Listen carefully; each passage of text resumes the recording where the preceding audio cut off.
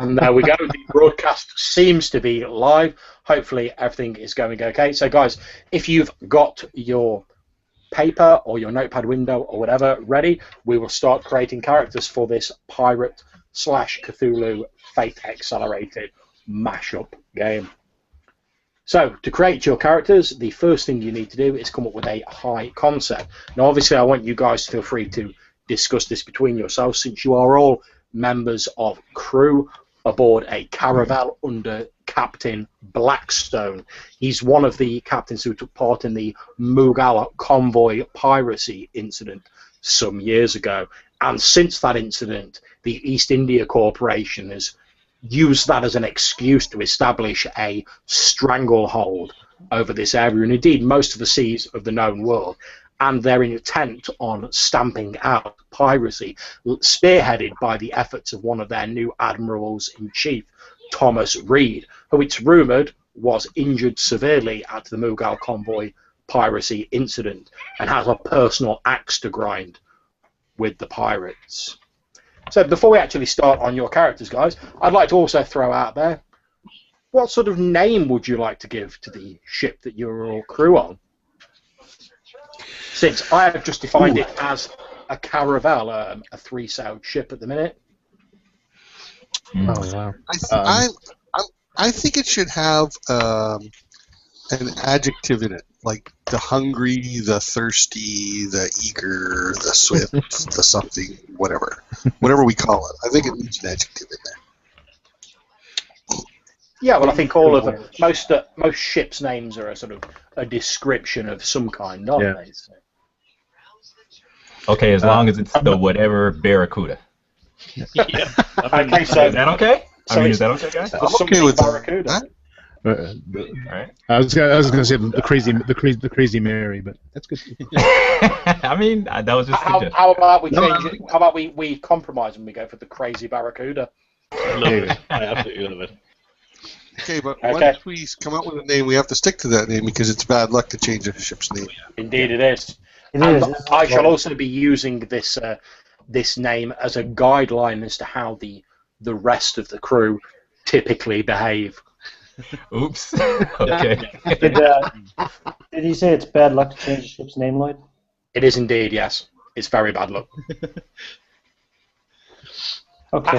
As are a lot of other bizarre things in sailors' superstitions. Although apparently having a cat on board a ship was actually good luck, despite the later connotations of a cat crossing your path.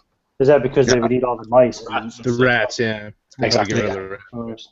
I'm playing a superstitious character, so you're going to hear a lot of the weird ones. I mean, I did some research.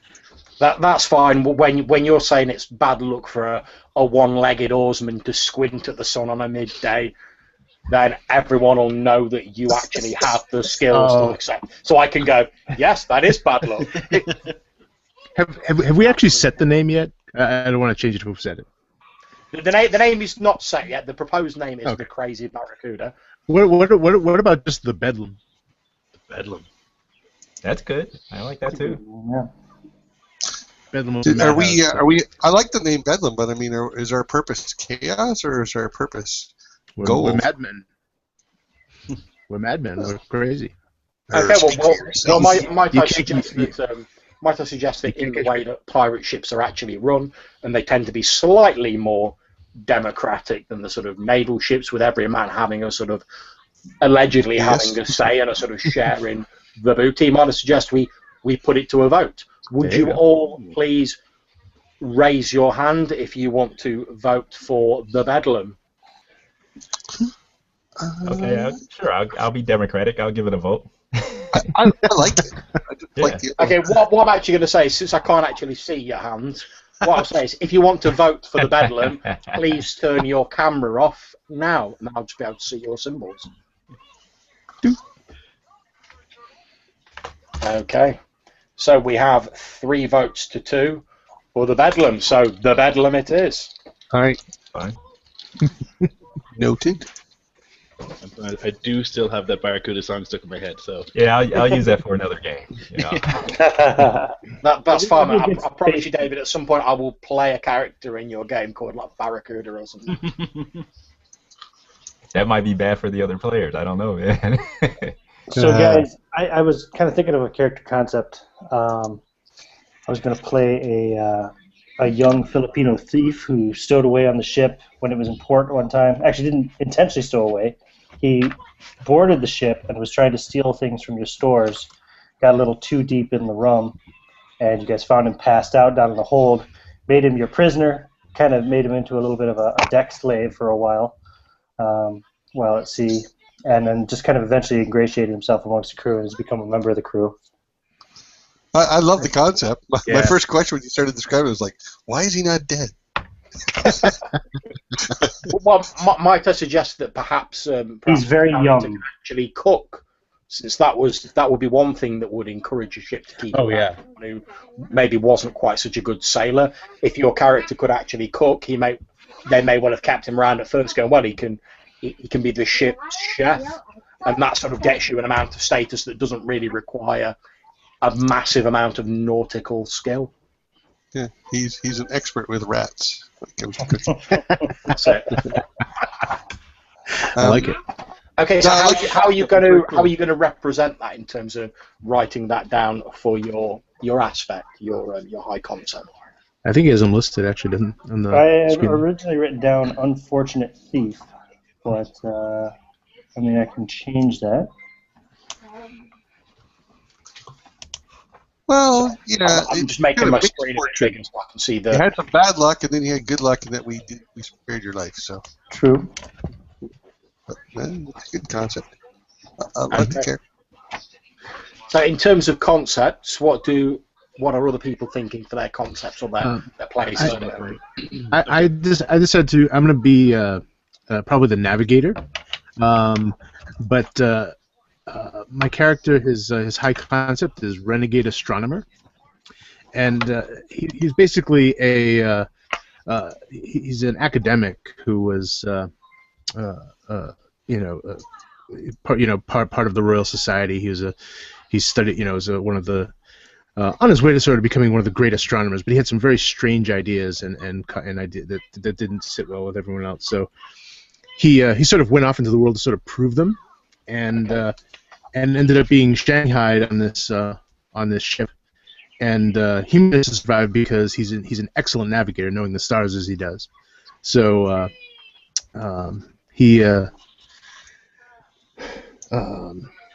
so that's how he sort of keeps his way.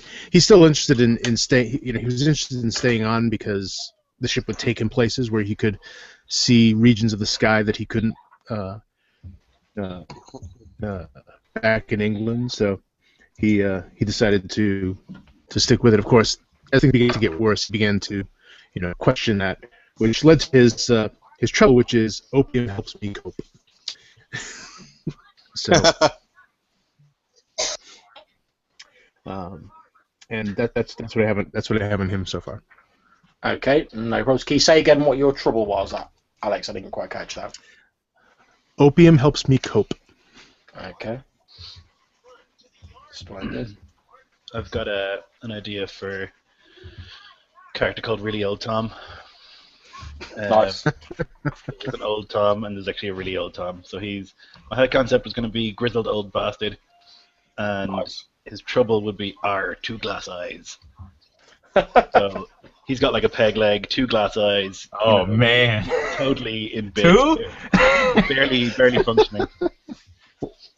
Barely functioning. What job does he do on Yeah, board? that's what I was gonna Host? He's Main the old guy. mast?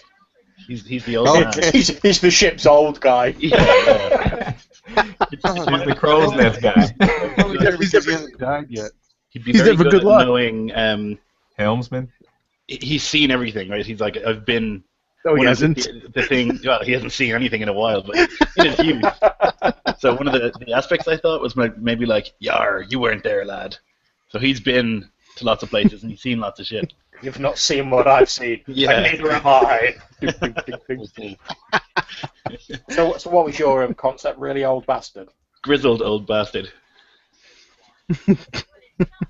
Grizzled old bastard.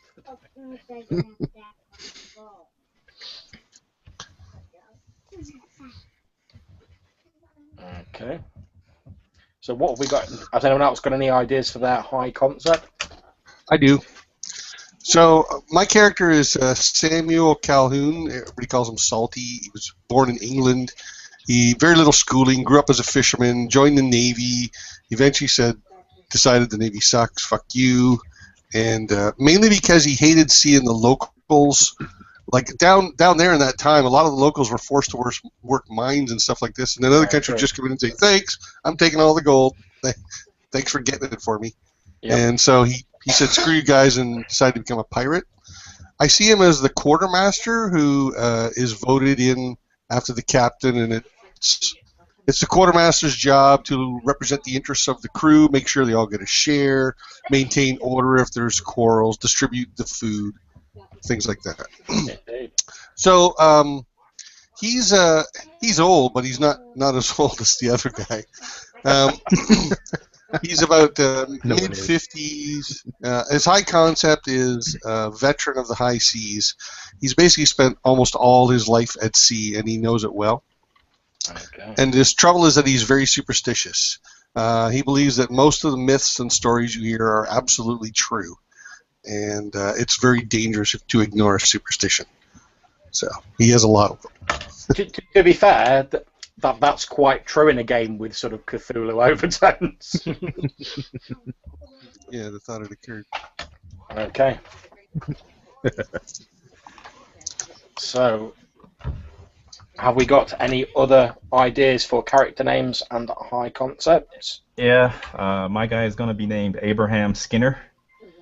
Mm-hmm. Because he seems to get out of situations by the skin of his teeth always. Nice. I was actually looking at having a high concept dealing with the quartermaster, but I'm going to think of something else. But that being said, his trouble is hunted by an eternal debt because he's actually he was an escaped slave, and his next aspect is brotherhood first, booty next. So you can see where his where his heart lies. Then his next aspect is luck of the devil, which goes along with him with his nickname, getting away with by the skin of his teeth. Mm-hmm. And then the last aspect is leaves nothing to chance.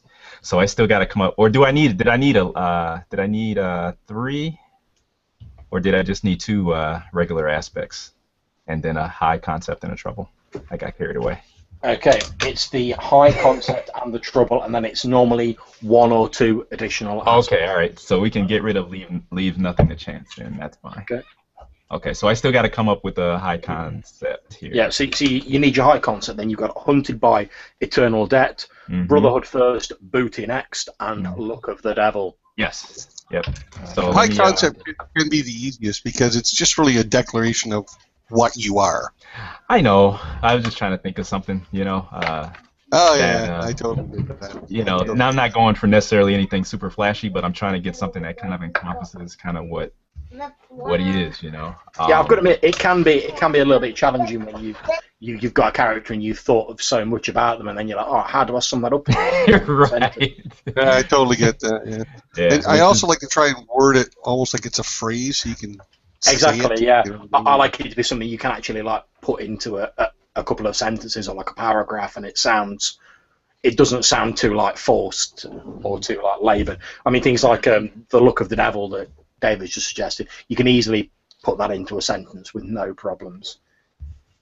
Some of the high concepts I've heard do sound like sort of quite jarring when they just sort of said you're obviously saying an aspect rather than something that can be in a normal conversation. Right, well, let's see. I'm just going to write down Ungoy's aspects since he's handily left those on the screen, which was nice of him. I have one other aspect for my character. Okay, what's that? Which is it's death before capture. Being thrown in an overnight drunk tank, he can handle that. But he loves the freedom. It's part of why he became a pirate. So there's no way he's ever going to let himself go to jail. He'd sooner die fighting. Death before capture. Excellent. I can see that coming into play in this Yeah, this Well, as I scenario said, I mean, fairly soon he on. recognizes it's going to be overland and drunk tank. He's not going to. Oh yeah, well that's entirely different to being hung, drawn, and quartered being a pirate, isn't it? So Right. Now you don't need my stunts. I created stunts instead of so. no, that's fine. And what is the name of the old guy? What's his name? Really old Tom, or maybe real old. Tom. Really old Tom. Okay, I got it. I remember your son, old I Tom. like the idea that there's like an old Tom on the ship, and then there's Tom, a yeah. really old Tom. Yeah. And then just They have Tom, to, yeah. they have to distinguish them. And there's a Tom, yeah. Yeah, he's not the real old Tom. And young Tom as well. Is his Tom's son, young Tom? Repeat and repeat. Five generations of Toms. Almost at the top, Toms. Not to be confused with Dead Tom, who passed away. I was just going to say, I remember his grandfather, now dead Tom. Yeah. Now Dead Tom. Okay. So, you guys have got your high concepts down. Hmm? The next thing, for those of you who have not mentioned it, is obviously your trouble, which is the main source of, let's say, complication, potentially, in your character's life. Something that advances the plot and is also potentially going to... It's going to be a source of compels, basically, on my behalf. To which point I will be offering you, no doubt, many a fate point as the game progresses in order for complications to bedevil and inconvenience you. Not in a way of just sort of like being, oh, well, something shit's happened to your character. But here's a fate point, don't worry about it. I normally try and, as the book suggests, make it stuff that's going to actually lead to a complication, but it's not just a sort of, oh, here's something shit's happened. It's something that's actually going to advance the plot of the game. So does anyone have any ideas for their trouble? Mine is very superstitious, believes all superstitions.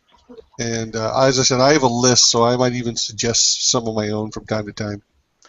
I must say, I'm not saying that every time you say the phrase very superstitious, I've got like a song playing in my head. Because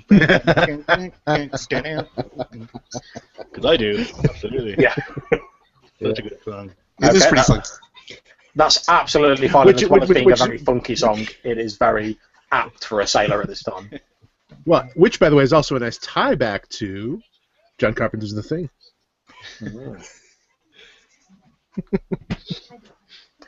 Right, I'm just actually going to open the window in here because I am roasting today.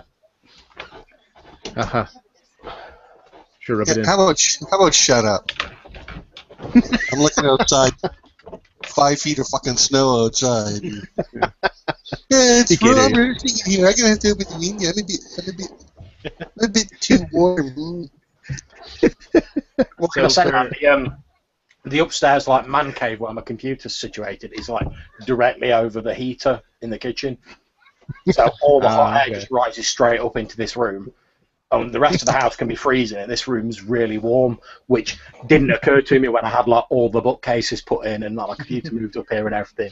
But now my wife will be sort of sat downstairs going, "Oh, I've had the heating on sort of full blast for about 4 hours. I'm just about getting warmer now," and I'll be sat up here like,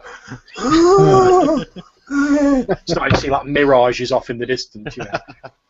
Yes, there's lizards sunning themselves upstairs. All right. So Are you okay with? Oh, sorry. Go ahead. I was to say, are you okay with that trouble of death as a post? Sorry. Yeah, I'm absolutely fine with it.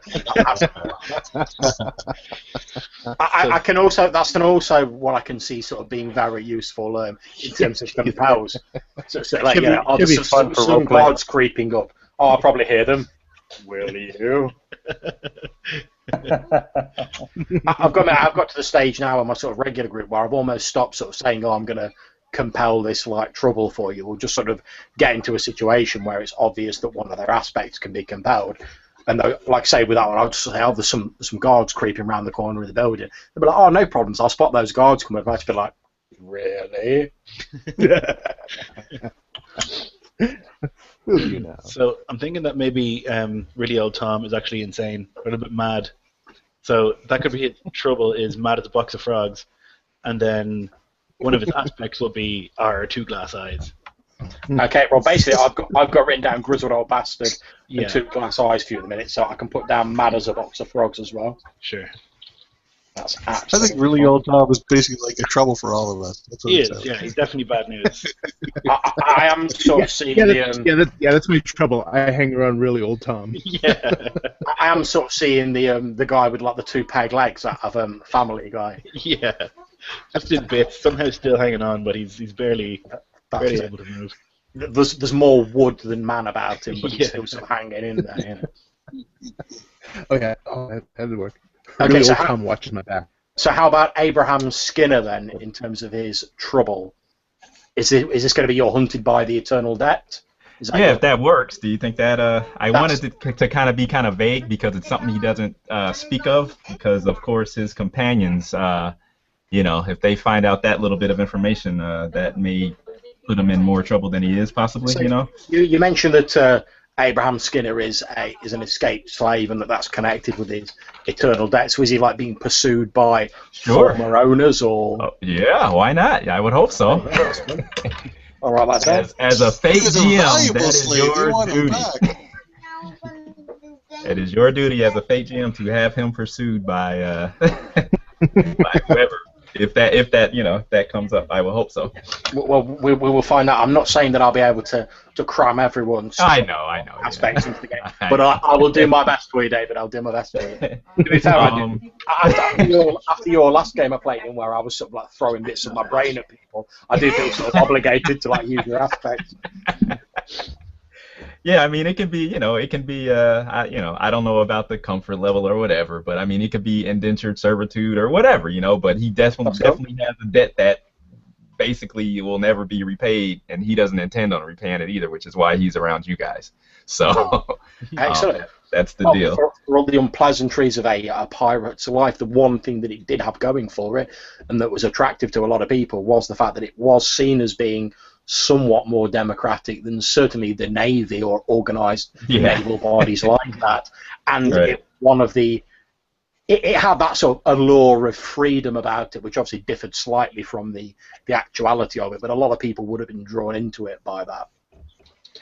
I guess this is, I don't know, it's not the, if I was GMing, I'd still tell the player to kind of maybe work on this a little bit, but for high concept, I know I'm going to say that he's a rascal with grand ambitions, because actually my high concept did have something to do with him being the best quartermaster of the ship, and since that role has been already taken, he's got his eye on that position still. 55, 60, shouldn't take you too long.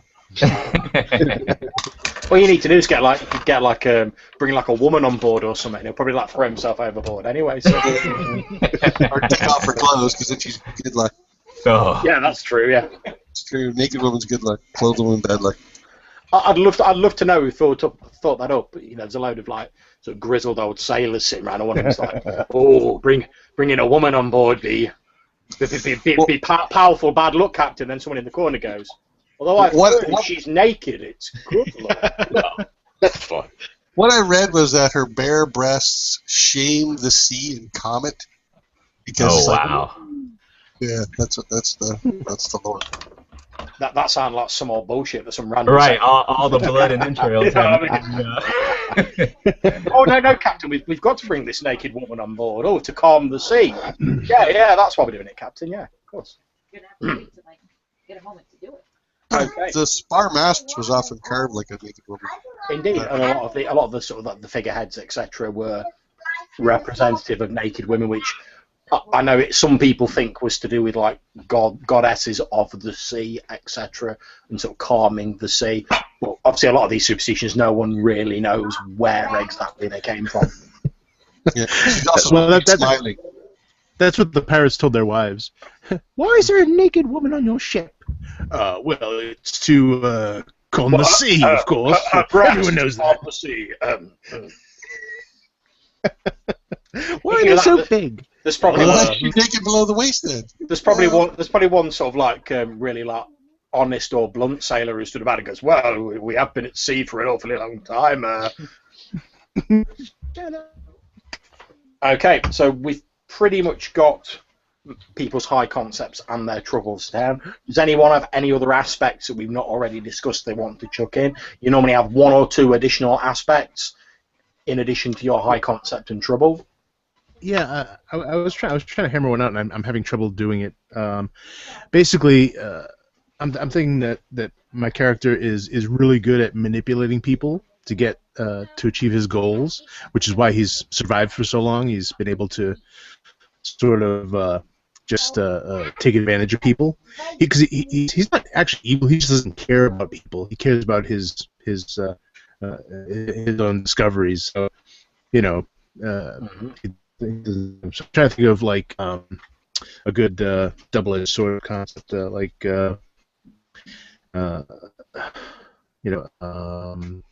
yeah. Maybe your confidence leads you to try to manipulate people, even when it's a bad idea. Like, oh yeah, I was just looking for the wording, because I'm sure I could, either people are going to find out that I've manipulated them, which is obviously bad. It could be maybe something like compulsive liar or like confidence trickster or something like that. Well, he's not necessarily a liar, because he's dedicated to the truth. But he doesn't mind just manipulating people to get them to do, what he wants, or to leave him alone, or or help him somehow. So he's more manipulative than deceptive, I guess. Well, if you can't think of anything at the minute, there is nothing wrong, and this goes for anyone else as well, with leaving it blank for now, and then when it does come up later on, adding it in. I'm quite happy for people to do that. If you can't think of all of the aspects. Yeah, I just jotted in manipulative just as a placeholder for now, and I'll mull it over. If someone comes up with an idea, shout it out. That's cool. Does anyone else have any other aspects they want to come out, or is everyone happy with their aspects the way they are? I have one.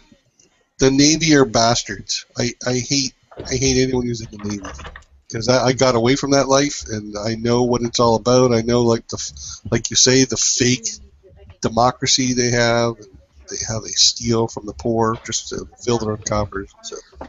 Okay, so if everyone else is happy with their aspect, what we'll move on, and this isn't an official part of the Fate Accelerated character generation, but we've already discussed certain people, the positions they occupy on the crew. So obviously got Rob's character, Salty Calhoun, as being a quartermaster. Now we certainly know that Abraham Skinner's got his eye on that quartermaster position. he quite fancies a bit of that in the next few years. But what position would Skinner hold on board the ship at the moment? I don't know. What else is there? I'm not my pirate. There's obviously the standard crewman, which most people would be. There's the master at arms who would handle the powder, etc. Master at arms, all right? Yeah, I'll jump at that. That sounds fun. I think Ian still needs some aspect input. I'm trying to get a word in there. I had a couple more aspects anyway. Okay, yeah, go for it. Just if it's okay with you. I've got Can't Catch Me, because his name, Ungoy, the reason he's got his nickname, Ungoy is the Filipino word for monkey. Excellent. So he's really quick, and he's good at climbing. And the other one I took, which, I don't know, kind of sounds maybe a little bit similar to something somebody else said, but was whatever it takes to stay alive. So when it comes down to his life being in danger, he's pretty much unscrupulous and will do whatever it takes to get out of a situation alive. Yeah, he places his own he places a very high priority on his own safety. I think that's a fairly reasonable thing. I have no problems whatsoever with any of those aspects. They all seem absolutely fine to me. That'll wrap him up anyway for concepts. Excellent. Okay, so we've currently got Salty Calhoun as the quartermaster. We've got Abraham Skinner as the master at arms, who is in charge of the powder, etc. There will be, obviously, you don't have a great many cannons on board the Bedlam, but there will be some cannons. It's not a warship by any means, but obviously you are a pirate vessel. Probably more of your sort of offensive actions will be boarding actions and taking ships that way. Basically, the way it works with the Bedlam and other caravels, the quicker you can get into close quarters with an enemy ship, get your crew on board their ship and take it over in close quarters with pistols and cutlasses, the better for you as far as it's concerned. So does anyone else have any ideas with regards to what their position might be on board the ship? Obviously, we had William Bell, who was suggesting being a navigator, I believe. Yep. Yeah, Ungoy will be a cook. Excellent. So I believe we've got Ungoy as the cook, William Bell as the navigator, Salty Calhoun as the quartermaster, Abraham Skinner as the master of arms, and really old Tom as the ship's old man. Works for me. Excellent. In fact, you're almost like a sort of a ship's mascot. In fact, I can almost see that you're probably only on board because old Salty Calhoun said it's lucky to have like a I would think so, yeah. one-legged man on board the ship. Yeah, you probably need to have somebody really old on there, you know, who's seen a lot of stuff because it's good luck for that old bastard. And that's good luck. That old bastard has lived through everything, so if we keep him with us, then chances are the ship won't go down. There you go. Yeah, but if we get into a dry spell, is he then bad luck for us or what?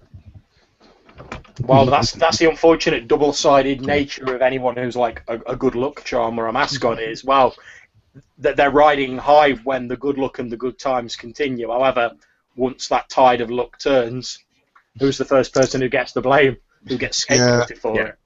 If things go bad, he could be ballast. That's it. Okay, guys. Have you all had a chance to read the logs and the additional material that was posted on the event page?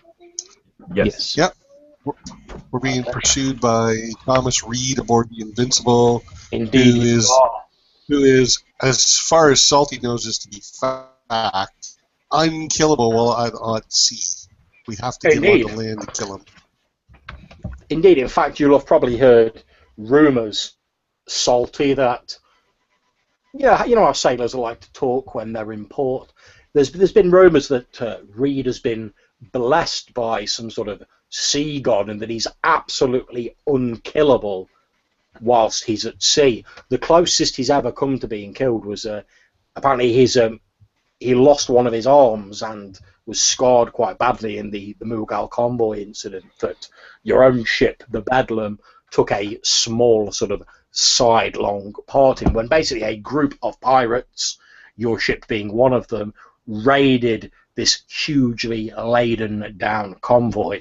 And since then, you guys have been living it up across the seven seas, as pirates do, frittering away your ill-gotten gains until you've started to get to the point where you've pretty much just about spent all the treasure and the booty that you'd acquired on that convoy raid.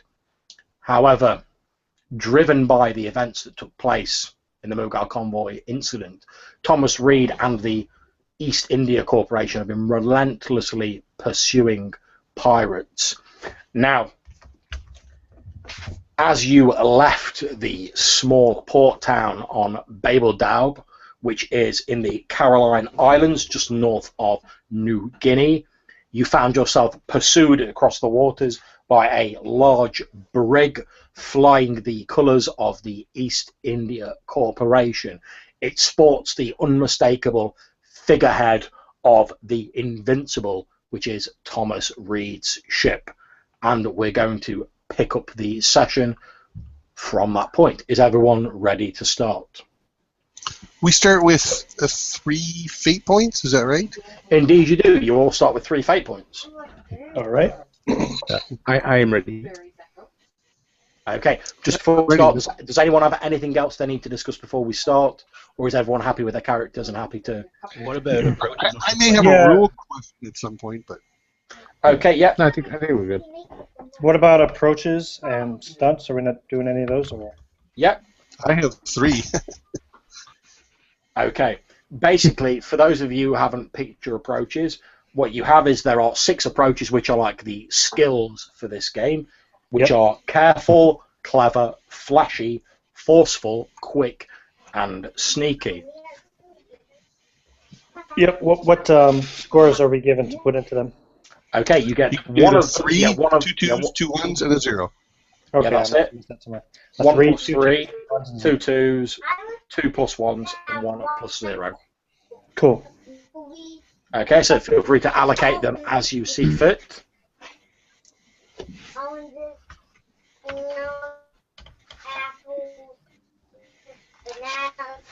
I added an extra aspect. It's just called "Don't Hurt Me."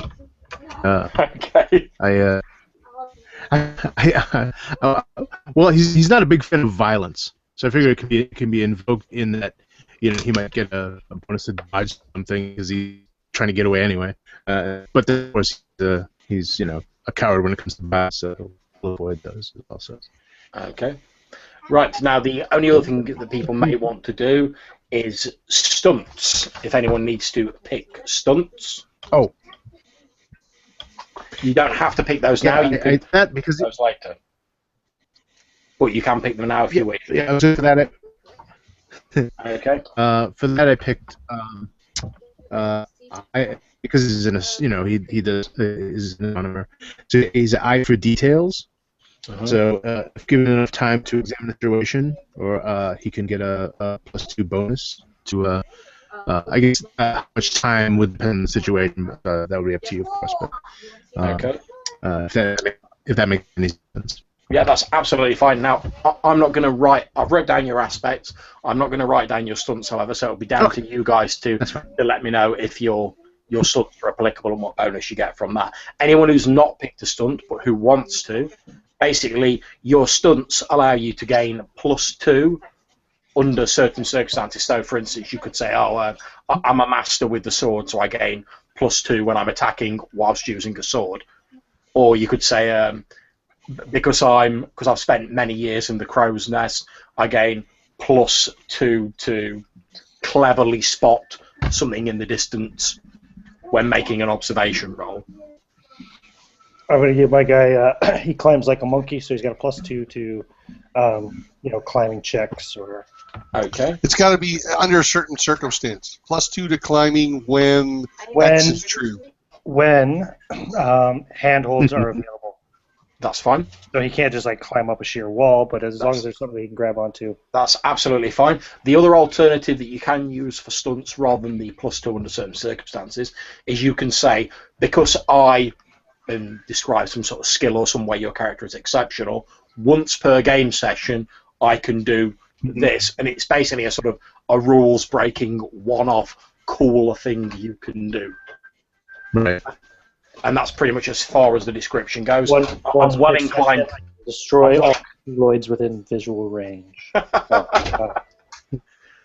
I'm probably not inclined to be that lenient. Although Okay. I am inclined to be fairly lenient, given that it's a one-off game, to be honest. I'll stick to the climbing. Just to give you an example, I'm playing in a friend's game which has a sort of Wild West theme to it, and I had once per session I can whistle to summon my horse to automatically escape from a scene. So we're in trouble, people are shooting at us, I can give the whistle, in comes the horse with the Bonanza music playing, on the back I go, and off I go. Nice. Good luck, guys. Oh no, I did take the others with me, although the ref did make me make some extremely ridiculous roll, and I spent loads of things. Bear in mind that one of the person only has one leg, so I was I've got to get someone with a peg leg up on the back of my horse at speed and picking them up. Okay. Does anyone else have anything they need to sort out about their characters? Nope. Everyone got their approaches down, aspects, any stunts they want. So you didn't have to pick stunts now. You can also how many pick do them we later get? if you want. You only get one stunt for free. Okay. However, you can have extras, but each extra one you have lowers your refresh and the number of fate points you get by 1. So if you don't want to take any extras, I'm going to leave them down to you guys to write down, because I'm quite happy that you guys can write your own stunts down and come up with something that's not too ridiculous. That's absolutely. I'm aware I'm on dangerous ground saying that to role players, but that's fine, man. I'm just elated. The hangout seems to be working thus far, man. So go for your life. I know, you can trust us. That's it. I like to think that it's because we've got Google's own mascot here with us that he's blessed this hangout. Oh. Okay. Right, so we will start the game. Mm-hmm. A loud explosion tears into the side of the Invincible with an ear-splitting as the first of many cannonballs from the Invincible crunches into the side of the small caravel that you're all stood upon. Captain Blackstone is stood behind the wheel, his long coat flaring out behind him in the high wind that seems to have risen almost from nowhere. In fact, a strange sort of wind of ill omen now you come to think about it, Salty. But it does seem to have sprung up out of nowhere, and this driving rain beats down against the deck of the Bedlam, causing all of you to quickly become soaked to the skin. Through the rain and the lightning that's begun to crackle in the distance, you can just about make out in the moonlight of the full moon this huge, creaking, lumbering, mighty vessel bearing the hammerhead shark figurehead of the Invincible and flying the East India Company colours, whipped about by the winds as it cuts through the water, driving straight towards you all. What do you do? Into the fog. Abandon all hope. Steer us into the fog. We're done for. My opium. Okay. I immediately run below deck to secure my my coping mechanism. Okay, you run below deck. You run below deck, Mr. Bell, where you can hear from the old cask of, unfortunately, it used to hold rum, but unfortunately it's now empty since your ship's pretty much run out of supplies. You run below deck, and from the direction of the old empty cask upon which really old Tom sits, you can hear him shouting out his prophecies of doom, saying that you're all lost as you run below deck seeking some kind of relief during this very tense situation.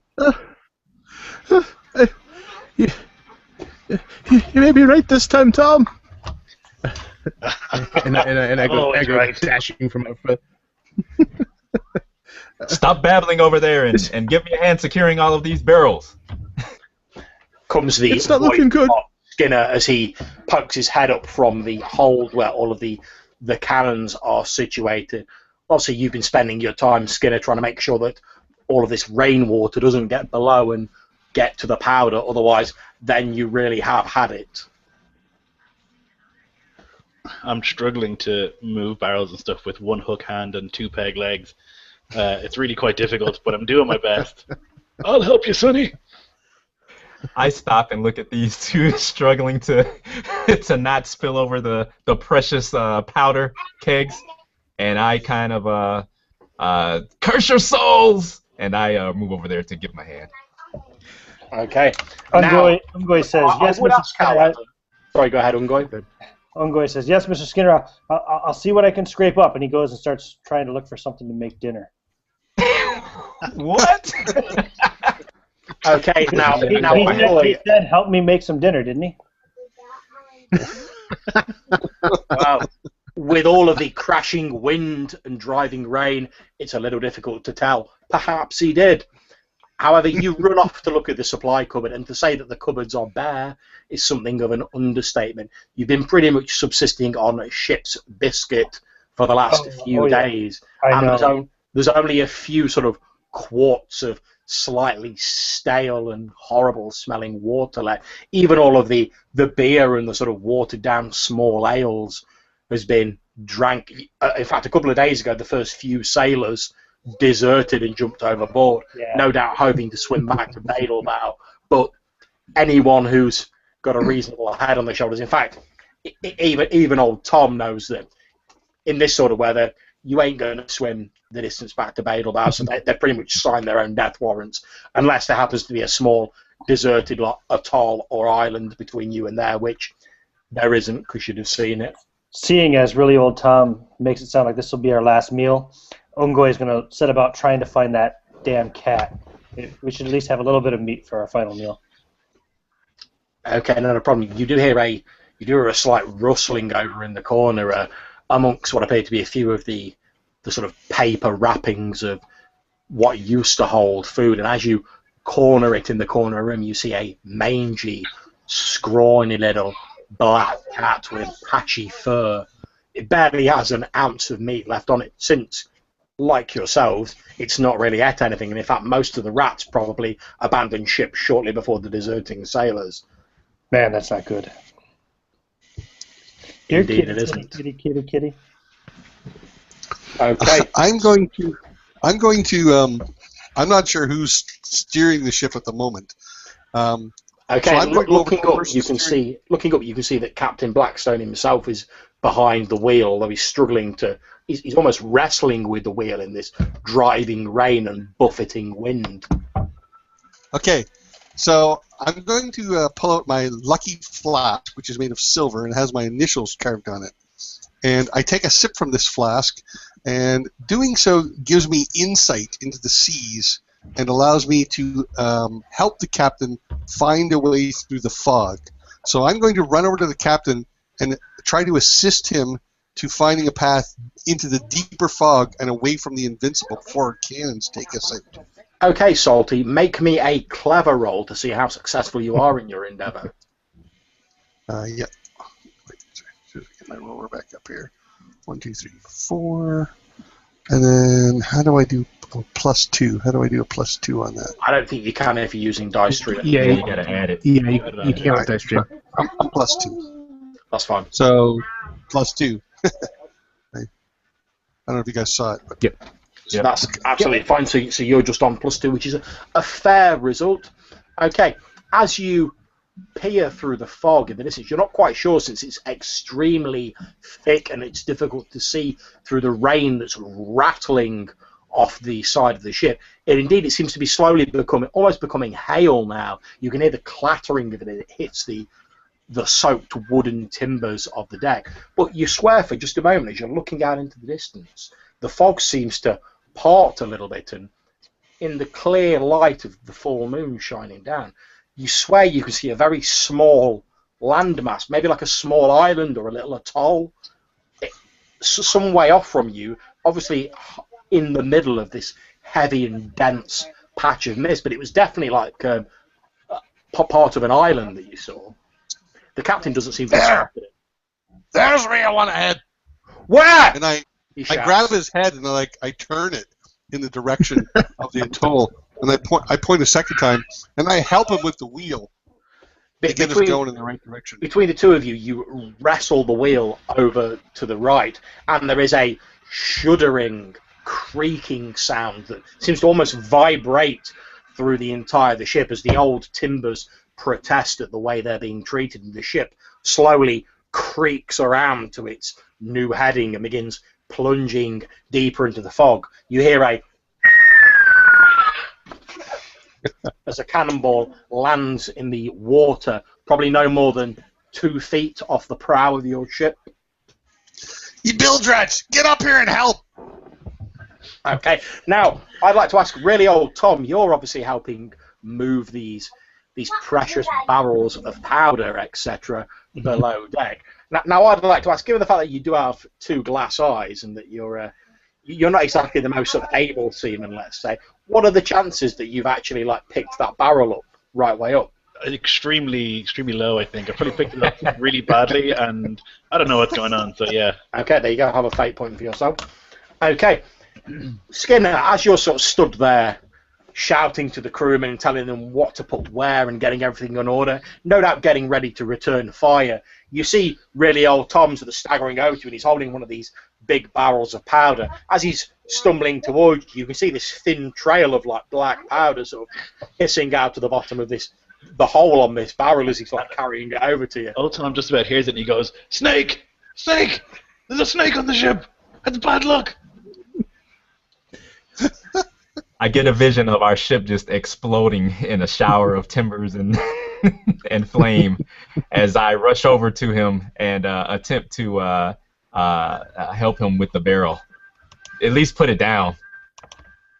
Okay, not a problem. You help him turn it over and put it down on the floor. That's not a problem. I give him a boot to the rear and push him over in the corner and say, "Tom, get over on that cannon."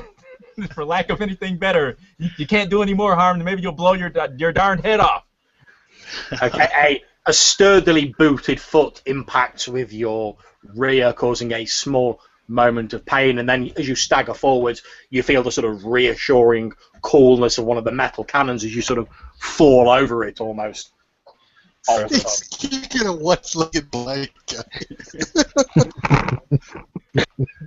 Top that one, Lloyd. Gotcha.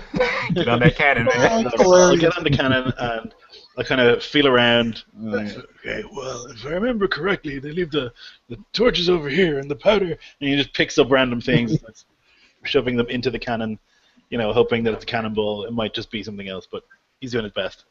Okay, not a problem. You start doing the best you can with the cannons. And in fact, as you're doing that and clattering around, you hear the voice of Captain Blackstone from up on the deck shout, "Return fire, you dogs!" Aye, aye, Captain! So I'll attempt to, I guess, fire the cannon. With great difficulty, I think.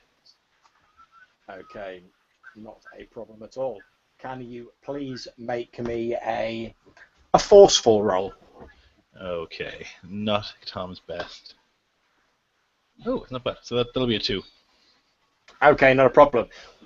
You're absolutely astounded and surprised, Abraham, when old Tom actually appears to manage to shove something that can be fired into the end of the cannon. It's probably not a cannonball. It's probably like cutlery and old bits of like nails and stuff that have been like lying around in the hold and rattling about after people have like emptied tins, etc., to scrape whatever food they could have for.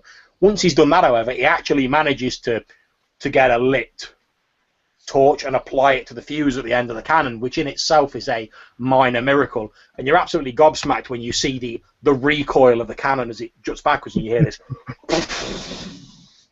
And there's a brief flash through the sides of the porthole as the cannon jerks back and then slides back forward in its moorings, having fired. Obviously, you've not really got any way of telling whether it's hit or not from where you are, but it's definitely fired. The cannon jerks back, killing the cat. I come staggering by at this point with a large wooden box kind of on my shoulder, another one under my arm with another bag. I say, Mr. Skinner, I could use your assistance in getting these to the lifeboat. I can't bear to lose any of it. It's why aren't you getting to the lifeboats?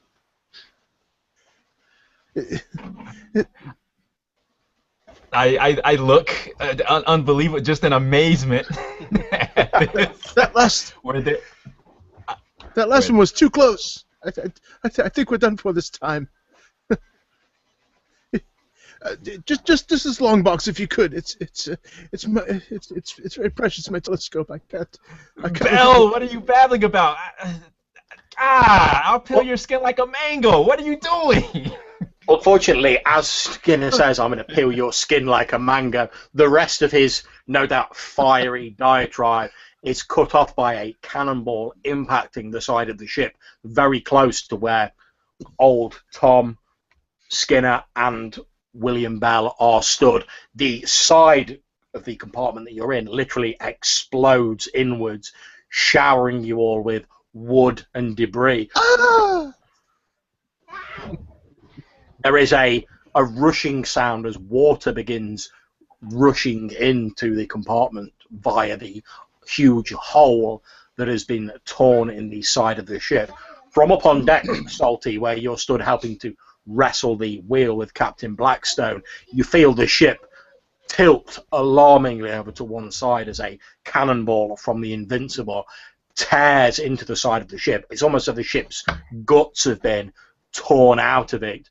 And you can tell, having been an experienced sailor who's been around for an awful long time, and you've learned to recognise the changes and the shifts of the ship. You can tell that you've started to take on water.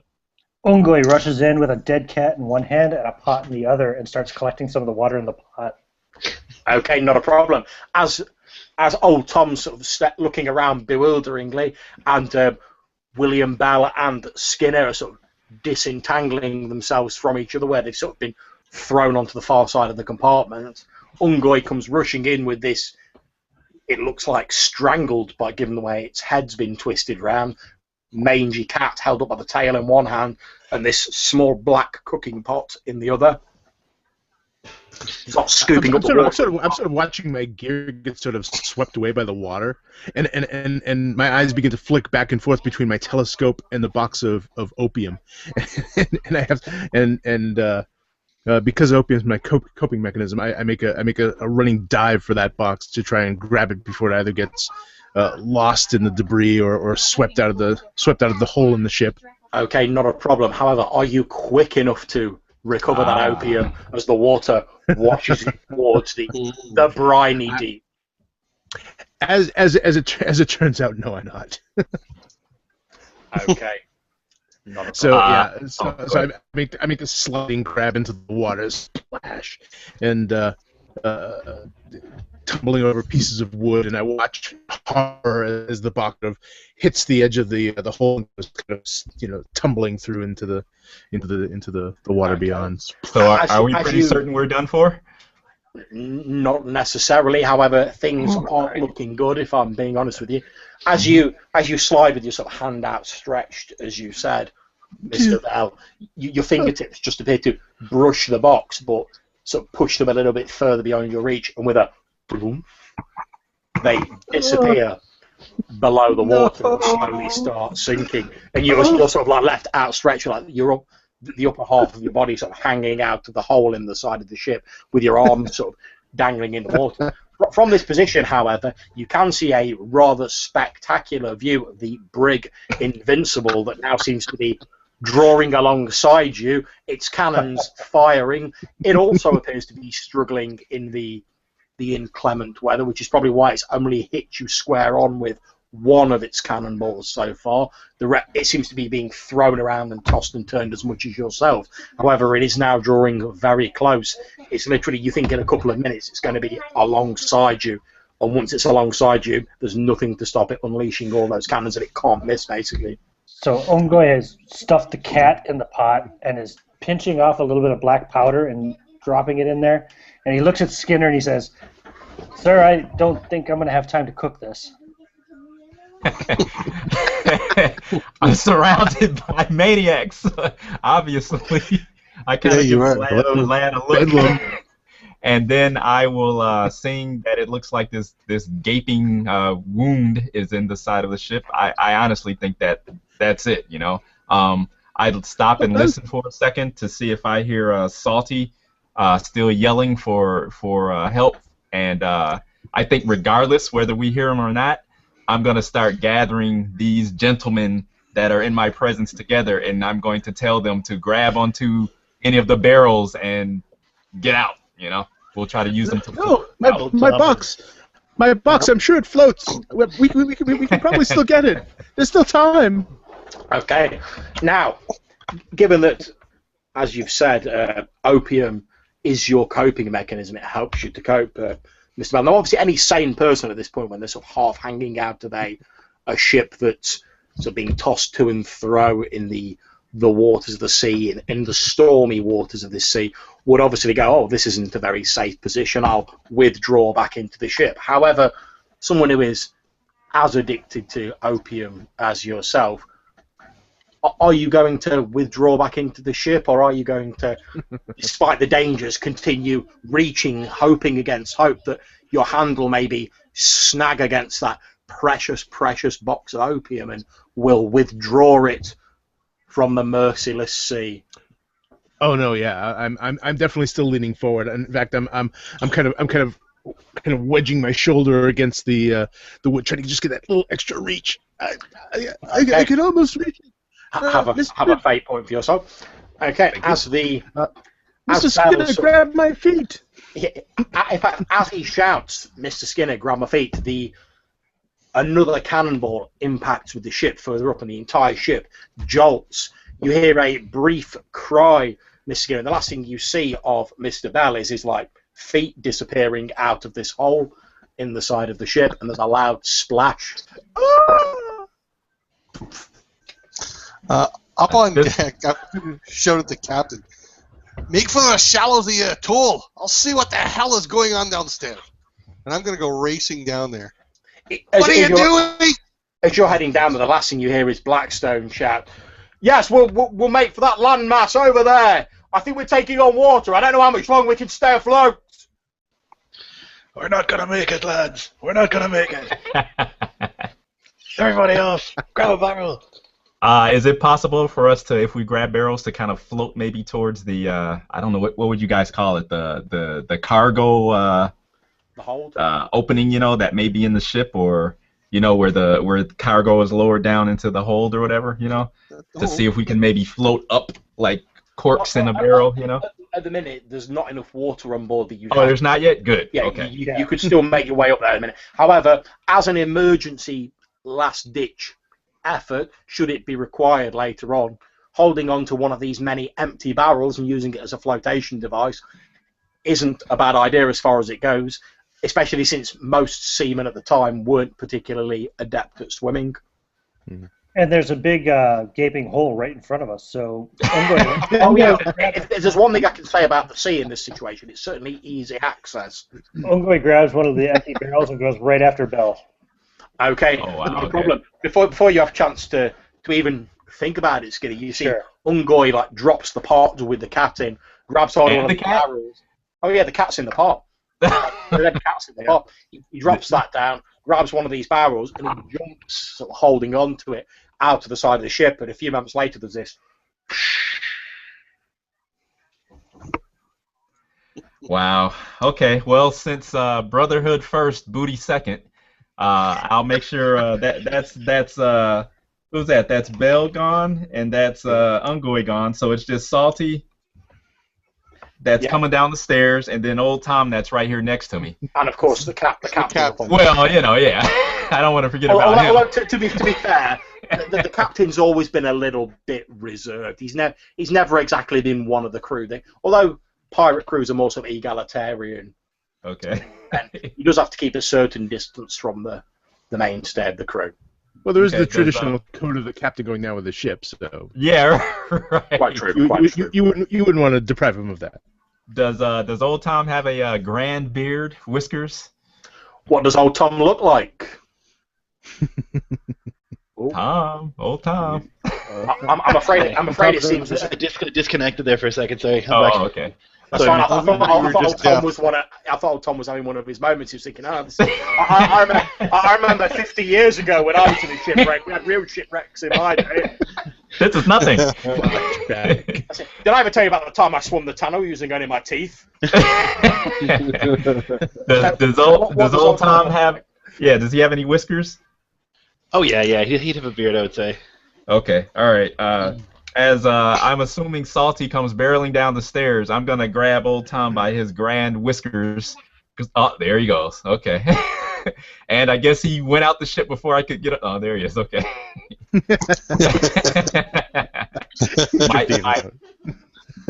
Okay, you grab old Tom by his whiskered beard. Yes, and we are going to follow our companions out of the toilet-like hole that's sucking everything out of this ship. Okay, not a problem. As you barrel down the stairs, Salty Calhoun, you see Skinner sort of looking at this gaping hole in the side of the ship. Then he grabs this old blind man by his whiskery grey beard and starts yanking his chin first towards this hole. Well, so I'm torn by these guys not obeying the captain's orders, and but I also care about the crew. So I'm going to shout up to the captain, "Captain, we've lost her! Get off!" And I'm going to help them out the door. I'm going to grab a big barrel, and I'm going to grab a hunk of rope and just tie myself around it, and then I can't swim. You shout up to the captain. I'll push them out first, though. I'm pushing them out first. That's fine. You shout out to the captain, "We've lost her." And then you hear his voice from up on the deck saying, "No, we can still make it. We can still..." And there is another loud explosion as the Invincible launches a devastating broadside, and then everything goes quiet on the upper deck. Always tell them it's always the same. They never listen. And you sort of push old Tom and Skinner out of this hole that they're running towards and leap out yourself after them, Salty Calhoun. Old Tom can't swim. Well, luckily, I'm hoping you have a man holding you by the beard who can. I hope so. Plus, you're probably fairly buoyant with 2 wooden legs. Right? With wooden legs. Yeah, Yeah, but he floats probably upside pointed down. wrong That's the end. problem. Yeah. Head down, yeah. you know.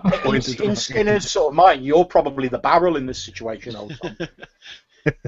As you all hit the freezing cold water, which has claimed Ungoy and Mr. Bell moments before. And there is another series of explosions as further cannon fire blasts into the bedlam. Then with a slow, shuddering, sickening creak, it begins to sink below the choppy surface of the sea. So I'm going to scream out into the darkness. I probably can't even see most of them. I don't even know if they can hear me, but I'm going to scream out, "Make for the atoll!" Okay. As you're sort of struggling to the surface of the water, Mr. Bell, We don't have any rolls.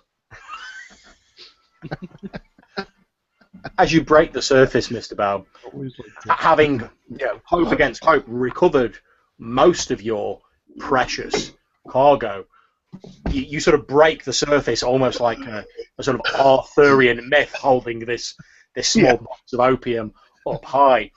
Your mind flashes back to the first escapade that you and the Wait. gentleman... His name is William. That's like a scene of Free Willy, right? Indeed, man. Your mind flashes back to the first escapade that yourself and the gentleman who have now joined you in the water engaged in but a few short weeks earlier on. An incident that sort of forged you all together as a sort of band of brothers, as Mr. Skinner has referred to you a couple of times since the incident. So now, with much waving of the scenery and tinkly music in the background, we flash back to 2 weeks earlier. Just off the coast of Badelbaud, the captain, Captain Blackstone, has put into port there. He's been quite reticent to speak with the crew over the last few days. He's been quite sort of withdrawn. Previously, he'd been your typical swaggering, booze-drinking, celebratory figure of a pirate captain. Always very sort of down with his crew and keeping their company. For the past few days, though, he's been quite solitary and spent quite a lot of time in his own cabin, not really talking much to the crew.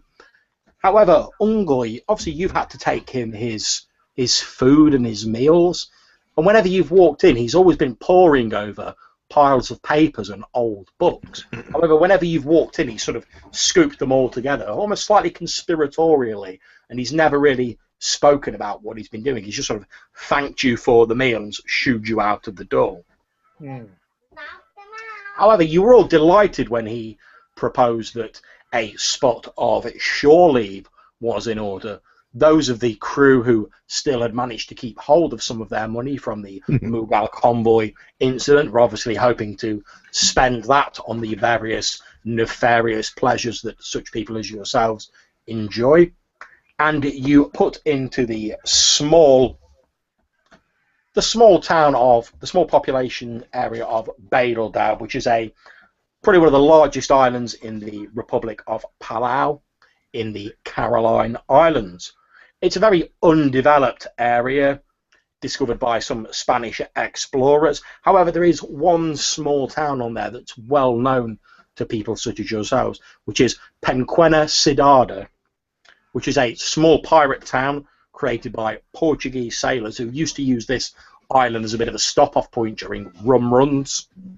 And eventually they set up a small town here, and it's now run by one of their descendants who makes a living by selling off items that he's sourced from various, shall we say, less than reputable sources, but he's got the contacts to sell them on the open market. So he turns, and obviously he takes a little bit of a commission for himself, would have been not to. So he makes a fairly good living for himself. The Bedlam pulls into the small harbour. It's a fairly shallow harbour, but that's no problem for your small caravel, and quickly the boarding planks are put down onto the small wooden decks that run out into this shallow bay. Most of the rest of the crew start piling off. They're all shouting and cheering, a few of them waving handfuls of coins and various things they're hoping to sell. What are the rest of you doing? Captain Blackstone hasn't emerged yet. He's still in his cabin. So I want to look around for a shop where I can purchase some very good, very quality rum and tobacco for my pipe. Okay. That's not a problem. I'm looking to replenish my my opium supply, so I presume that I go see this this less than reputable individual to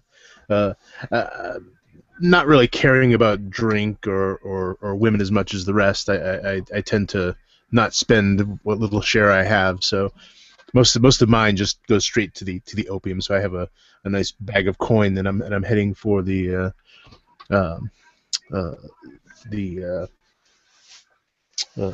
less than reputable individual with. Okay. Mr. Skinner, you are stood in the captain's cabin, having been summoned there by him a few minutes before you made port.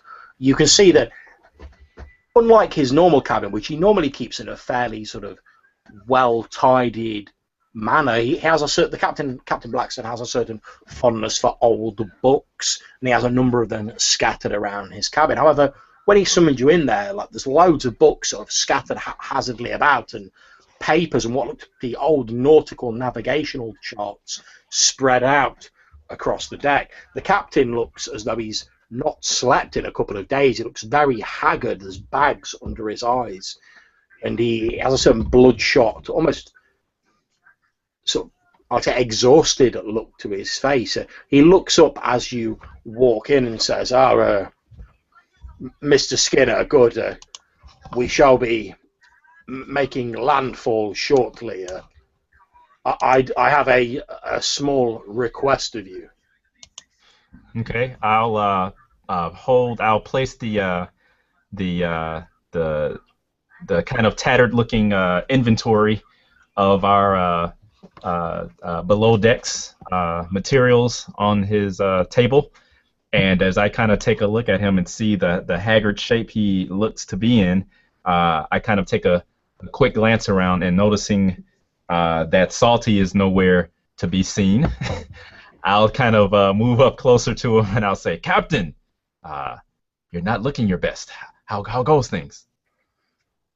He starts and shakes his head a little and says, not well. When last we made port, I heard from some of my allies, another 2 ships have been sank, and he smacks his fist on the desk and he says, it's that bastard Reed and the East India Corporation. Nowhere in the seas is safe. He's on some kind of crusade to wipe us out. I don't know what...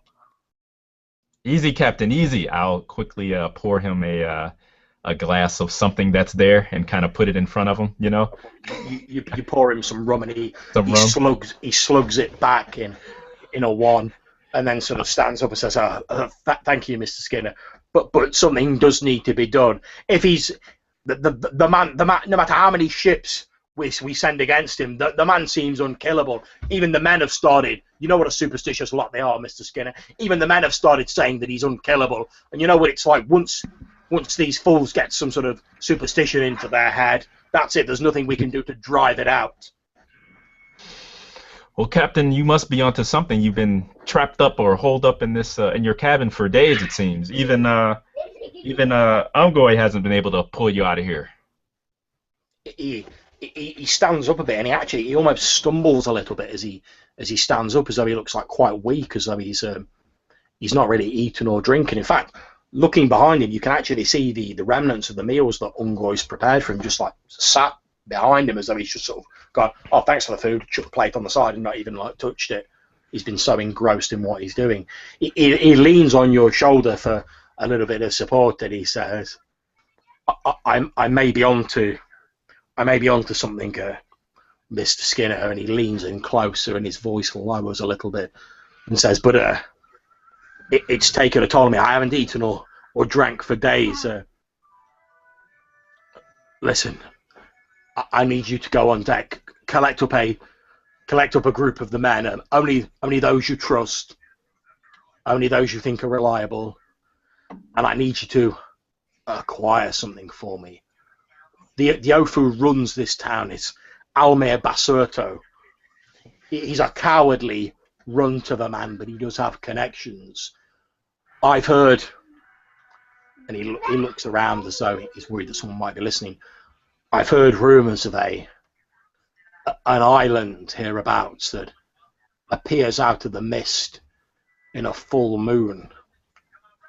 I've heard rumours and old tales that there may be a power on that island that we can use to finally be rid of that meddlesome Reed," and he breaks out into a little coughing fit as he becomes overly excited.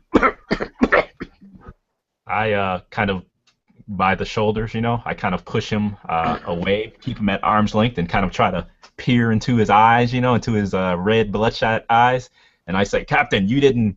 I'm looking to see if there's a bump on his head from our last incident to see maybe if he's a little. Aside from the fact he looks exhausted, he appears to be in reasonable health. Okay, all right. I'll size him up, and of course I must admit that to poor Skinner, this does seem like a ripe opportunity to maybe put on that captain's hat on the top of his head, but maybe not. There's a lot going on here, so. I'll do as you say, Captain. I'll round up a bunch of the boys and we'll follow your orders. And remember, Captain, you can always count on me, Skinner. He shakes by the shoulder and says, "I know I can. I know I can, Skinner. Mind you, take only a few men, only those you trust. But Basurto lives in a villa on a hill just to the north of Pequena Sidada. You'll find it easily. If anyone in this place knows where we can find the island, it'll be him." Okay, all right. I'll nod and then I'll leave out, but actually I'll stop at the cabin door and I'll turn around and say, "Now, Captain, you keep yourself safe while we're gone. We don't want anything to happen to you, because." And I kind of just point at him, not tap the side of my head. As you turn around and look at him, you can see his head's like slumped forward on his chest, and you hear "Oh God." Okay. All right. I'll tiptoe over to him, and I'll take a swig of rum out of the bottle, and then actually I think better of it, and I'll take the bottle with me and get out of there. No problem. You took this fairly substantial bottle of rum under your jacket, and you make your way up on deck. As you're doing so, Mr. Bell and Salty Calhoun are just walking down the off-ramp from the ship, hoping to purchase some wares in the town. So I'm going to turn to William and say, "Mr. Bell, a moment, please." Yeah, of course. What seems to be the problem? I know what you're about. Get what you need to keep yourself sane on board, but don't let it interfere with your duties. If you're a navigator and I find that you cannot do your duties, I'll throw you overboard myself. Well, I take offense to that, sir. I take my responsibilities very seriously. I'm glad to hear you to tell me what I should do. Oh, all right. Yes. And he just kind of goes storming off in a huff, just mumbling himself. Never said. Yeah, so I'm going to go in a different direction. I'm going to seek out, maybe a finer tobacconist and a place that I can buy some more quality wine to fill up my lucky flask, which actually is charmed and lucky. Not a problem. There's not really so much of sort of formal shops, since this is a fairly sort of ramshackle affair that's grown up around the sort of a regular smuggler's run. There's a scattering of fairly ill-maintained buildings, since the tropical atmosphere doesn't really do much for the plaster work and the masonry hereabouts. However, there are a large amount of people gathered around the docks, selling their wares out of barrels, crates, etc. There's various fish on sale, things that can be acquired locally, small birds that have been roasted, etc. There is some tobacco and various things that can be smuggled, and it's almost like a sort of open air market has sprung up around the port. I got it. Okay, so what I'm going to do then is I'm just going to go table to table, and I'm going to be particular about what I'm looking for. And once I find something that seems to be of decent quality, that's what I'll purchase. Okay, you eventually locate some fairly good quality tobacco and the goods that you desire in a small selection of crates that has a very portly gentleman, slightly rosy-faced, tanned from the sun. He has thin, wispy grey hair sort of gathered in bunches around his ears. He's obviously slightly advanced in years. He has a long pipe that he's chewing in the corner of his mouth and puffing rings of smoke out of. As he finishes talking to one of the many sailors that's flooded off your ship, he turns towards you and he says, "What'll it be there, Squire?" How much you be wanting for that? I point to a pouch of some quality tobacco. He looks at you and he says, "Wow, I'll be honest with you, sir. Money's not much good around here. What you got in the way of trade?" I could probably spare a few chickens. Well, let's say 3 chickens for that fine pouch there. And he squints at you through beady eyes, puffing on his pipe. All right then. Do not sell it before I get back. Right you are, sir. Right you are. And he takes this pouch and you see him like put it behind the crate. Meanwhile, Mr. Bell, what are you doing? Well, I've managed to track down a table where they clearly there's openly selling opium and other questionable materials. So I'm looking at these small little clay vials that I open up and kind of sniff and say 12 of these will do nicely. The fairly small woman who's stood behind the barrels and the sheet that make up this crude stall, it's set in front of a slightly crumbling old long one-floored building. She leans over till her face is almost touching yours and then says, "And what are you offering in return?" Well, I have some gold that I've managed to. I kind of look around, whispering. I have some gold I've managed to squirrel away. I take out a pouch and empty a few coins into my hand. Say, you see here, it's pure.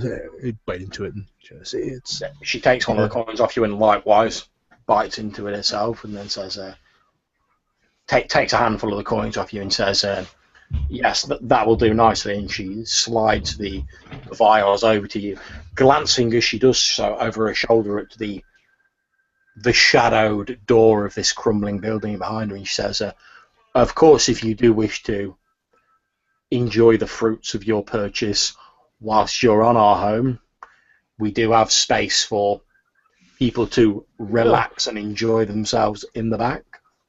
Yes,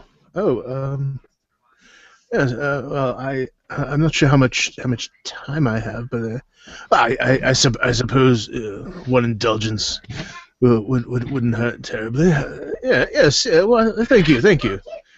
And so I scoop up the little jars and I put them in. I take out my little pipe, which is this beautiful kind of like kind of a flat gray color, as it's made entirely of lead, and I begin to biting on the end and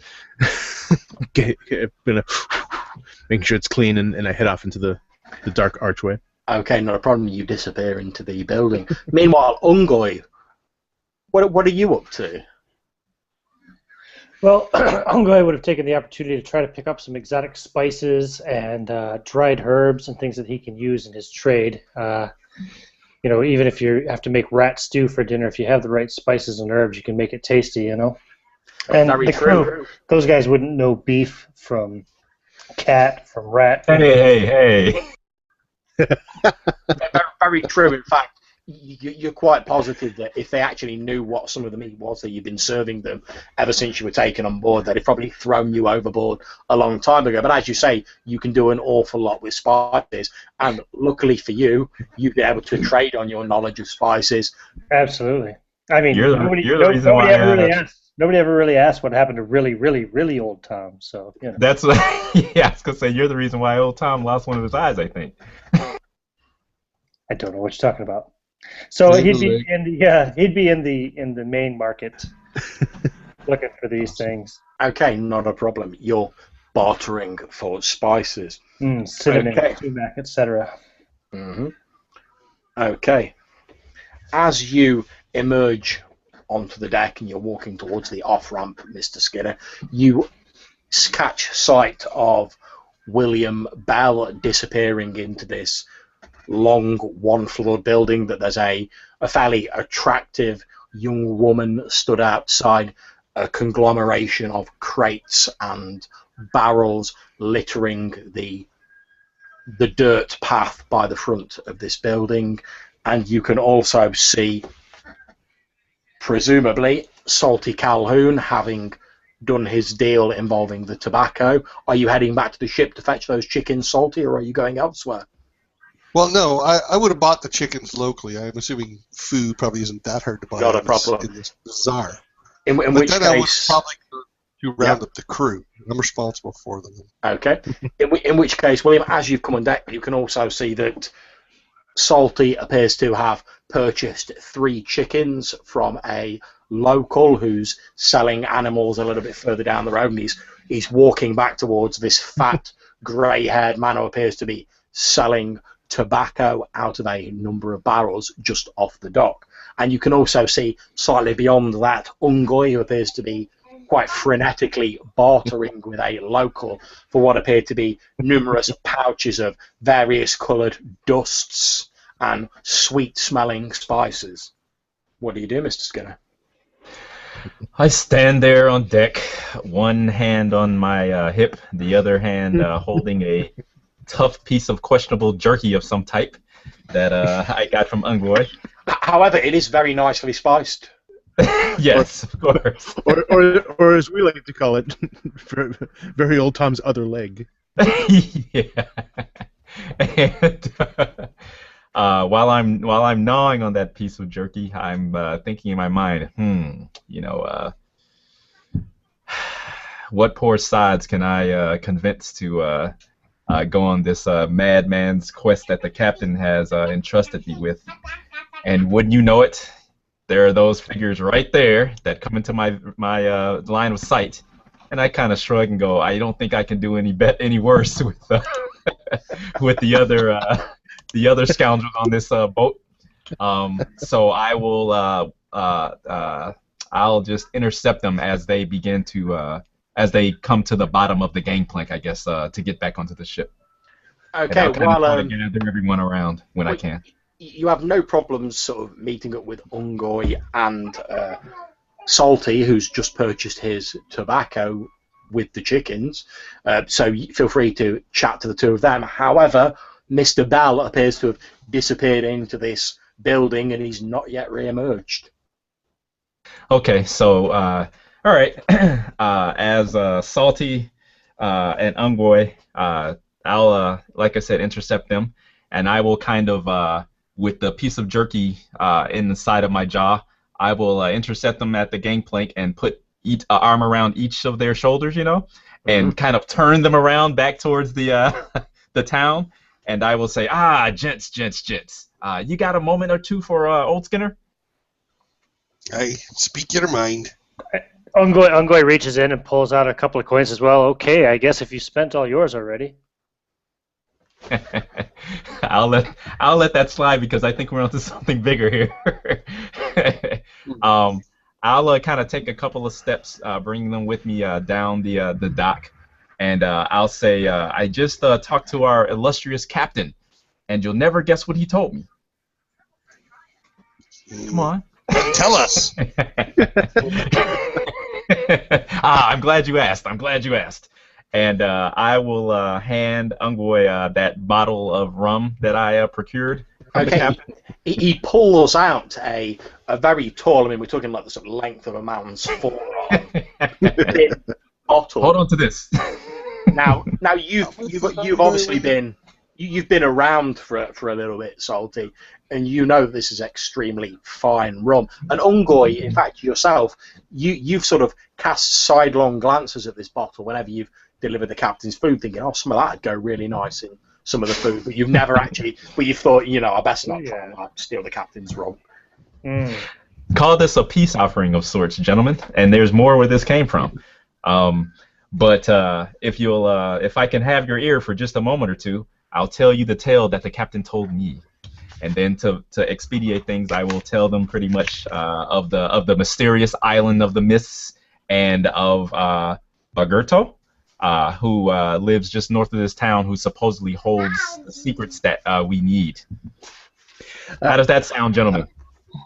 So I look him in the eye, and I grab the bottle of rum, and I don't answer for a moment, and I fill up my flask with the bottle, and I say, "Aye, it's true. I better get more chickens." I look at the supplies that Ungoy got and shake my head. I'll be on board. Okay. All right. So I look at our cook and say, "What about you, lad? What do you think? You ready for a little bit of adventure and booty?" Yeah, absolutely. And Ungoy will produce a couple of cups out of his pouch. They're just small, little like basically a little bigger than thimble-sized cups. They're measuring cups. Nice. Are you going to cork that rum? I don't think it's going to last that long. I think we'll be done with it before then. Okay, so while you guys are discussing that, I'm going to jump over to our friend Mr. Bell, who's been relaxing and taking the weight off. He's lying in this long one-floor building. It's basically a one-floor building where the entire floor is made of compacted dirt, and the floor is covered in probably about a foot thick layer of straw and dried grass. So it's quite spongy and quite comfortable. There's numerous sort of barrels with paraphernalia that you would recognise as being used for the imbibing of certain substances, Mr. Bell, on the top of them, and there's a few people. They may be crew from other ships. You don't recognise them.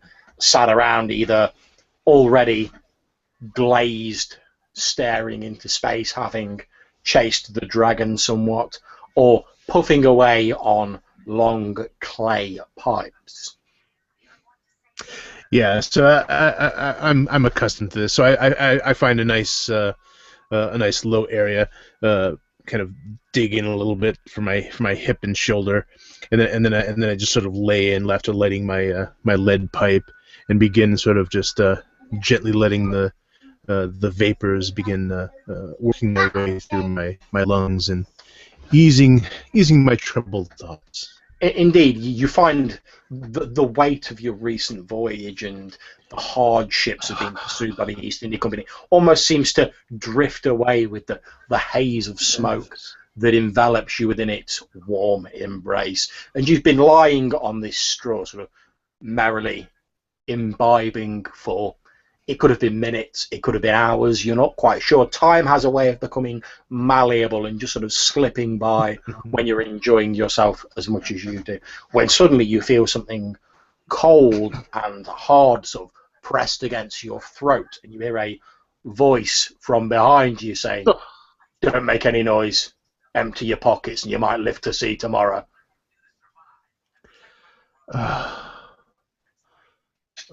What? On the bright side, you just spent most of your money. I'm sorry. What? As you sort of look around, you can see a sort of rough-looking man with stubble and a deep black beard, has a curved, flecked knife pressed against your larynx. He presses it in slightly to make his point, and a single bead of blood runs down the outside of your neck, and he repeats he says, "No funny business, keep quiet, empty your pockets out here, and no one needs to get hurt." Alright, so I begin sort of patting myself, looking for the pockets first. I'm not entirely sure I remember where they are. Finally, I pull out my what's left of my money pouch with it still has coins in it, and so I kind of hold it out to him and just wavering slightly, say, this is Okay. this should do you. He reaches out with a hand to take the money pouch, and obviously as he does so, he sort of releases the knife a little bit on your throat as he sort of reaches out to take this pouch of money. Do you let him take what remains of your ill-gotten gains? Oh yeah, I just say to him, just take this and don't hurt me. Okay, I'll have a fate point for yourself. He takes this pouch and what remains of your money, and he backs away towards the door with this knife still held out, and he peers at you for a while as though he's trying to work out whether or not you're actually going to remember his face. And apparently the glazed expression of your face assures him that your memory and your recollection of this is probably not going to be too brilliant. And he just, with a last parting word, he goes, "Well, if you know what's good for you, you'll not remember my face in the morning." And he tucks the pouch in his jerkin, pockets the knife, and he turns around and starts walking out the door. No, it's good for me. I know. Like a whole entire minute after he's gone, it's like, I know what's good for me. I don't need you to tell me what's good for me. I know what's good for me. Okay. I lay back down. A few more minutes pass, and eventually your head does start to clear a little bit. You can tell by the light that's filtering through the window, the sort of daylight, that you've probably been in here for quite some time now. Although it doesn't seem like that long to you, to be perfectly honest. You're like, "Oh, sure, I just sat down a few minutes ago." After a moment of kind of glancing around at the light, I don't exactly panic, but the opium is seeing to that. But I certainly get this kind of vague urgency behind the haze. So, oh yes, I should be getting back, of course. So I pick up my what much more valuable than the money, of course, which is the box of opium. And I put my pipe in its little cloth bag, and I tuck it into my satchel, and I get up and I walk sort of slowly out the door and pulling my hat low over my eyes to shield the fading light, and head back towards where I seem to remember the ship being. Okay, not a problem. As you make your way out of the open den, you see what appears to be Ungoy, Salty, and Skinner sort of stood around just at the bottom of the gangplank back up onto the ship, and they all appear to be sharing a drink amongst each other. Skinner's got like a hand on each of their shoulders, and he's sort of beaming at each of them. Oh, what's the occasion? Is it some holiday I've overlooked? Ah, Belle! You decided to join us finally. Where have you been? And I clap you on the shoulder. Oh, seeing to my personal business. What are you drinking? No need to ask, my boy. No need to ask. And I'll snatch the bottle out of Ungoy's hands and thrust it in Bell's face, rather. Thank you. That's very nice of you. Drink deeply. So, I do. I won't sit down and chase my opium with some rum, because that can't be bad, right? What could possibly go wrong? Takes the edge off. As he takes a few big glugs of this rum, to be honest, he's looking a little bit unsteady on his feet. We know. His hands are a little bit heavy. They know. But yeah, you guys have seen him in this state before. You don't really have to ask like what he's been up to as he's come blearily eyed, sort of shakily handed, like staggering out. So, oh, dream card, what if I do? Mr. Bell.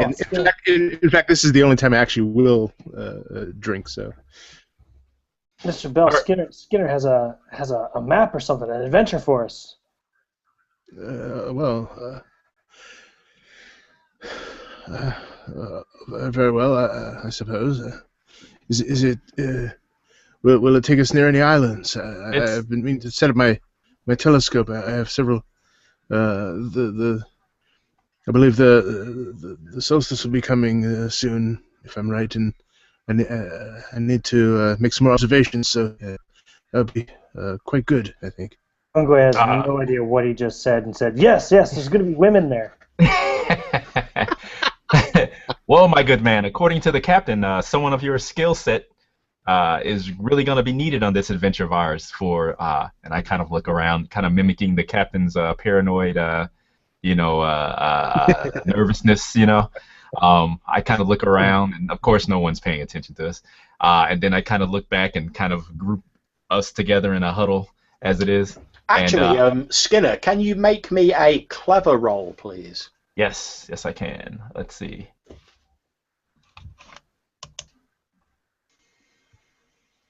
Okay, that will be a 1.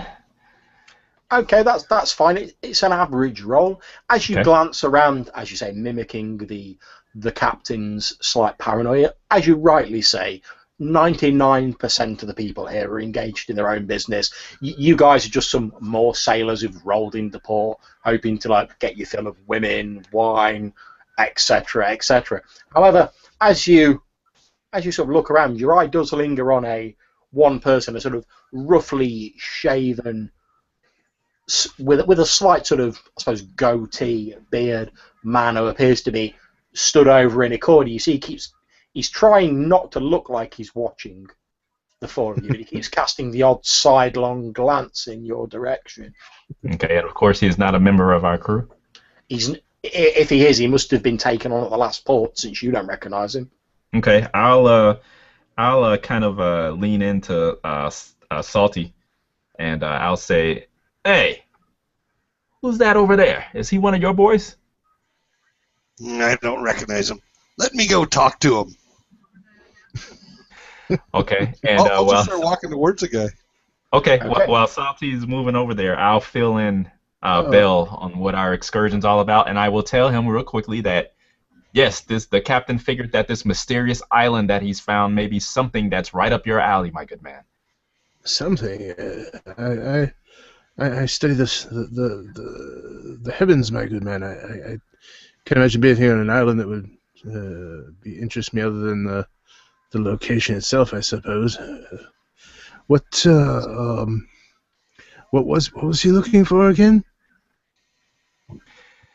Booty. Treasure. Oh, well, I suppose that's fine.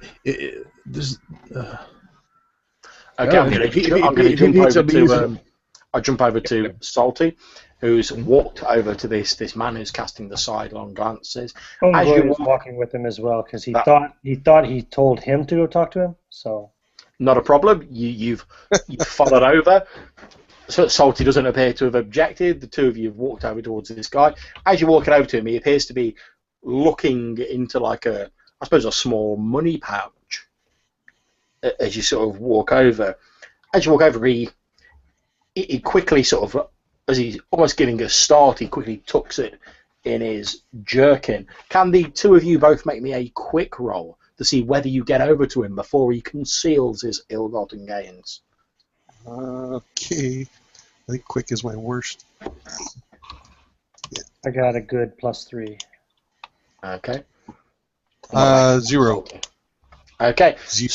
Salty doesn't appear to have noticed it. However, Ungoy, you're running a little bit ahead, obviously keen to show willing and prove your usefulness to the crew, because who knows how long this cook's gig's going to last. So, you're always keen to prove that you're useful. But as you run ahead, you just catch sight of this money pouch as this guy sort of palms it and tucks it away in his jerkin. And you're not 100% sure, but due to the fancy embroidery and the designing on the money pouch, you're sure that was Mr. Bell's money pouch. You've seen it a couple of times in his quarters when you've taken him his meals, when he's been staring out through his telescope. Tact is not Ungoy's thing, so he slaps Salty on the arm and says, "Hey, he's got Mr. Bell's money pouch." Is that right? Let me, so I'm going to walk up to this fellow. Mm-hmm. I'd like to ask you a question. Okay. He looks at you and he goes, "Who are you?"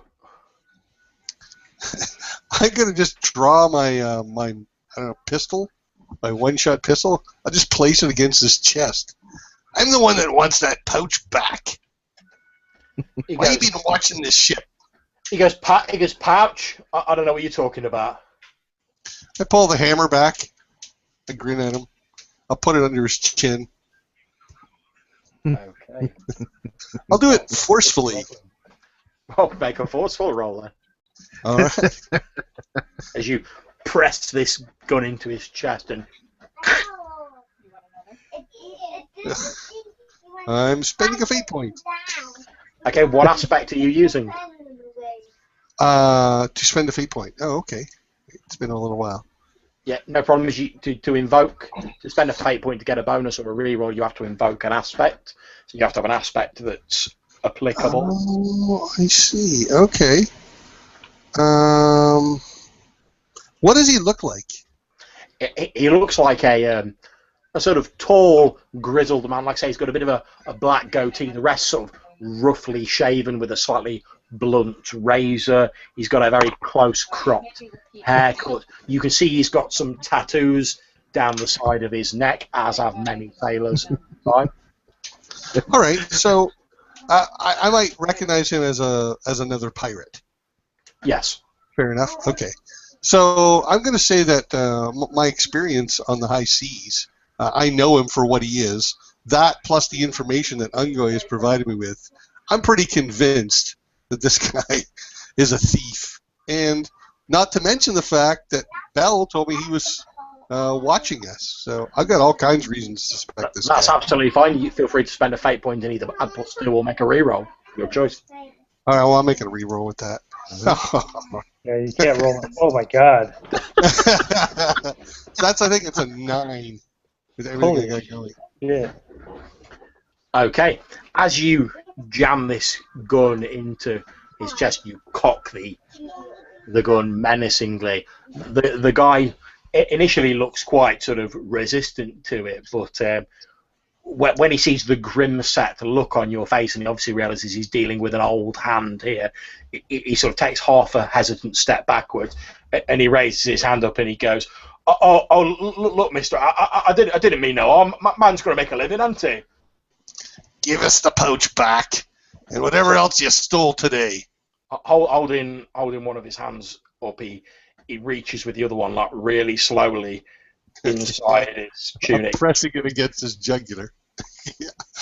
He takes out this pouch, which is very obviously Mr. Bell's sort of fancily embroidered pouch. It's got some of the main sort of constellations embroidered on it, and he sort of holds it out to you while still having his face turned around with the gun pressed into it and the other hand held in the air. All right, so I'm just... Can Ungoy take this opportunity to check the rest of his pockets? Yeah, not a problem. He's not moving. Yep, he will. Okay. I'm going to ask him a question while that's going on. You do the roll, whatever you want to do. Okay, no problems. Ask away. Why were you watching us? He goes. In your best interest to lie. He goes. Look. He goes. I can't sail on boats anymore. I took a head injury in a boarding action. Look, I know where I can make a living is by I wait for like people who are out of their head, either on like rum or on the opium, and then I lift a few coins off them. I never do him any real harm. As you go through his pockets, Ungoy, you find like about 4 other money pouches with various amounts of currency in his pockets. He's obviously had quite a busy day. We'll take all of them too. Yeah, I'll just smile while Ungoy's taking his time. Not a problem. Have you found it all, lad? I think I got it all. All right. So I'm just going to give him a. I'm going to just give him a little tap on the cheek. Tap, tap. Okay. You best be not watching our ship again. Did you see this one? He goes, no, I won't, sir.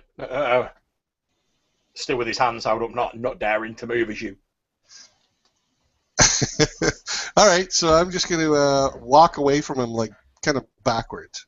Yeah, no problem. You walk backwards, and when you get a decent distance away, he basically turns around and runs off, sort of further Good into enough. the settlement.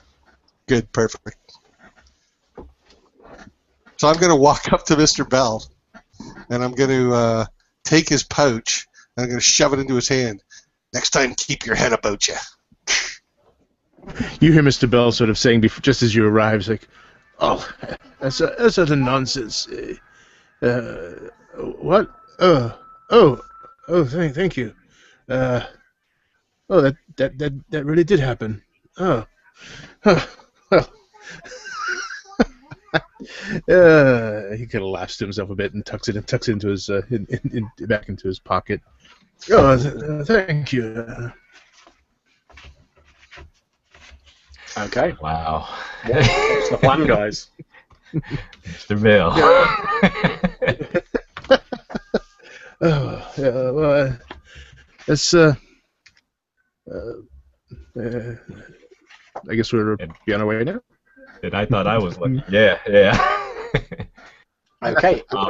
Yeah, we'll after. Well, I don't know what I wanted to try to get old Tom in on this, but he seems to be AWOL at the moment. So well, to be honest, you know that old Tom was drinking rather heavily to celebrate heading into port. And to be fair, there's not as much of him to soak up the booze as there is with the rest of you. So if you know old Tom, he'd be slumped over a barrel like down in the hold, sleeping it off. That's how he went blind from drinking pure alcohol. He'll be fine with it. To be fair, it's actually a game amongst the rest of the crew that since he is blind as a post, that quite often they'll just pass him like random like drink or like odd things, and obviously him not realising it, as long as everyone seems to be drinking it and enjoying themselves, he'll just glug it down. There's a few times you've caught him like passing him bottles spiked with like black powder and various other things. Yeah, I saw him drink his own piss one time. well, we just won't light any matches near him for a while. That's for sure. But yeah, we'll after we all get our things gathered and our senses about us, except for Mr. Bell, of course. Yeah. We'll start heading to see if there's a path that'll take us to Basurto's villa or his house. Okay. It doesn't take you long to locate. There is basically a sort of single compacted dirt road or path that runs through this small settlement of Penquena Sidada. It heads up a narrowly sloping hill. Beyond the hill is pretty much tropical jungle or rainforest, as we'd call it nowadays. And squatting on top of that hill is a small, square-buildinged white villa. Does it look like he's doing fairly well for himself here? It's not the most palatial of estates that you'll have ever seen. However, for someone who's effectively just running like a sort of small smuggler's port on an island in the middle of nowhere, he must certainly have some contacts and be doing quite well for himself to have a villa of any kind built. Mm. All right, I'll look around and say, gents, keep your wits about you, and also keep your steel about you as well. And I'll kind of make sure I at least have a knife, tucked in my belt, and perhaps a single shot pistol in the small of my back. That's not a problem. At the very least, I'd assume you all have a a sort of flintlock style pistol and your choice of sort of melee weapon, whether that be a cleaver, a more traditional sword, etc. That's absolutely fine. I'll leave that down to yourselves. As you approach this villa, presumably heading down this road, you can see there are two men wearing effectively like white shirts and what appear to be black breeches, stood outside a small wall running around the villa. They're both stood there, one of them scratching the back of his neck idly in this blistering sun. They're both wearing quite battered tricorn hats, and they appear to be leaning on flintlock rifles. They each have a pistol tucked in their belt, and what would appear to be a small dagger tucked in the other side of their belt. The captain said this fella has information we need. Yeah, he's supposed to... Oh, I'm sorry, you talked to the guy. Sorry. No, I'm saying that to you. Oh, okay. Okay. Sorry. Yeah, he did say most emphatically that this Basurto gent had some information about a mysterious island, and I kind of wiggle my fingers in front of my face to emphasize the mysteriousness of it. That's shrouded in mist. Okay. Since you're a very superstitious old man, Salty, I'd like you to make me a clever roll, if you would, please. Sure. 2. Okay, not a problem.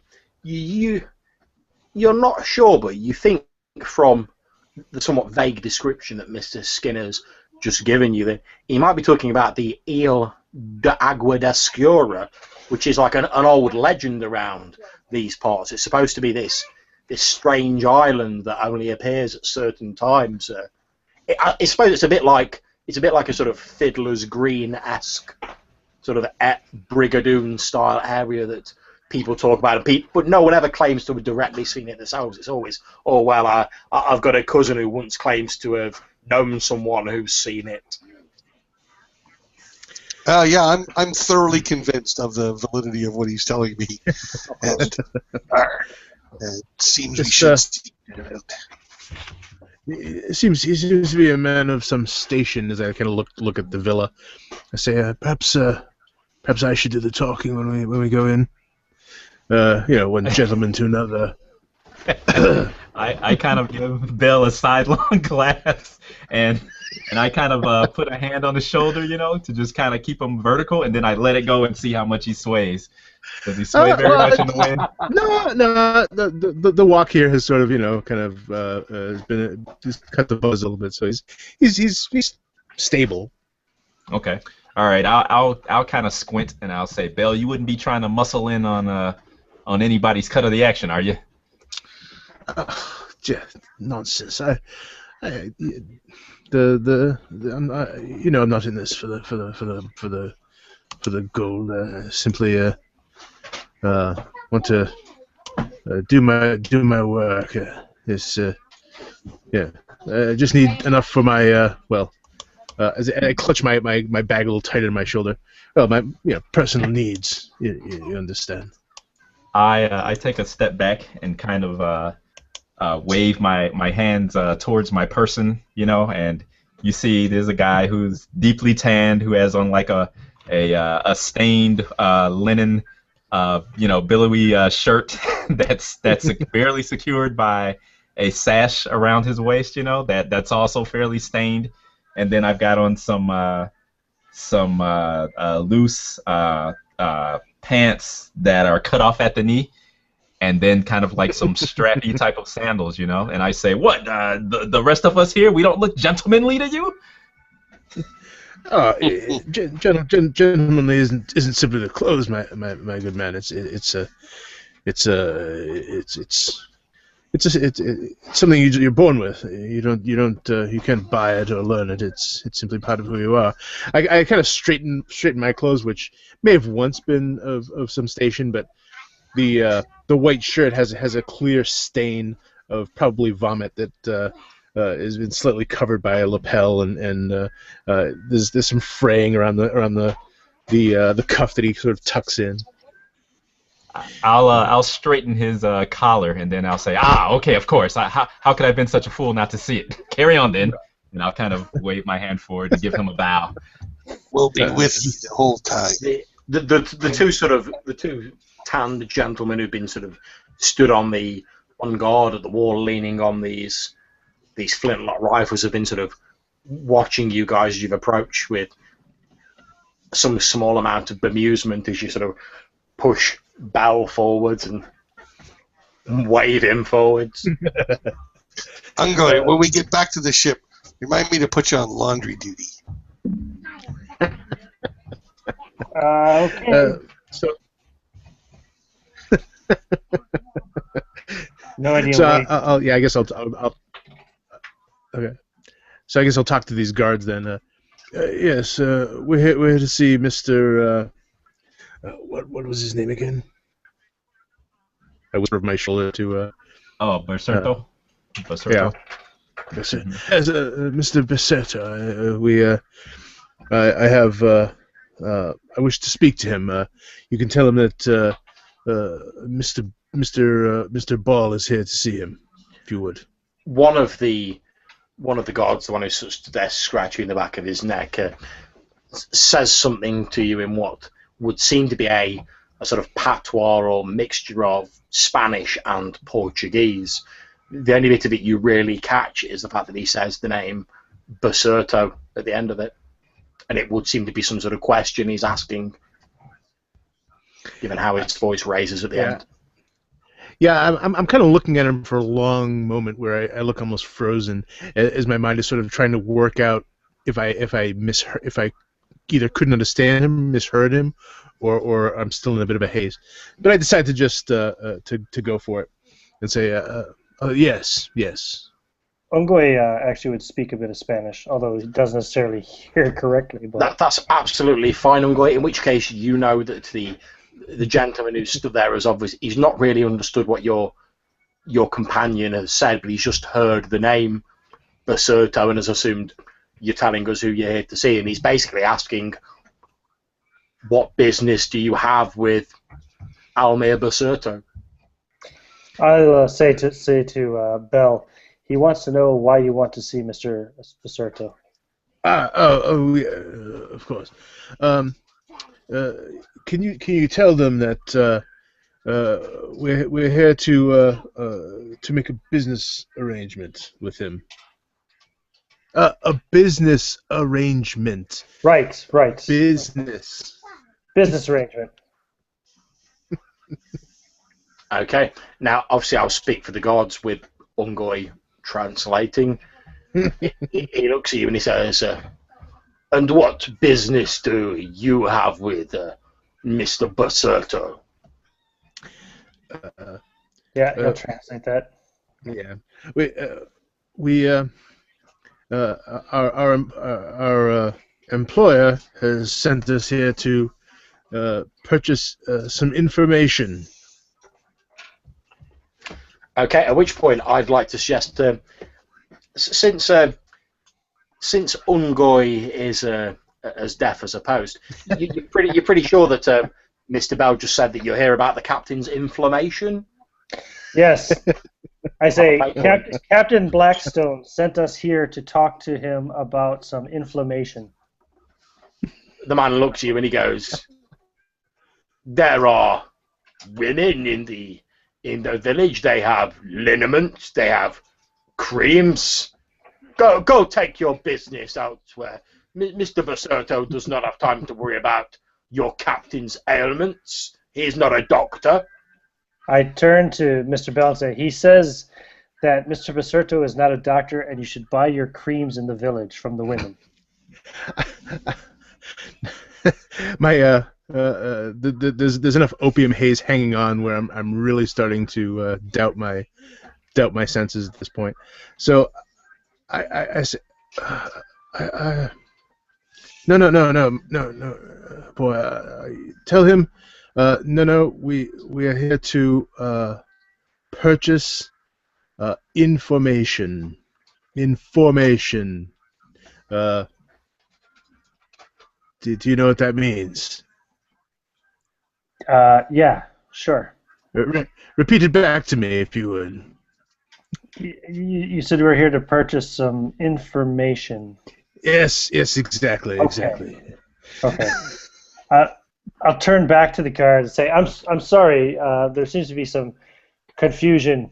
My friend here speaks in mumbles and whispers, and I'm hard of the hearing, you know. Apparently, we're here to purchase information. Ah, yes, you have come to the right place then. Your friend is pale. I can see he has the sickness about him. There are a lot of, and he says a word that you're not quite sure what it means. It's a slightly more Portuguese word. He says, there are a lot of them in the village. Yeah. Not understanding a word. I'm just smiling and nodding as he's yes. Yeah. He looks at you and he says, I will take you, talking more towards you now, Ungoy. He says, I will take you in to speak to Basurto. Please, to follow me. Very good. I look at the other guys and say, come on, follow him. He turns around, throwing his rifle over his shoulder, and he starts leading you into this villa, opening a gate on the wall, a sort of wooden palisade / gate, leads you in.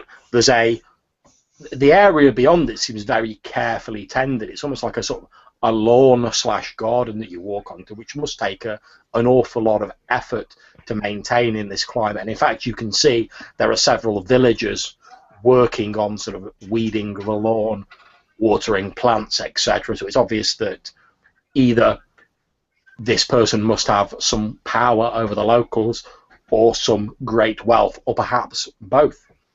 And you're led into this large, spacious building, which as you enter it, it's quite an odd juxtaposition. It almost appears to be decorated in the style of an English manor house. It's very sort of decorative inside. There's lots of old books everywhere, lots of statuary, etc. And you're led down a long hallway towards a polished wooden door at the end of it. The guard who's leading you with the rifle over his shoulder knocks a few times on the door, and you hear a voice from behind it go, "Yes." He says something in Spanish, which Ungoy, you know to effectively be him relaying the fact that there's some people here who wish to purchase information. And the voice says, "But of course, show them in." He opens the door and, talking to you, Ungoy, the guard says, "Mr. Basurto will see you and your friends." Thank you very much. I look to you for the translation. Mr. Basurto will see you now. Ah, excellent. The guard nods and he turns around and starts heading back towards his post on the wall. I straighten my collar once again and step forward with my head up in as regal a fashion as I can muster. Okay, the door opens into this large sort of palatial, I suppose. It's not quite a ballroom, but it's of similar proportions. It's as though someone's taken like the idea of an English library, an English ballroom, and all the other sort of fanciful rooms that you would expect to find in a well-to-do English manor house of the time, and then without much idea of what they were doing, sort of jumbled it all together and tried to fit it all into one big room. It's quite a gaudy and tacky display of wealth, really. It's like someone sort of took a few old photos of an English manor house and then tried to like replicate it without much idea of what they were doing. And standing in the centre of the room, next to a desk, is a gentleman who looks to be of Spanish origin. He's wearing a white waistcoat with gold trim on it and a long white frock coat. He's leaning on a black cane and wearing a white curled wig that reaches down to his midriff.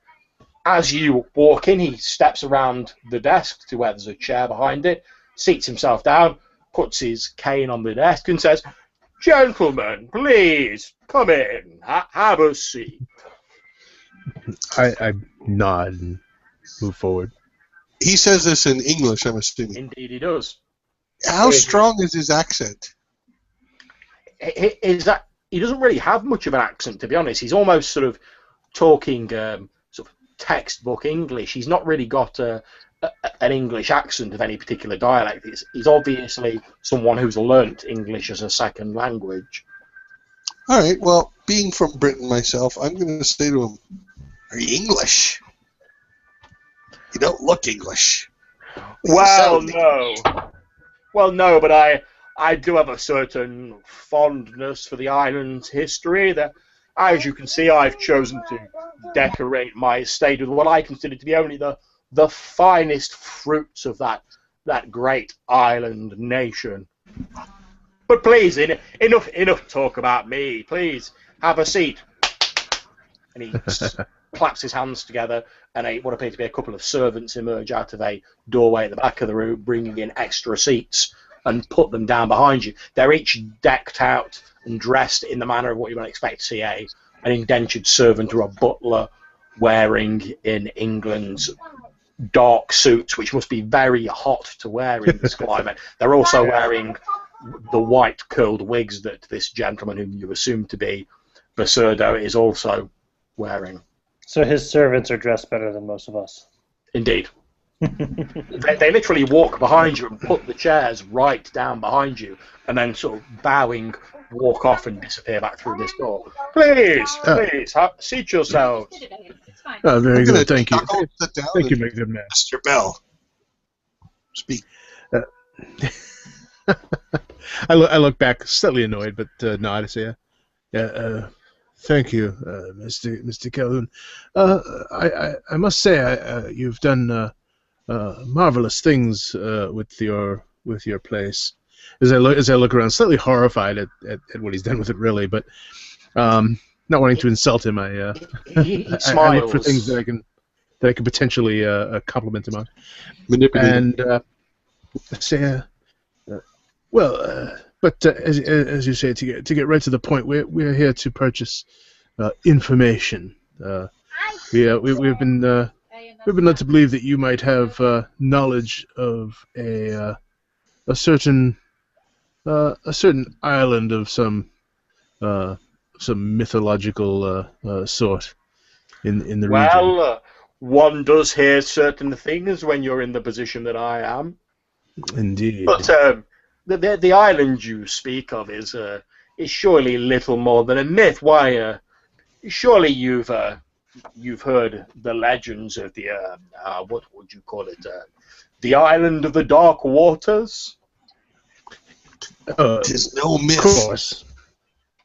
He laughs in a slightly patronising manner and says, "Well, yes, of course, I'm aware that you sailor types take all of this extremely seriously, but honestly, I ask you, an island that appears only by the light of the full moon, really?" I join him in derisive laughter. Of course it's nonsense, as you and I well know. I sort of lean forward very but as it may, our captain is something of a aficionado of such legends, and he wishes to know all you can offer on it, and he's willing to pay appropriately for quality information, of course. His squinty piggy eyes light up when you mention the prospect of payment, and he says, "Oh, a connoisseur. Oh, well, that's entirely different. I'm something of a collector myself. My books of historical tomes are well known. I trade and I dabble and I collect them from here and there. Well, I must say, local myths and legends, fascinating as they are, aren't really my stock in trade. However, I'm sure that I can direct you to someone. I think there's if I remember correctly, there's an old and he leans to look round you and shouts back down the corridor in something in Spanish. At which point you hear footsteps and one of the guards appears and he says, there's a brief conversation between them in Spanish. He turns back to what he says. Ah, yes, of course, sir. There's an old woman in the village in the port. She's a filthy beggar woman, but she has been here for an awfully long time. Knows all the local legendary, etc. Her name's Alamila. I'm sure if you ask any of the locals in the town, they'll be able to direct you to her, and I'm sure she can tell your captain whatever he needs to know about these fascinating myths and legends. He says, stifling a slight yawn with a little white handkerchief. You say, oh, well, that's excellent news, of course. Thank you. It's and she's to be found nearby, then. Oh yes, she lives in the local town. The poor old dear. I gather she was quite the looker back in my father's day, if you know what I mean. She enjoyed the favour of many a sailor who stopped by this pleasant port, shall we say, although a gentleman hates to speak of a woman's indiscretions. But there was a bit of an incident with shall we say, a ruffian who came to town, and whilst I saw to him being dealt with, I don't hold with people roughhousing the locals under my protection. Unfortunately, it was a little bit too late for Alamila, and well, she's had to make her living by begging. Terrible thing. Tragedy. Well, I suppose we we don't want to take up too much of your valuable time, but oh well, please, no payment is necessary. After all, I've not actually given you the information myself. Although, if you kind gentlemen would see clear to trading whatever cargo you're carrying in my port, we're always glad of the custom, and I'm sure those goods will eventually find their way back to my welcoming arms. Well, I will leave that in the hands of our illustrious quartermaster, and I turn momentarily towards Skinner and realize that I turned to the wrong person and turn back the other direction. You see Skinner scowling at the opulent luxury of these servants, and he just has a not good look on his face. Well, I won't keep you any longer, gentlemen. After all, I'm just about to partake of my mid-afternoon repast. I'll leave you to go about your business, he says, sort of waving his hand in a dismissive manner.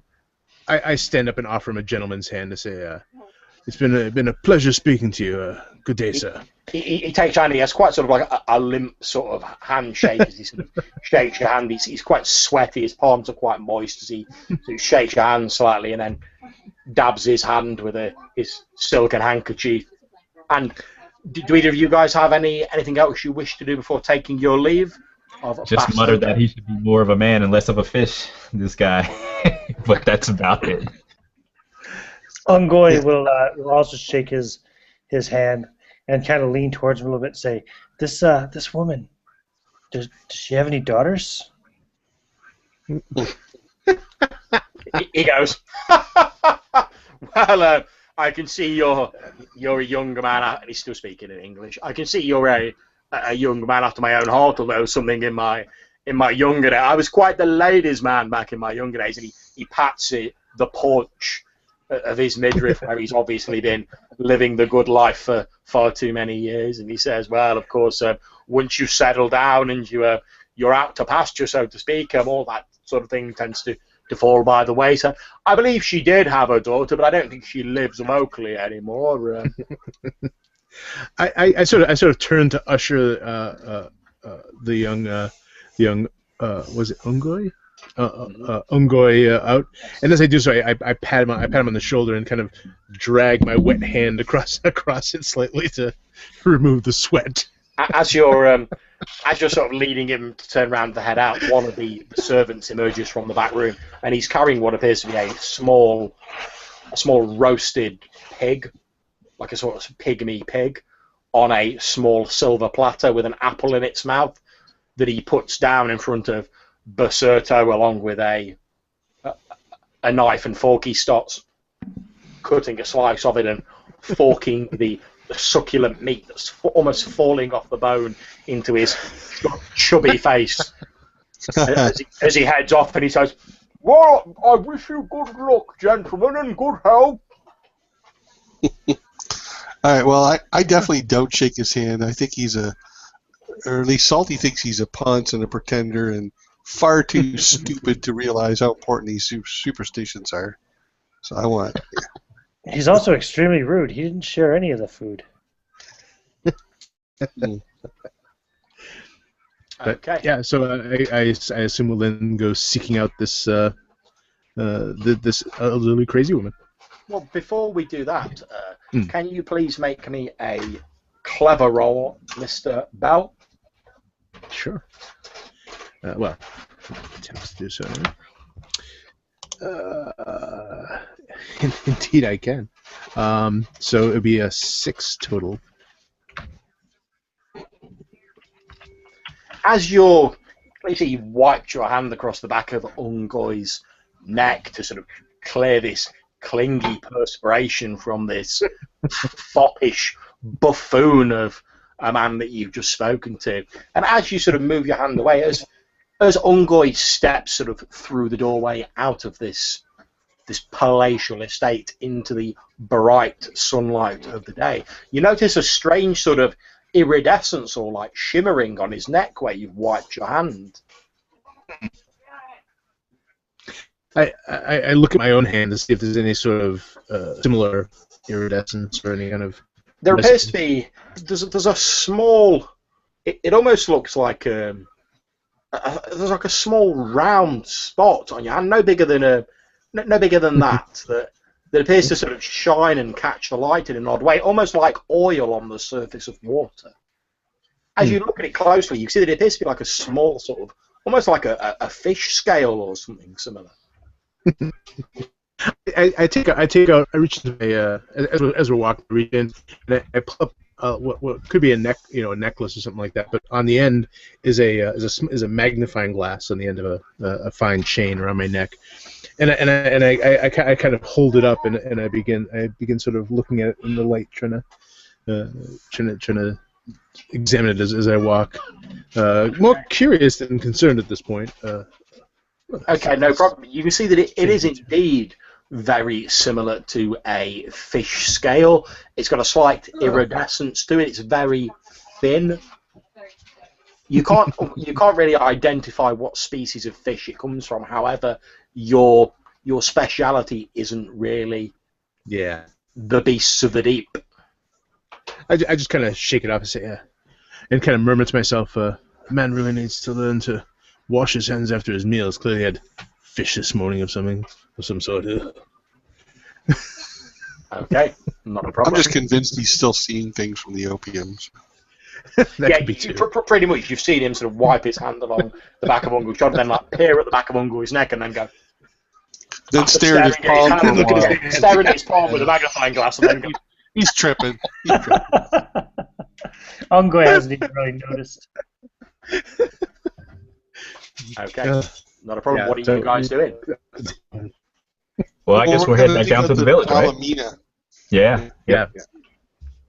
Okay, you head back into the village. It's still fairly bustling. There's a couple of other ships apart from your own that are in the port. There's people trading. There's people shouting sort of prices to each other. There's a couple of women who are in a heavy discussion, shall we say, with a couple of the sailors off the local ships. I'm going to seek out let's say a sturdy-looking woman, maybe 50-ish, with definitely a bunch of meat on her bones, not some fragile thing. And I'm going to walk up to her and I'm going to say, we seek Alamina. Where might we find her? Okay, you head over to this sturdy old woman. It appears to be selling like root vegetables out of a rudimentary cart. She's sort of just hacked the top off something that looks like some sort of turnip with a large cleaver as you walk up, and she says, Alamina, and she sort of very unsubtly like taps the turnip on top of the case. Says, now let me see. I can't I can't quite remember where How should you be located, sir? How much for the turnips? She says, well, normally I only charge a couple of pennies, sir, but well, I doubt you'll find a bigger turnip than this in the aisle, sir. So I'm going to put 2 silver coins on the barrel head, and I'm going to say, you'll give me a dozen turnip, large ones, and the location of Alameda. You put down the 2 silver pieces, and she looks at them for a few moments, and her eyes narrow suspiciously, and she says, "Well, I don't do any funny business, sir. if that's what you're looking for, you'd be looking for some other girls. Just fill a sack of turnips and tell me where she is." Oh, all right, sir. All right, sir. No need to get angry, sir. You know, a woman trying to make her way on her own, you know, can't be too careful, and she pushes like an armful of these turnips across the top of the barrel towards you. And then she says, she says, Alameda, you'll find her in that building over there. You know, the one where the smokers go to. I shake my head. I'm going to tie the sack closed, and I'm going to toss it to Ungoy. Make sure some of these find their way into the food. All right, sir. I'll wink at her, and as we're leaving, I'll flip her another couple of silver pennies. Oh. There you go, dearie. She says, "Oh, thank you, sir. Thank you." We were never here. Oh, right, you are, sir. Right, you are. Wink, wink. Yeah, exactly. She looks at you and she says, "Tell you the truth, sir." And she sort of shouts across to Skinner, despite her protestations that she'd not draw attention to you, and she's literally shouting at you across the place. She's like, "Oh, since you've been so good to me, sir, I'll tell you, you probably won't find Alameda in the smoking room, sir. They've got there's a little pool out the back." Mm-hmm. Okay. Poor dear's got ever since her accident, she had no end of skin troubles. The sun dries her skin out, something rotten, sir. So she likes to have a dip in the pool every now and then. You probably find her there, sir. But don't you worry, sir. I ain't seen you. Okay. All right. I'll freeze, and I'll yell over my shoulder, "Oi, boys, this way!" And I'll kind of nod around the side of the building. Shouldn't we pass? Wouldn't it be quicker going through here? Gesture to the the smoke kind of pouring out of the. To be fair, despite the door being closed, there is like a fairly noxious sort of smoke billowing out from under the doors. Surely it would be more prudent to just pass through here. Or I could go through here and meet you on the other side. I'm going to place my hand on the back of his neck and steer him around this building towards the pool. You've had enough for one day. You've got plenty. Please! I wasn't suggesting partaking again. Simply trying to be very well, and I allow myself to be directed. Although my eyes kind of glance along with smoke pouring out from under the door. As your buzz fades. You're led round the back of the building, and indeed there's almost like a small rock pool lined with stones around the back of the building. It's fairly small. You certainly wouldn't be able to fit more than about half a dozen people in it, and it looks fairly shallow, about waist deep. The waters are quite clear, perhaps fed from an underground spring, you don't know. But as you approach, you can indeed see a hunched figure with a shawl drawn over her head, with her feet dangling in the water, sat on the edge of the rock pool. Okay, that's good. I'm going to look at my companions and I'm going to say, "Mr. Skinner, I think it might be best if you speak to her." Yeah, so now I get to talk to the old hag now, do I? Well, she seems more of your more in line with your your station. So I would say that would be appropriate. Okay, I take a step forward before the actual meaning of that statement sinks into my head, and I stop. And I kind of glare at Belle for a moment. I think what he means is that be best at communicating with her. Better than him or I, or him. Okay.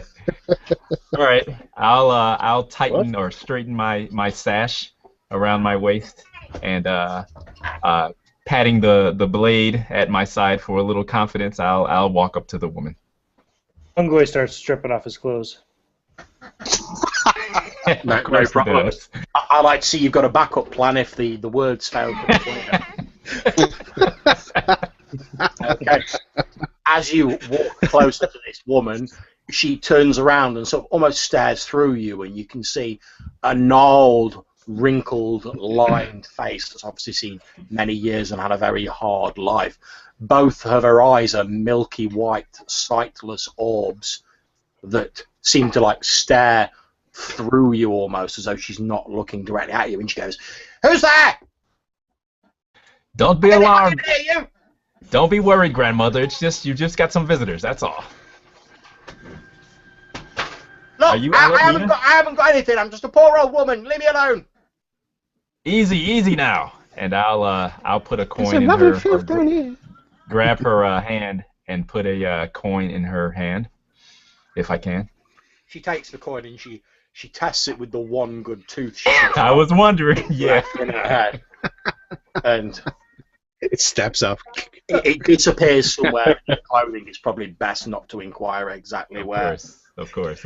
And she holds out the hand and she says, "Come closer, wherever you are. I'm sorry, I can't see.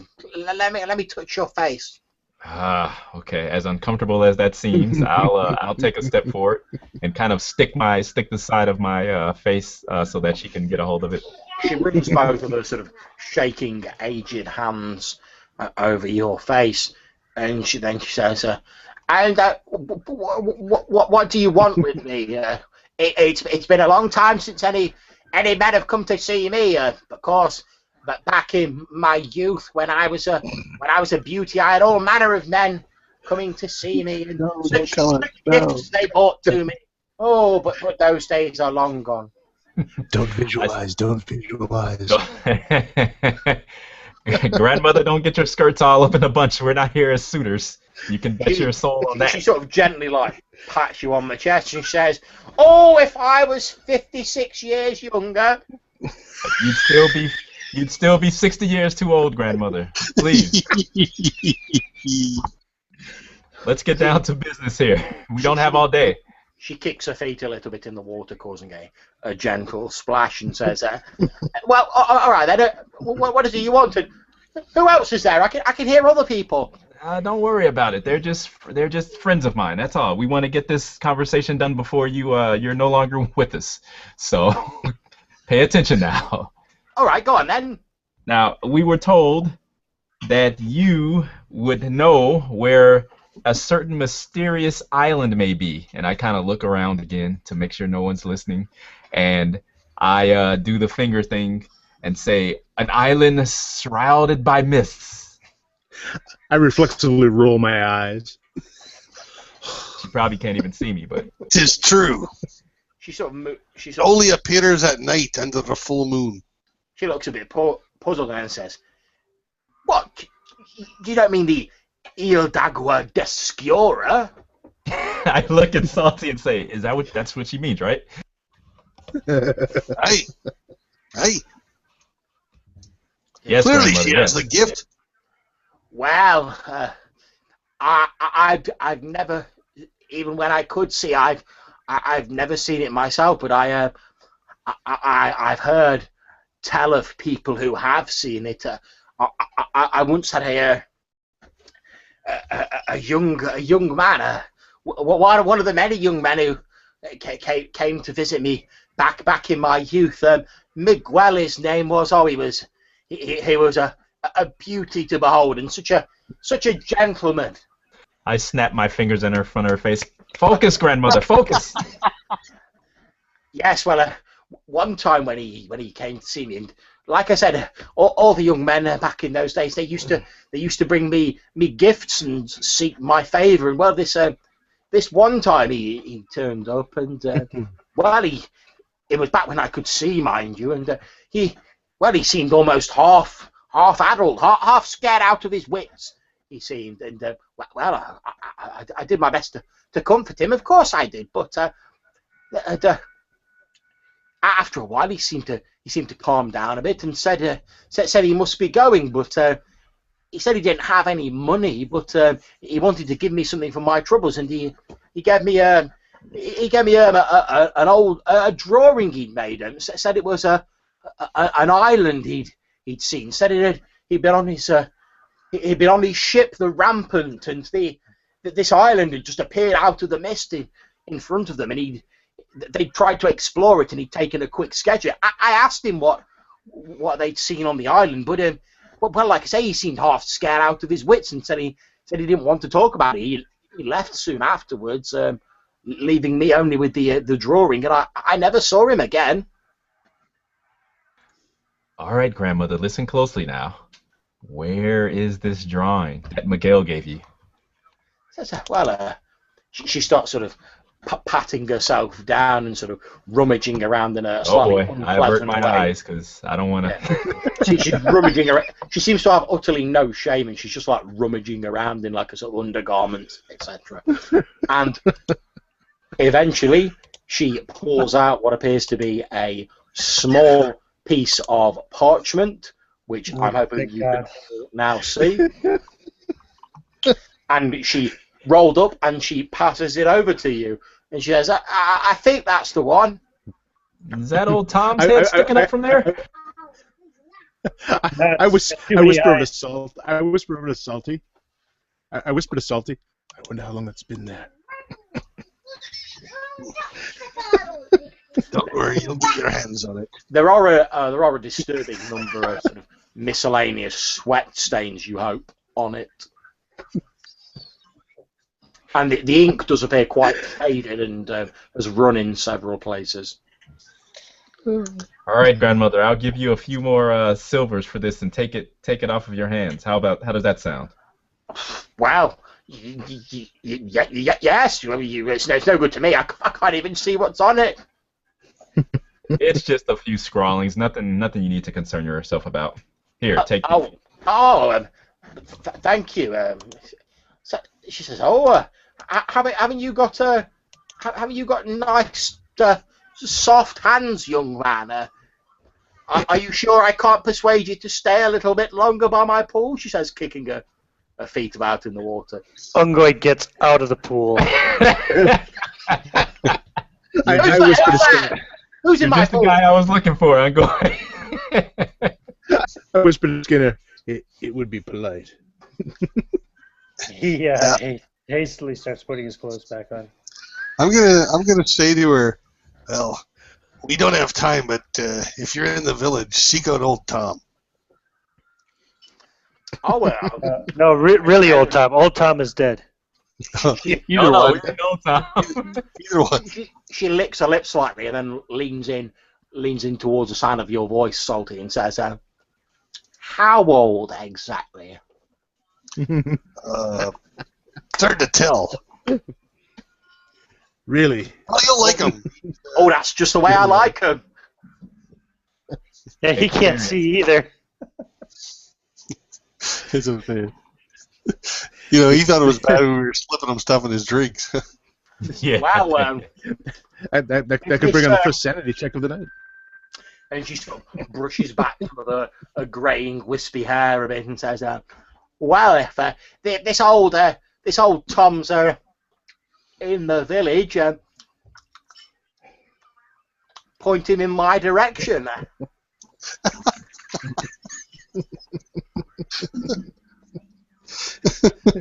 Will do, grandmother. Will do. And I'll fold up the mat and put it, inside, just inside my shirt. Well, gents, should we be off then? I look longingly again at the building with the smoke coming out. And I say,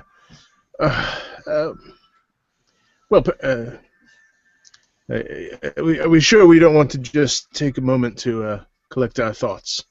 Mr. Bell, I'd rather you trained your eyes on the map we just acquired. I've got a question. You're a navigator trying to earn your keep, remember? How soon before the next full moon? Oh, hoping to take his mind off of...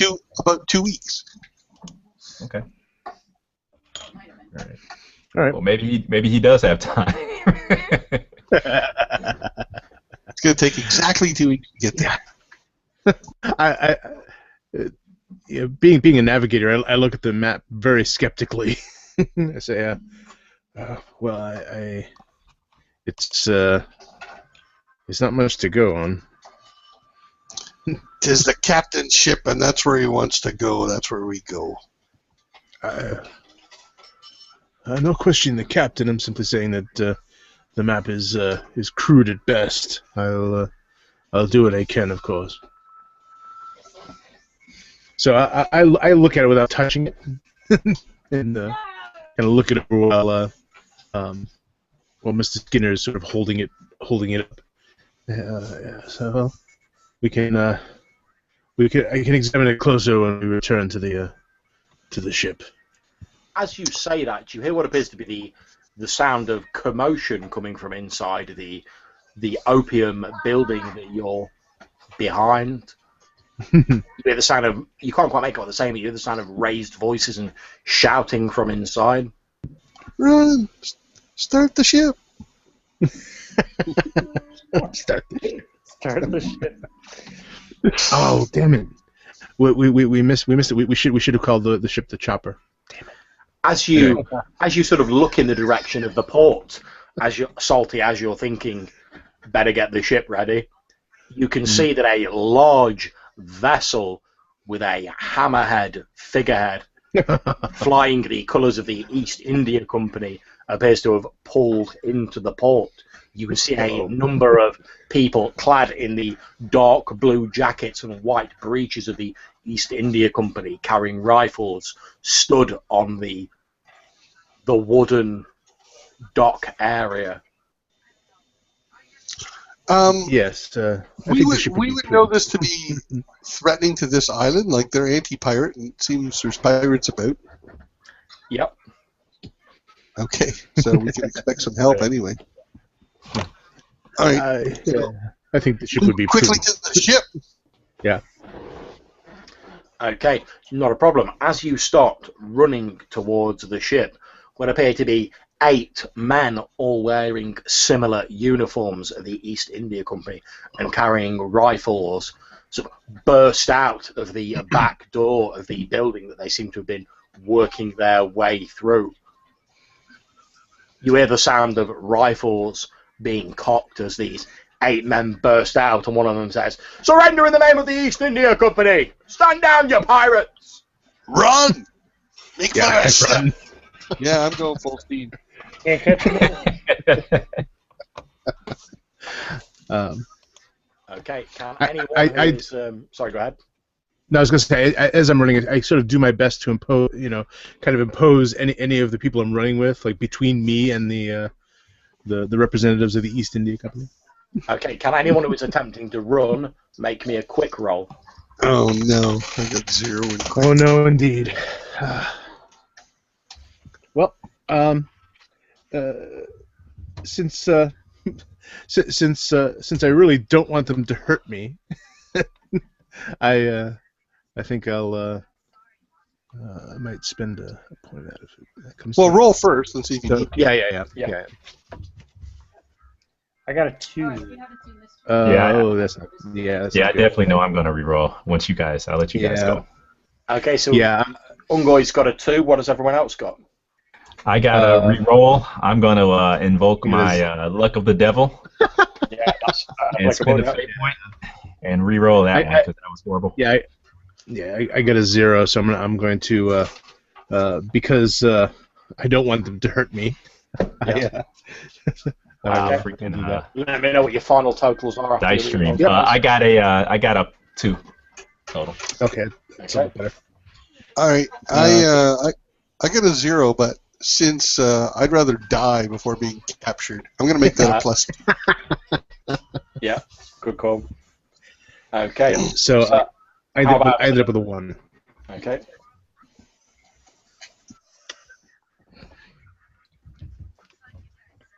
Okay. I shall make my roll for these East India Company soldiers who, the front rank of them, the front 4 of them, drop down onto their knees, levelling their rifles at your fleeing forms, and you hear a as these rifles fire off. Okay. Nice. However, Awesome. being the people that they are, they would normally have missed. However, they are just carrying out their orders. So I'm going to spend a fate point to re-roll that. Nice.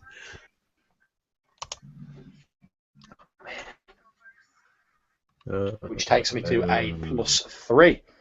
Oh boy. Okay. So anyone who got a 1 on their quick roll will have taken 2 stress. Anyone who has got a 2 will have taken 1 stress. Is it too late to spend a fate point? Normally it would be a little bit too late, but to be honest, I've got no objections to it. No, I just wasn't sure if. Yeah, normally once the other side of the combat has been announced, it's too late. However, since we're all still getting used to it, if you do want to spend 1 now, I have no objections to that. Yeah, I'll spend a fate point, whatever it takes to stay alive. Yeah, that's fair. And Yeah. I'll be also kind of similar to what Mr. Bell was doing. I'll be kind of trying to put other people in between me and the guys that are shooting. So hopefully they shoot somebody else instead of me. Scurvy dog. Are you going for a reroll or are you going for a +2? No, it's a +2, so I'm bringing it to 4. Okay, that's fine. So obviously, since you beat the +3, you will take no damage. I'll mark off my fate point. The others of you, though, will feel the small round pellets of these rifles tear into you. Assuming you take it as stress rather than consequences, you're obviously still running. They sort of nick the sides of you. Mm-hmm. Yeah. I was gonna say I'm gonna actually take a consequence. I'll take a head grazed. Okay. Anywhere but the head. Oh gosh. Okay.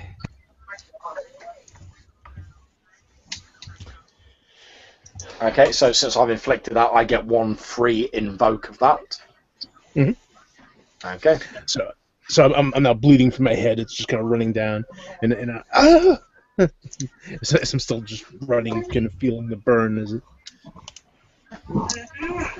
Okay, you can see that in front of you, whereas you're heading to the dock, you can hear the soldiers behind you sort of switching ranks, effectively, the second 4 getting ready to fire before they all have to reload, which is a very long and tedious process. However, you can see that in front of you, a vast swirling melee has broken out on the docks as these soldiers have stormed in, going, surrender in the name of the East India Company. Every pirate who's been lounging about, even the opium smokers who are lounging about, has basically gone, fuck that, pulled out their machetes and started going mental at them. There's pistol shots going off, there's swords clanging together, there's a whole low-lying cloud of acrid gunpowder smoke sort of forming over this area. Alright, as I'm running, I'm making for the beeline for the ship, and as I'm running, I'm going to draw my pistol, and if anybody gets in my way, right in the chest. Okay, not a problem. Can anyone who is still running make me another quick roll to see if the second rank of soldiers manage to hit you with their rifles? Okay. I do want Got another 2 result. That's a bit better. I got a 4.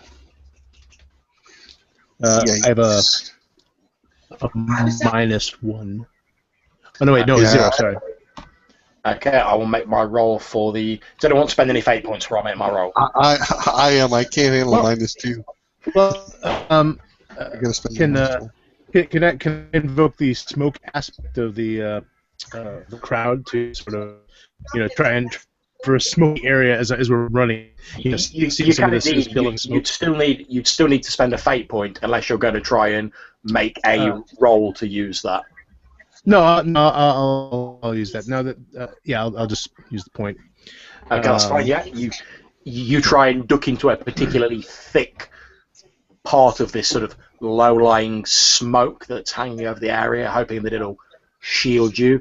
Mm-hmm. Okay, so has everyone spent whatever fate points they need to? I'll spend one fate point as well for Can't Catch Me. Okay, that's cool.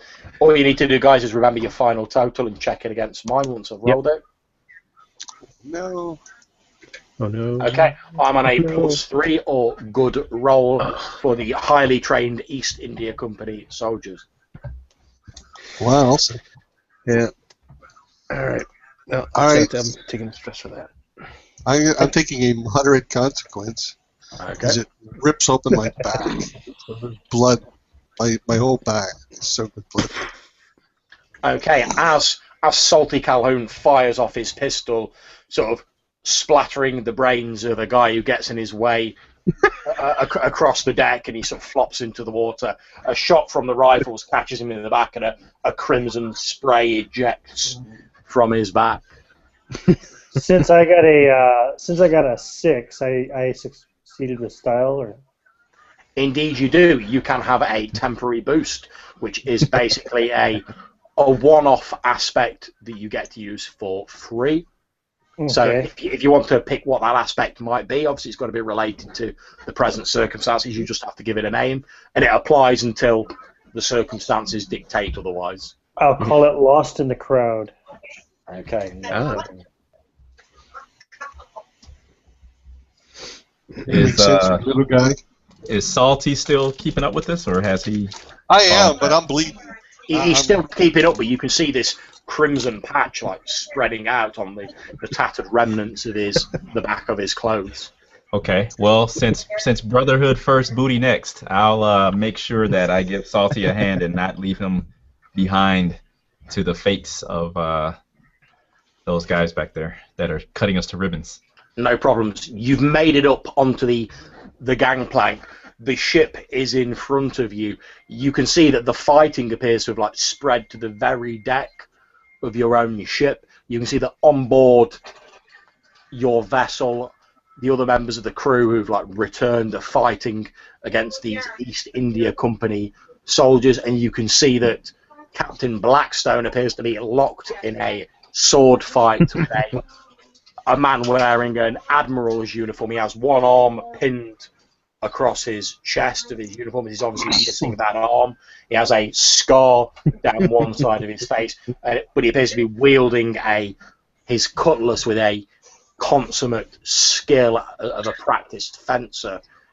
As you watch, sort of being the first to get to the gangplank, Skinner, you see that the one-armed man who's fighting appears to have what looks to be like a pearl on a chain or something around his neck that's sort of bobbing about. It's obviously come out of his jerkin. However, it's a pearl unlike any you've seen before. It's a dark sort of indigo, almost black in coloration. And you can hear this ching, ching, ching of steel as they're fighting across the deck, and there's pistols going up. What do you guys do? As I stagger up behind him, I'm going to say, Mr. Skinner, perhaps we should get to the weapons below. We can do that, but do you think you can get the ship underway? Aye. Yes, we should definitely get below. I'm going to start bellowing out to any crew that maybe aren't engaged to get the ship going. Pull up the ropes, get her underway. Aye!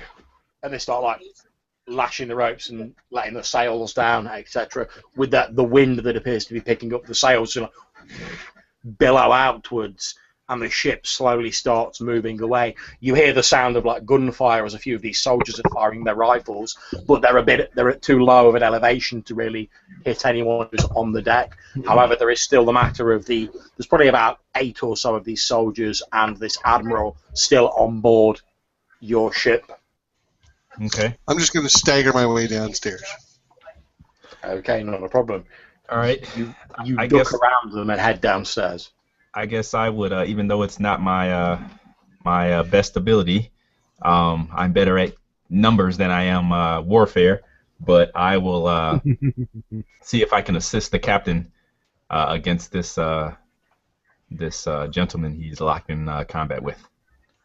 Okay, as you get a bit closer, you hear this gentleman going, "Surrender, you pirate filth!" So as he's between the clashing of swords. And you hear Captain Blackstone go, "We'll never surrender to the likes of you, Reed! Never!" And they sort of draw close as they lock swords and sort of almost like spitting in each other's face. However, Reed does appear to have his back to you in the minute. He's not paying any attention to the rest of the people. He's just locked in combat with the captain. Okay, I'll scream. I'll pull out my pistol and move so that Captain Reed, I'm assuming, or Admiral Reed, can actually see me. And I will say, "Dog, you have one chance and one chance only to surrender. Look around. You know, your things are on our terms now. There's no way you're going to escape." And I dramatically cock the pistol, and I'm going to try to just, I guess I should say, I don't know if that's more. Well, let me know if this will work or if I'm pushing things. But I'm trying to cleverly outwit him into surrender, basically. Works for me. Okay, so that's what I would like to do, if possible. Okay, make your clever roll. Okay. This is a challenge, John? Just educate me here. This is basically just a normal roll. Oh, okay. Okay. So that will be a 4.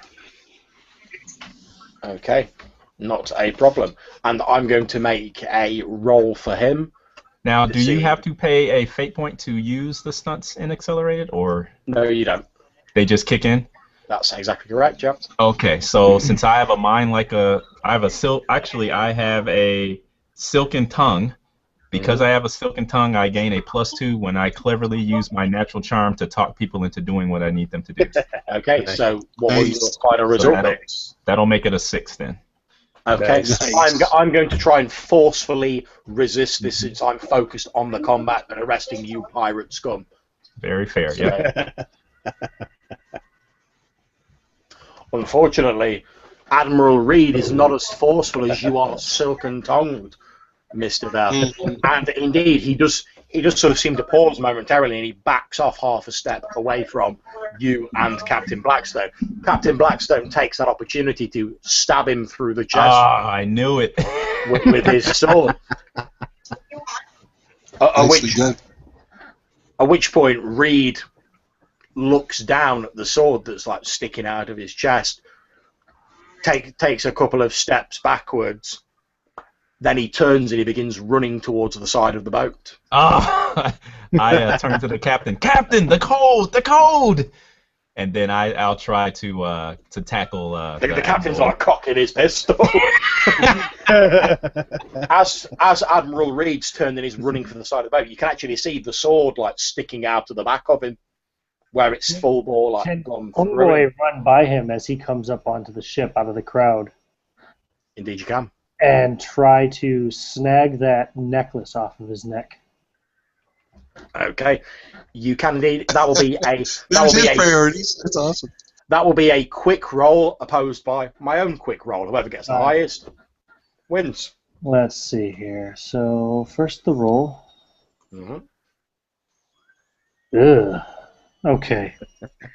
Do I have an aspect to unroll? Can I invoke my high concept? I'm an unfortunate thief who knows how to cook. You can indeed. I think this is very applicable to you being a thief. High concept's an aspect. That brings it up to a 4 only still. That brings it up to a 4. So I'm going to roll my quick, which is fairly poor, but we shall see. Oh my God! There it is. Robbed. Oh, as Admiral Reed runs past you, your hand reaches out ongoingly. Your fingertips just brush against this black pearl that he has around his neck. And for a moment, as Reed sort of turns around and clutches it back to him, and he meets your gaze, and you see a look of absolute panic and almost terror in his face as he snatches this sort of necklace back towards him, away from you, and he runs down the deck with his sword still like stuck through him. It was a good try. Wow. Yeah. Almost had it. Indeed. However, since I think that was so very applicable to the situation, and I think that it does echo the fact that you are quite an unfortunate thief, I will give you a fate point for that. Okay, by now the ship is underway. The last few soldiers that are on the deck, with the admiral gone, they seem to lose heart, and they're quickly rounded up by the rest of the crew. So at this point, I come back up the stairs, and I've got a pistol in each hand that I've taken from the armory, and I'm looking for, and the fighting's over, and I'm, Captain, can I turn to go back down the stairs? I'm going to go lie down. Okay. From where you're stood, Skinner, you hear the captain sort of almost musing to himself. He says, "But I put my cutlass right through him." And then he turns and he starts walking back towards his own cabin, throws open the door, and it slams shut behind him. You hear his voice from inside the cabin shout, "Get underway, you lily-livered dogs!" All right, that's Salty's up. Well, he's actually down below. Wow. Okay, so because I'm a rascal, with grand ambitions, I cinch up my sash around my waist and I say, "Avast you scurvy dogs! You hurt the captain. Move like you got fire in your pants. Move!" Okay, the voice rings out a second time from inside the captain's cabin and says, "Skinner, join me in my cabin." After I saw what the captain did to the admiral, I'm not very enthusiastic about going in there, but I do. Okay, not a problem. While this is going on, what's Mr. Bell up to? Mr. Bell has gone below decks. He's managed to get the his box and so forth, and so he's going down to basically see to his wound and to secure his goods. He expects to be called up any moment to plot a course. So he begins kind of getting out his charts of the area and getting the appropriate ones and his equipment together for the inevitable call. Okay, not a problem. Right. You head into the office, Skinner, into the captain's cabin. The captain's sat down by his desk. He's thrown his frock coat onto the desk, and he leans forward, his hands on the table, and he says, "How did you fare with the matter I set you, Skinner?" I puff my chest out with pride and kind of sit on the captain's table, which would, under normal circumstances, be a bad idea. But I say, "Of course, Captain, I was able to get the information that you needed. There was no doubt." He says, "Well, this is, of course, a celebration. Just let me get my special bottle of rum out and we'll have a little drink." Oh, okay. Well, Captain, maybe we should remain as clear-minded as possible under the circumstances. Maybe you're right, Mr. Skinner. And he sort of takes the parchment off you and he unfolds it as you breathe a slight sigh of relief as he takes his hand away from his liquor cabinet. Yeah. I'll quickly whip out the map and unfurl it in front of him and point a soiled finger at it and say, "This is our destination, Captain. Right here." He looks at it and he says, "Wow, you've done well, Skinner. Skinner? Skinner? Skinner?" "Yes, Captain." At which point, to take us back to the present, you open your eyes, Mr. Skinner, and you're sort of staring up at the sky. You give a cough as you sort of cough water out of your mouth, and you see yourself you appear to be lying on what appears to be like a sort of grey, slightly stony, sandy beach.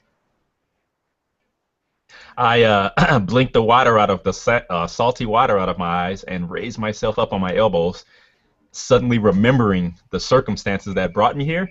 And with a start, I get up and look around for the other companions. Okay, as you raise yourself up, you realise you can still hear this voice going, Skinner! Skinner! I kind of put fingers in both ears and kind of wiggle them around, and kind of hit the side of my head, and then look around to see is the captain indeed still alive?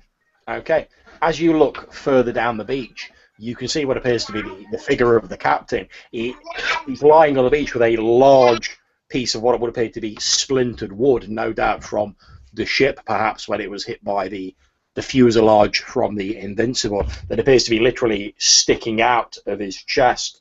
There's blood sort of pooling around it, and he's like, Skinner! Okay, I'll rush over there, slipping and sliding on the uneven beach, and get down to his side and kind of look and think for a second about trying to see if I could pull this massive piece of wood out of his chest, and then I kind of just, realize that it's pretty hopeless. And I kneel closer to him and grab him by the shoulder and say, Captain, I'm here! Okay, we're going to jump briefly to Salty Calhoun, who you find yourself sort of washed ashore on a rough sort of stony beach. You're lying on your back in the shallows, the water lapping at you as it occasionally rolls over to you, and just somewhere in the distance you can hear this voice going, Captain! Captain! All right, so I'm immediately grateful that I spotted what I thought I spotted, and I also feel that my belief in superstitions is utterly confirmed by the existence of this island. And so I'm going to make my way as quickly as I'm able, maybe untying the barrel from me if it still is tied to me, and making my way as quickly as possible to Mr. Skinner. Okay, as you actually start untying yourself from the barrel, you see that over on the other side of this large barrel, that Ungoy appears to be sort of like clinging to the other side of the barrel. He's slowly starting to wake up. It must have washed both of you ashore. We're going to give him a shake. See if he can find some food or drink. And then I'll start to Mr. Skinner. Start looking around. Okay, looking into the distance, you can see that some way off the beach, a short way, there appears to be a tree line of oddly twisted and unhealthy looking jungle trees. I look over at the captain. Does he look like he's going to make it? So looking further, as the two of you head onto the beach, you can see the captain lying there. He's basically got what appears to be part of the mast sort of sticking through his chest. It's pretty obvious from looking at him, as Skinner's sort of leant down next to him, that he's a goner. Every time he speaks or coughs, spittle mixed with blood flies out of his mouth. You can see that there's a slowly congealing pool spreading out from him and soaking into the bone-white sand of the beach. Well, I found some meat. It's unfortunate I don't have any seasonings. I don't know. Really more specific. Whatever it takes to stay alive. Captain's got a piece of the mast in him. It really gives a whole new meaning to going down with the ship. Yeah. I feel like a piece of the ship will always be with me. Okay. For the rest of your life. Meanwhile, over to Mr. William Bell, who has safely guarded this precious box that he's clutching to his chest as he's been thrown hither and thither by the vagaries of the ocean. You eventually emerge sort of almost crawling and spluttering with the amount of water you've taken in far further down the beach. Looking up as you realise with joy you've managed to clutch this box to yourself and it's still safe. Thank God it's watertight, you think, as you hold it to yourself. Glancing down the beach, you can see what appears to be a number of sort of figures quite some distance off. You can't really tell who they are, sort of gathered on the beach. There's at least three of them crouched over something or someone that's lying on the sand. Yeah.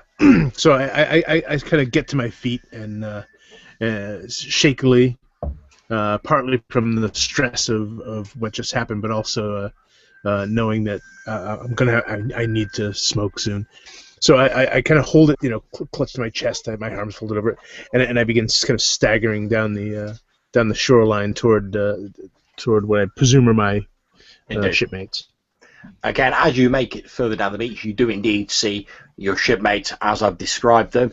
Mr. Skinner, as you're sort of lent down by the captain, he, with an obvious grimace of pain, he reaches inside the tattered remnants of his jacket and he takes out a folded up piece of parchment, and in a sort of shaking hand that he looks like he can barely hold his hand up, he presses this parchment to your chest and says, "Reed's got to be stopped. The seas aren't safe." Okay. Yeah, Captain, of course. Yeah, we understand. And I kind of grab the parchment and stuff it inside of my shirt as quickly as I can and say, "Don't worry about it. We'll take care of it, Captain. We'll take care of it." And I kind of look at the other guys that are gathering there, and I shake my head like, it's not good. The captain smiles up at you, and he sort of reaches his hand up as though he's going to say something, and then his head and his eyes roll back, and his hand falls down. I kneel down beside him, and I take out 2 pennies, and I place one on each of his eyes. And very respectfully, you follow the ancient funerary traditions. I stand up and I say, "Mr. Skinner, a word with you." All right. I'll slowly get up, still eyeing the captain in disbelief, and I'll let myself be led away. Ongoy will stay with the captain and start to pray over him. Excellent. I say to Mr. Skinner, I'm not blind to your ambitions for my position. And with the captain's death, that makes me the leader of whatever is left. It doesn't seem right to call me captain. And do not worry. When I'm gone, the position's yours. You've proven yourself competent. I say that's all well and good, Salty, or should I say Captain Salty? But I pat the bump, in my shirt, and I say, "But I've got the map. So what does that make me?" That would make you quartermaster. Ah, okay. then Captain, I respectfully accept your gracious promotion, and I give him a bow. I'm just walking along the shore. I think what the captain had to say about Mr. Reed was true. Which was? And I raise an eyebrow toward you. That he must be stopped. He's killing pirates.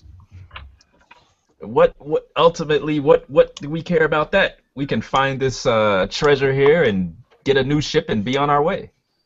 And get as far away from Reed and his goons as possible. Do you think Mr. Reed will just give up the chase because you want it to happen? Man, look around you. He probably thinks we're as dead as I'm sure he is at the bottom of the ocean. Nobody could walk away from a wound like he took. He jumped overboard with a sword through him. To my eye, it looked as though he fell overboard. I won't be listening to any of your superstitious mumbo gumbo. You saw him alive yourself from the deck of the ship that sent us to the Davy Jones.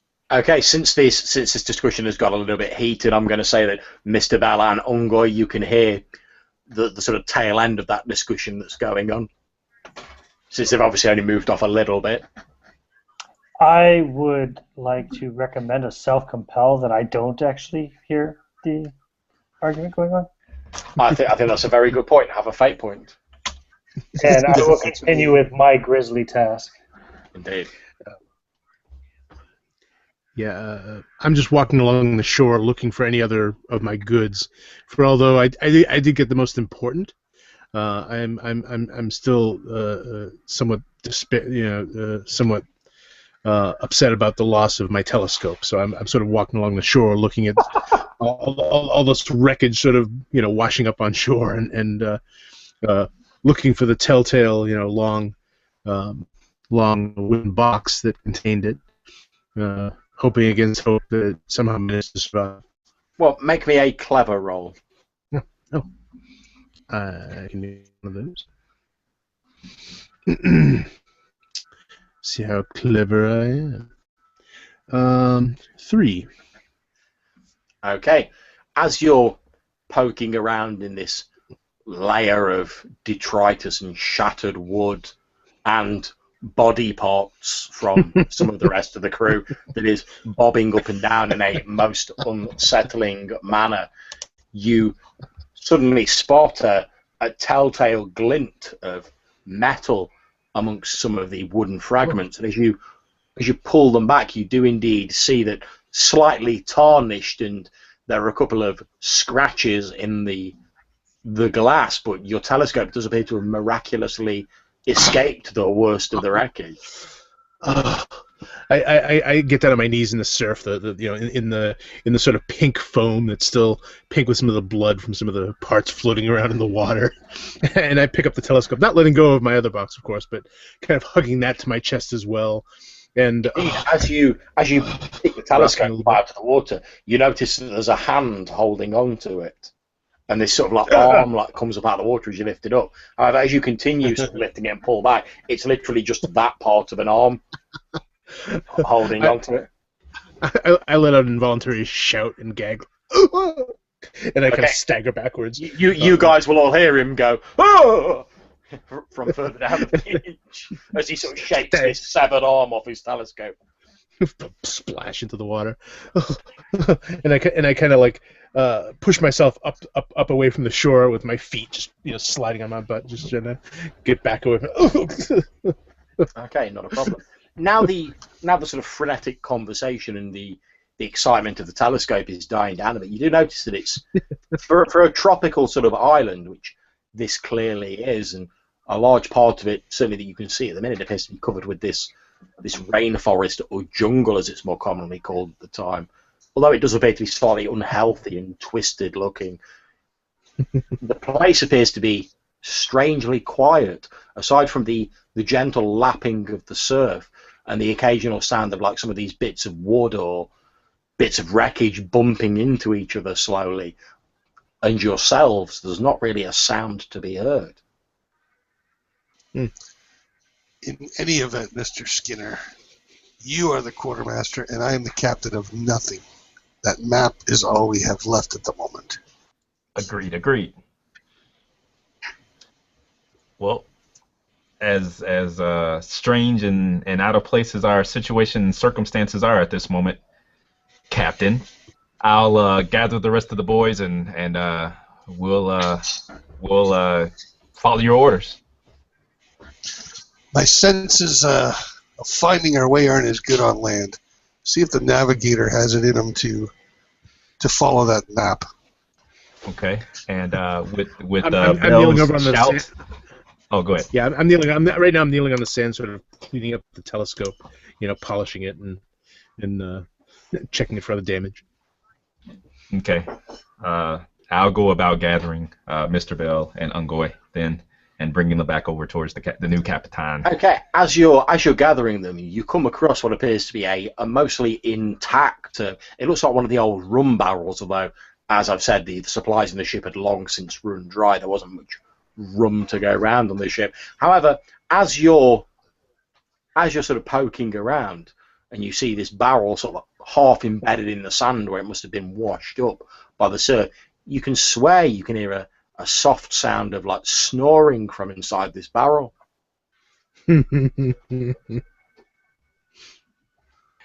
Okay, sure, I'll bite. Okay, I'll look around again to make sure my ears aren't playing tricks on me once again, and I'll slowly approach the barrel, and I'll kind of wave at the other fellows and kind of give it a point. I'll give him the old head, look at this Okay. over here. He waves you, and if you go over to the barrel, you can indeed hear this. All right, so be it. I'll take the hilt of my my cutlass, I guess it is, and I'll bang onto the top of the barrel. Hey, Okay. who's in there? You bang on the top of the barrel, and you hear Coiled this. snakes come out. Yeah. You bang on the top of the barrel, and you hear this.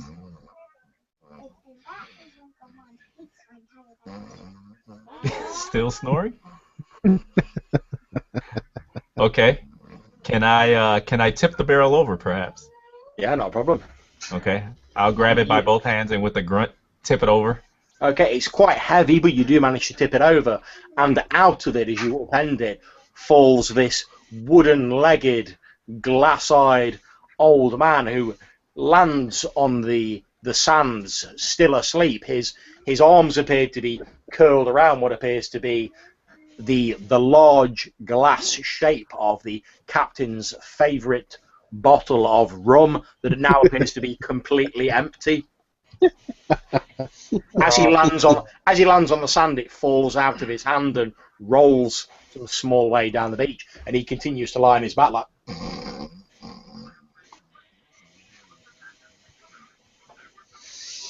Of all the. Just truly blessed. I'm sleeping it off. Mm-hmm. Mr. Bell, do you think you can make anything of this map compared to where we are now? I could use the back to write my last will and testament, I suppose. Shouldn't we be attempting to signal the Invincible, perhaps, to pick us up? We'll be marooned, won't we? Get to reading the map, or you'll not have to worry about killing yourself. Oh, beg your pardon. That's Okay. fine. Pass it here. So he again kind of tucks the box under his arm. He seems unwilling to let go of it, and so he starts to look at the map, realizing where it came from. He quickly goes from holding it like this to sort of like just two fingers, and holds it at length. Just, Okay, well, can you please make me a clever roll to just see how yes, well I your can. nautical abilities serve you in this instance? All right. 3. Okay, not a problem. You think that you have landed approximately here. Okay.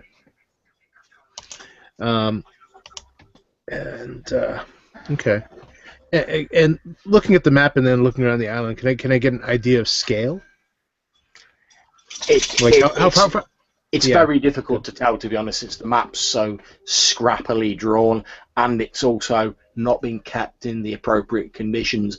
You would hazard a guess from what little you remember seeing of the island as you headed towards it, as you sort of glimpsed it before you plunged into the icy embrace of the sea, that it would take perhaps a day's walk to cross the island Okay. at a brisk pace. All right. So I say, well, if we if the beach continues as it is, we might be able to reach, and I point to the X, this point in maybe a day of good travel. So again, assuming no obstacles. I can't tell very much about the interior, though. This rather menacing looking skull seems rather cryptic. Do we know where this treasure is meant to be located? I presume this mark here, he points to the X, would be the most likely situation. Of course, Bill. You act as though this is the first treasure map we've ever laid eyes upon. That X always means that's where the booty is. Would be best to stay away from that skull, too. That skull is just surely an embellishment of some sort. It means nothing. This island only exists at night under a moon that is full. What more does it take to convince you? And indeed, as he's saying that in the darkness of the night, looking up, you can see there is indeed a full moon shining down on the jungle canopy, giving it a slightly unhealthy, sort of bleached look to it.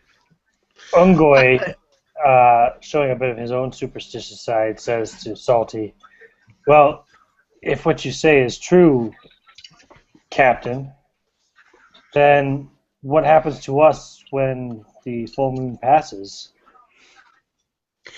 Look, I've entertained this superstition for some time, but clearly all it means is that when the tide is at a certain level, the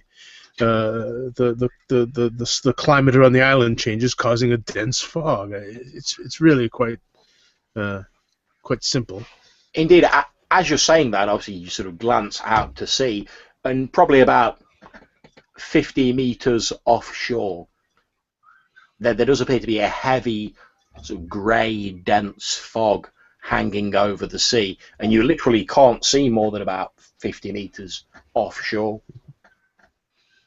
Yeah. Well, we better get a move on, right, Captain? You keep clinging to your non-belief, so when there's the death of you, I'll remind you. Is there any kind of dry wood around? Any wood that's been up on the beach for a long period of time? There does actually appear to be a little bit further onto the beach. There does appear to be some, what looks to be almost other wreckage, but from the fact that it is dry, Ungoy, it's obviously not wreckage from your ship. Right, it's been here before. It's been here long enough to have dried out. Ungoy's going to see about trying to make a fire. Yeah, not a problem. You've easily got the means and the ability and the materials at your disposal, and you soon have a small wigwam of sticks and wreckage created on the beach, and you set light to it, and a small fire is created, and thin wisps of smoke start drifting off it, shedding a little warmth in the cold of the night. I'm going to have to start charring some of this meat. Where did you get that from, anyway?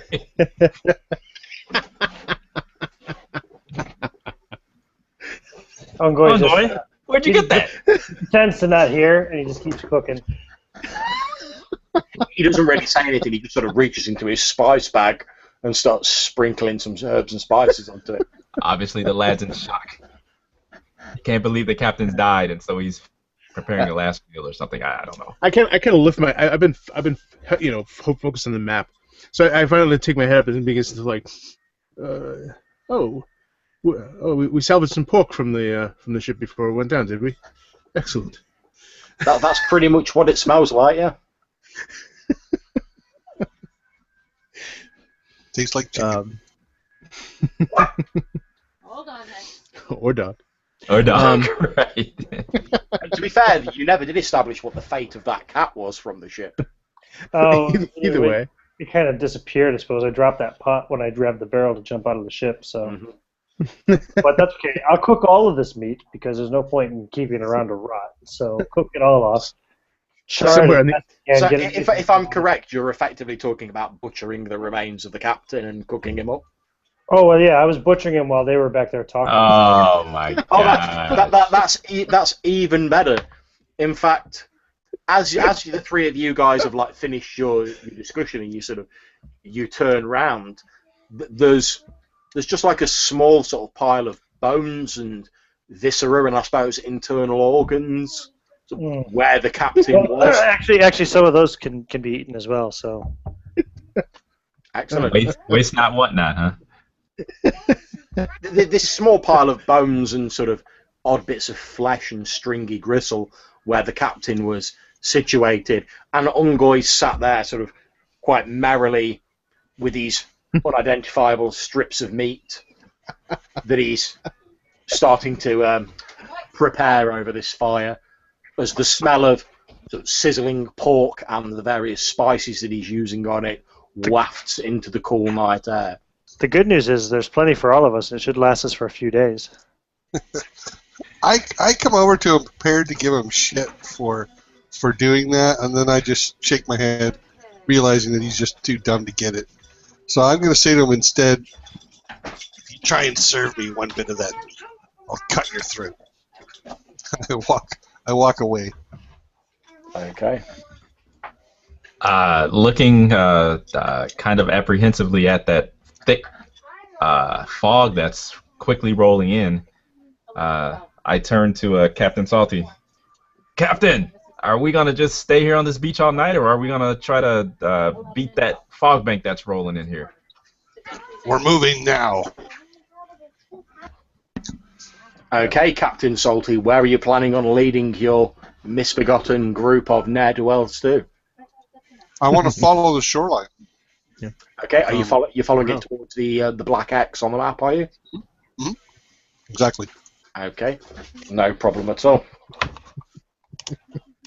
You start following the beach. Ungoy takes a few moments of bustling up the various food that he's lovingly prepared. Mm-hmm. And you I'm absent-mindedly chewing on a piece as we go down the beach.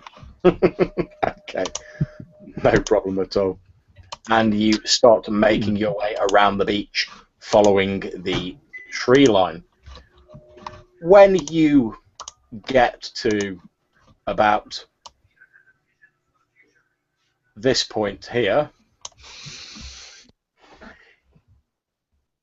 in the distance, you would swear that you can hear the faint sound of... Is that the sound of church bells? In the distance, like a... Dun, dun, So I stop. dun, dun, Once I'm sure I hear it, I stop. dun, Mr. Skinner, perhaps my ears are old and I'm hearing things, but dun, it sounds like a bell to me. dun, Ungoy says, "What?" I was bringing up the rear to make sure that Ungoy didn't wander off, and also Mr. Bell tries to remain as focused as possible because he's got his two parcels that he's fumbling around with. And once I get up to where the captain is, I stop and I listen and I say, I think you're right. Those do sound like bells, but what kind of church would be on this kind of island? I don't care. It's civilization, at least. We're in luck, gentlemen. As you're continuing good walking, news. it's obviously been a couple of hours walk. As you're continuing walking, the land has started to slope up, at first gradually and more steeply. You expect that you must be emerging onto like a cliffside or something along the eastern side of the island, given the way that the land's rising up. As you rise up, you sort of emerge as you head up this hill over the top of the tree line. You can see the island spread out a little bit more before you, and you can see these three sort of tall, I suppose, mountains or large hills emerging from the canopy of these twisted, unhealthy-looking trees. And then beyond them in the distance, you can see this huge, rocky edifice that appears to resemble a malformed human skull on the other side of the island to which you stand. You can just about make out, if you listen, as the bells seem to have stopped now, the sound of the wind whistling through the holes in this sort of strange skull-like rocky edifice, making an almost mournful keening sound as the wind whistles through the eye holes of this rocky skull. We're looking at the skull like across the island, right? Yep. I Mr. laugh and Bell. point at it. Looks like You old still Tom. have your spyglass with you. Well, yes. So I have. It's not so much a spyglass. It's a very fine instrument, but yes. Yeah. If you see, I point at the if you skull. would give me a hand and stand here, and I gesture for Salty to stand in front of me, and I rest the this larger telescope on his shoulder, saying, "Now, be very still if you would, please." And I'll take a long look through the eyepiece, trying to pick out all the details I can from it. Okay. as you bring it into focus, it's slightly fuzzy due to the scratches on the glass that it received in the buffeting about in the sea. However, as you focus it in as best you are able, you can see this rocky edifice actually, unlike at first glance where it looks as though it's obviously been sculpted, it actually appears to be a natural phenomenon that no doubt just coincidentally resembles a human skull. As you sort of train your telescope over it, you can see that it's obviously being formed by some of erosion. But for just a moment, you're sure you catch sight of something glinting and catching the light of the full moon in one of the eye sockets of the skull, and then it's gone. It's very brief, little more than like half a second's glimpse. But I stare for an extra moment, and convincing myself that it was just a trick of the light, I take down the telescope.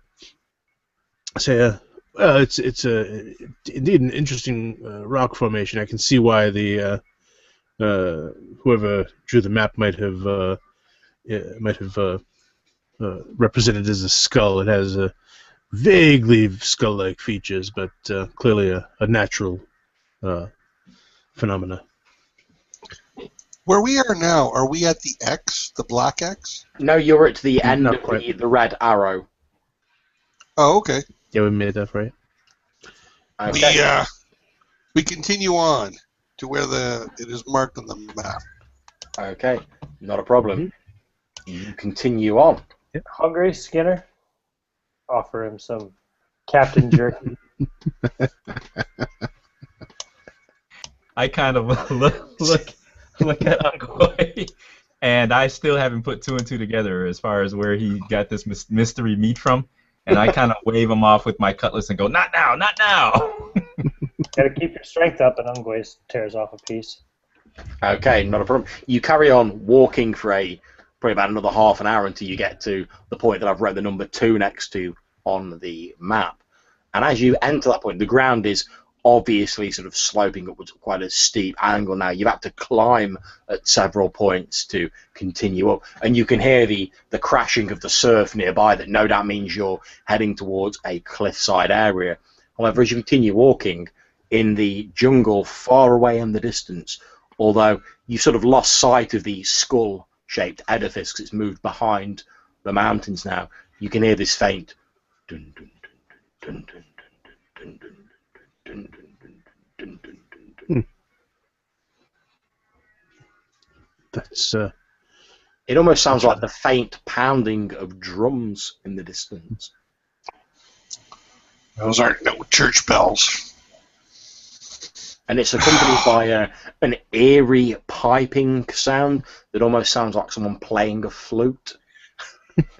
I say, well, we must be careful. There have been stories for many years of cannibals in the area. As I take another bite of the jerky.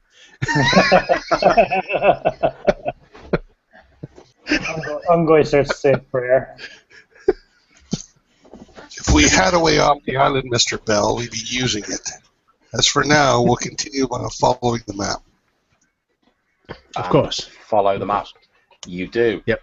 Eventually, as you continue up to this cliffside, you see silhouetted against the moonlight what appeared to be the ruins of an old church with a large bell tower. It looks as though part of the building has collapsed off the side of the cliff and has sort of crumbled away. It looks like an old. Indeed, it looks like an old. It's leaning precariously over the cliff, but it is still intact, although much of the rest of the church has dropped away. It looks like an old Spanish mission or something similar. Is the bell swinging from the wind? Like, I'm trying to get a sense if it was possible that it rang itself from the wind, or clearly that's not possible. Given the fact that the bell appears to be sort of quite large and quite heavy, you wouldn't think that it was possible for the wind to make it ring. That's the only explanation, Captain. And if the wind was ringing it, then it would still be ringing because there is still a wind. Keep your eyes open. There's someone else about. It could have just been gusty earlier. We might not have noticed it. Look at the size of that bell. There's not enough wind to make that move. How large is it? It's easily the size of a sort of grown man, and wow. it's made of like heavy metal. There's no way a slight breeze is going to cause that to ring. You're letting your old wives' tales get the better of you. More to comfort myself than it was the captain. Yeah. Indeed. Ungwe continues to mutter and pray under his breath in a language none of you understand. He continues to repeat one word that you hear over and over again. Aswang. Nice. You're standing on proof. In any case, keep your eyes open. I'm telling you there's others about. I'm going to draw my cutlass, and I'm going to start walking a little bit more cautiously, looking around. Places people could hide, things like that. Okay. Not a problem. If you start picking your way towards this church, looking around, you do indeed see that outside the front of the church there appears to be a man sort of like lying on the floor, his back up against the wall of the church. There's what appears to be a blanket of a rough Hessian variety thrown over his legs. He has sort of bushy, grey, sort of unkempt beard, and he has the remnants of a threadbare and slightly torn black outfit on. He looks as though his face has been parched by the sun, and his eyes have a sort of mad staring cast through them as his entire lower half is like covered by this rough Hessian blanket, and he's slumped against the wall of the church.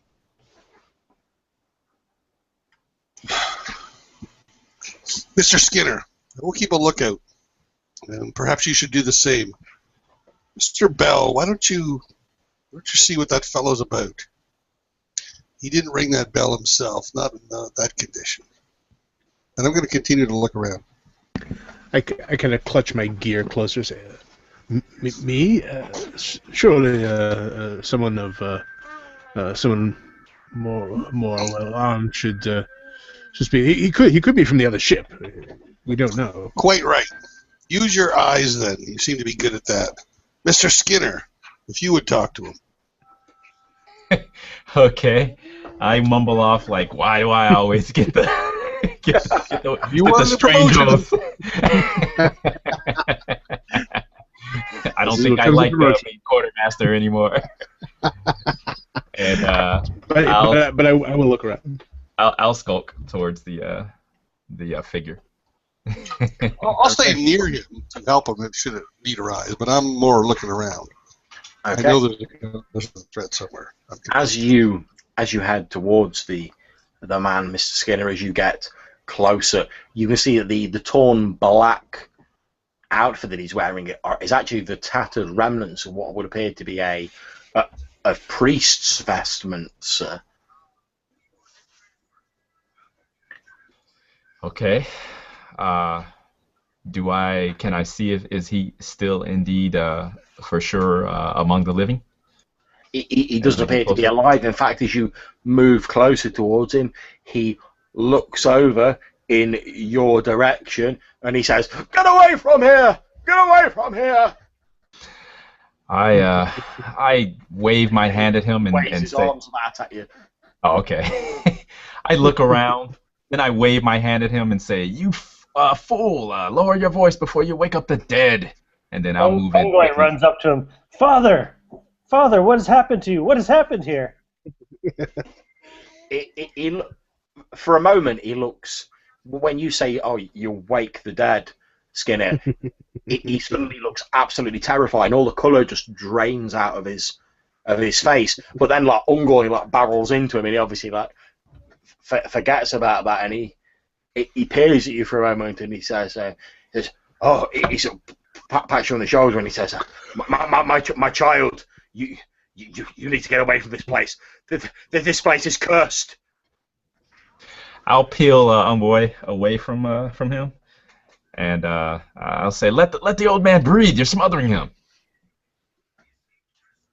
And if he allows me to do that, then I'll grab the old man by the shoulder, as I seem to do everyone, And appearing in his eyes once again, I'll say, "Wow, what are you doing here? You know, where are we?"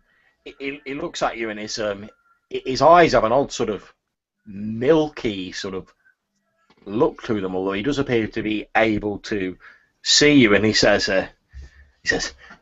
"You're on the Isle del Agua, Descura, and this." And for a moment, sort of water gathers in the corner of his eyes as though he's going to break into tears, and he sort of gestures with his hands. He says, "And this is all that remains of my church." I'll keep your composure, Padre.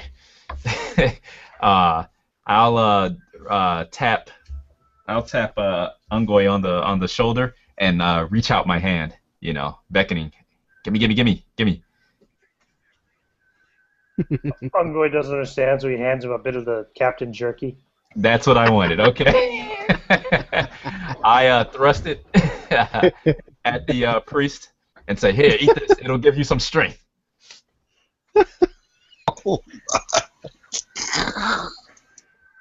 He takes it, sort of sniffs it hesitantly. He sort of shifts about a bit under this still concealed Hessian blanket. It's basically in keeping with his faith, you know. And then he bites into this meat and chews it and swallows it down. Okay, all right, okay. And if it's not above, I'll turn and Captain, he needs a bit of that ale of yours that he's got in his decanter around his my flask. Flask, yes. I have a flask. Yeah, there's no luck for him. It's too late for him. What did this to your church? Okay, so are you giving him some of the liquor, or is the liquor already gone? You're a cold bastard. Not yet. Okay. This is my special flask. You're a cold one, Captain. You're a cold one. You'll learn. You have to be. He looks at you just sort of round the corner and asks him what happened to his church, and he says, "Once I ministered to the people of this island. They were good people, but then we used to fish.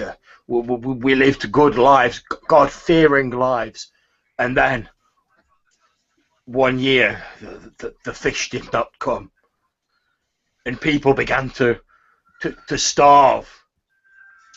The people began to say that perhaps God had abandoned them." And he breaks down into sort of sobs for a few moments.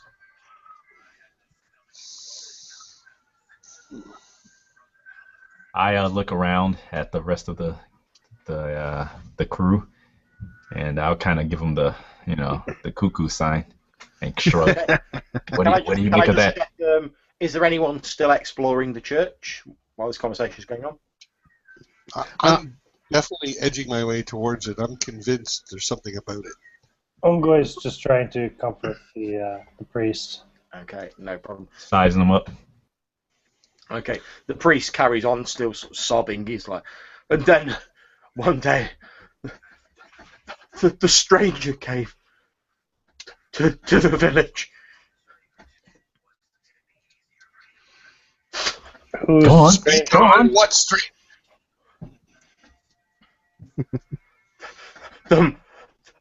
The man with the fish tattoo. I think I read that book. He told the people that if they rejected their false gods and they returned to the ancient ways, the fish would return, and prosperity would return to the village. Oh, what nonsense! What did this man look like?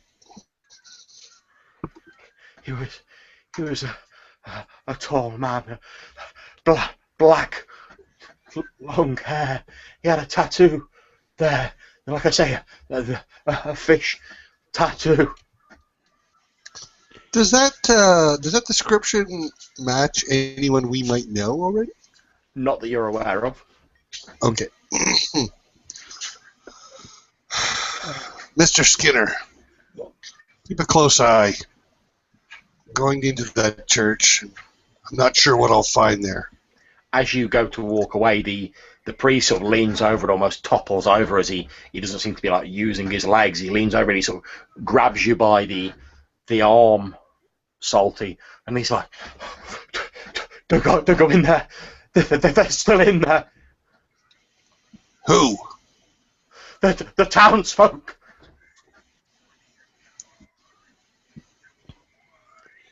Perhaps they know a way off the island.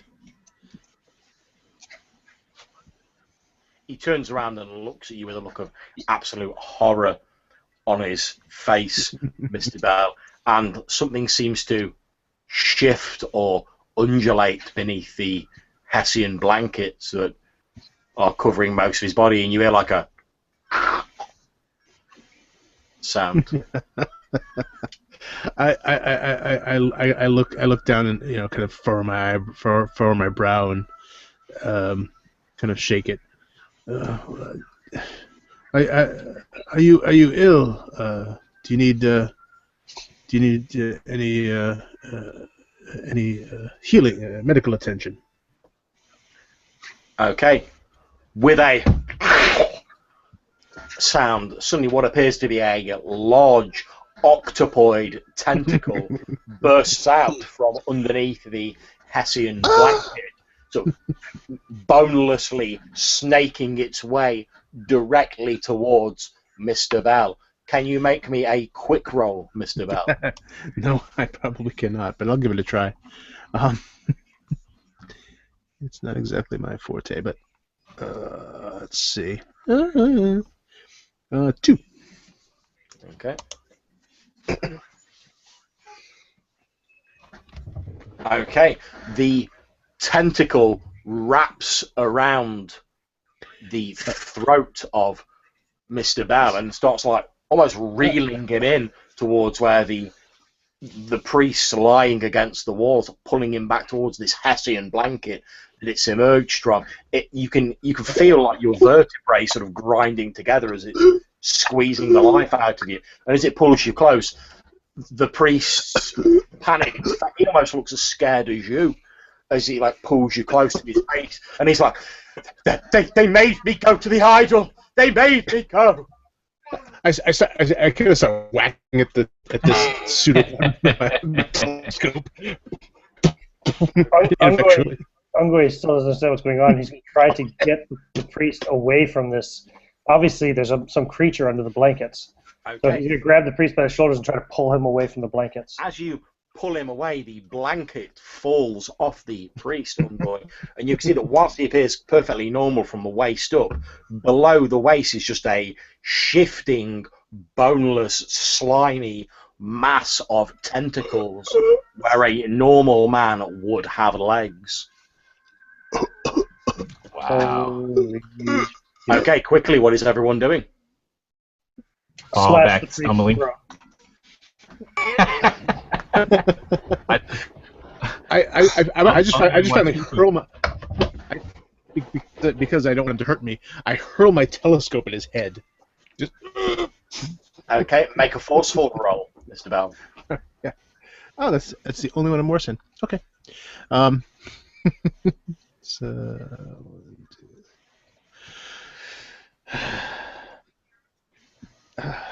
and I'm going to spend a fate point because I don't want him to hurt me. Okay. Which I'll bring that up to 2. Okay, it's not a problem.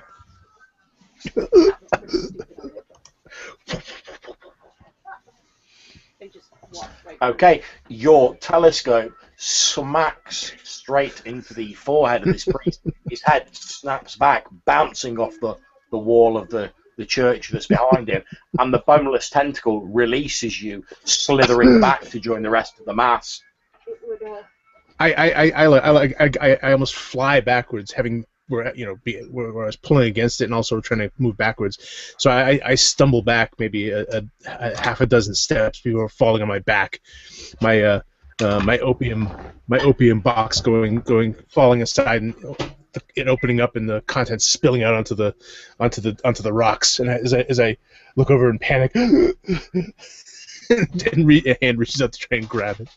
Okay, as your opium paraphernalia spills over the edge of this cliff and you sort of reach out to try and grab them, looking down over the edge of the cliff, you can see what appears to be a sort of inlet, I suppose, with a stretch of beach spreading out below the cliff. You can see a lot of timber and masonry, no doubt the wreckage of the church that has fallen off the cliff.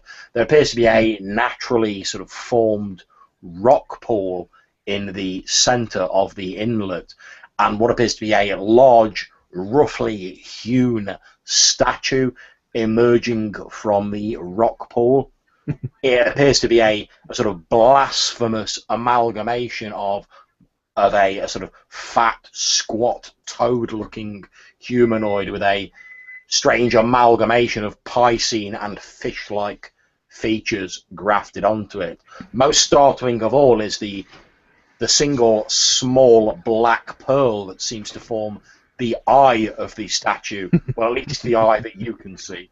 You can only see one side of it. However, since it's quite far down, this statue must be really big.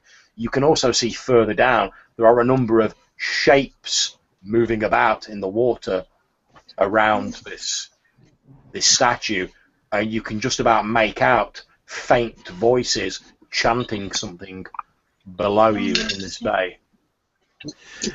My eyes widen as I stare down at this. Probably the only thing that could have distracted me from the opium now tumbling to the rocks below. In fact, it's funny you should mention that, but I will actually, since you actually came up with the idea of the opium tumbling down, I will give you a fate point for that, since as the opium paraphernalia hits the rocks at the side of the pool with like a tinkling and breaks, you see a number of these figures, which now as they sort of, the clouds drift away and the moonlight falls down, you see appear to be covered in these hooded robes.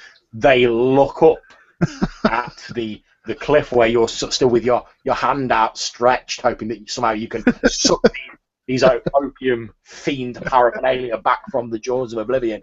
As they look up, you see these pallid, slimy, almost fish-like faces and these white, milky, staring eyes. And one of them goes, "Mutagagalagwaga!" Oh, bloody hell. Well, clearly this is the idol the guy was referring to, and I know it's folly to ignore superstitions. So I'm going to run! Run! Back the way we came now!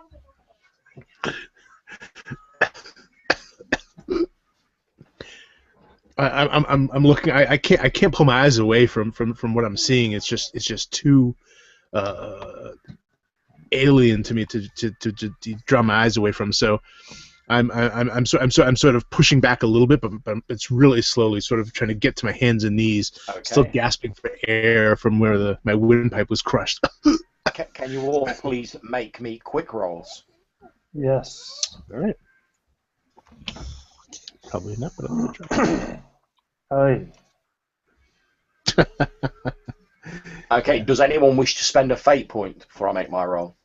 No, not me. What is it regarding? This is basically to see whether you can avoid the rest of the thrashing tentacles. Oh yeah. Then, yeah. I still don't. I still don't want it to hurt me. So yeah, I will do so. I will also. That'll bring it up as well. Yeah, that'll bring it up to 2. Yeah, I think it's I know I got to get away from this thing. I'm totally believing every word of it. So I'm going to spend my only fate point and make that a 3. Okay, I'll make my roll now. Oh no. Okay, that only puts me at a +1. Did anyone get below a +1? Nope. I got a 4. Okay, in which case I can see it in the style. Excellent. In which case the tentacles lash out wildly, sort of attempting to grasp hold of you guys. However, now you can actually see them coming and you're not taken by surprise. They seem fairly sluggish in the open air, and you're actually easily able to avoid them. If ye value your lives, run. I will try to slash the priest's throat. Okay, make a forceful roll. Could I try to do so quickly? You can indeed. Since it's Brotherhood first, booty next, I'll try to grab a hold of Ungoy by the nape of the neck and pull him away. Before he gets himself killed. Can I do that? You can in just a few short moments. Okay. Okay, do indeed grab Ungoy, however, not quickly enough to stop him slicing his knife across the throat of the priest. A gurgled gasp escapes from the priest as air rushes out of the hole in his neck, along with what doesn't appear to be blood. It's almost like ink, sort of dark black ink that runs down his neck, and the tentacles all fall limp, sort of spasming a few moments before lying still. The last thing he says as you look at his now dead form is he sort of goes, "It's not my fault. They made me go to the idol." And then he starts reciting the Lord's Prayer, but he dies before he gets very far into it. I'm going to finish the prayer and make the sign of the cross. Okay. Not Salty. Salty is running from the idol. Okay, not a problem. All you can hear of Salty is like... I'm a bit slower. He's a tad chubby. I'm vaguely running along the side of the cliff after him, but I'm not even looking where I'm going. My eyes are focused over my shoulder at the top of this idol and the horrible abominations below. Just sort of, just running while I'm looking away entirely. So I have no idea where I'm going. Okay, as you're running away, you can see that these misshapen creatures, I suppose you'd call them, clad in these sort of robes that are stained with seaweed and salt water, are making their way up a small path that appears to lead up the cliff that previously you've not spotted towards the church. They're all sort of chanting and babbling this strange nonsense that even to Ungoy, who is well acquainted with the local languages, doesn't actually mean anything. It's just this strange sort of babbling, sort of almost sounds like someone gargling water as they sort of talk, and they shout and gibber as several of them sort of point in your direction as they're making their way up this small pass. How do they move? Are they hopping? Are they... They appear to be walking, but it's a strange procession. Some of them are sort of dragging themselves along as though their legs aren't working properly. Others are moving quite quickly. You can see one of them that's actually pulling himself along by his arms. His perfectly normal-looking legs just sort of trailing along behind him. I'm just screaming at the top of my lungs, not to anyone in particular. They're coming! They're coming! As I'm running, looking over my shoulder, just running in madness at this point, just trying to get away from them at all costs. Okay, where are you planning on heading to, guys? Are we going back towards the wreckage of the ship? Yeah. I'm just away. Yeah, I'm just sort of listening to the footsteps of Salty, so just kind of following his footsteps. Okay, not a problem. Where are you leading them to, Salty? Back to the beach? Yeah, I'm so convinced by this superstition. Like, I'm being a little bit selfish in that normally Salty really looks out after the crew, being a quartermaster for so long, but he's way too freaked out by this.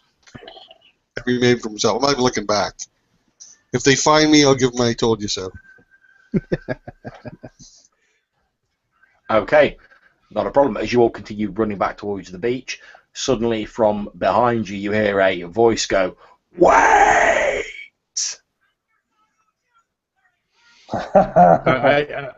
I'm where is this from?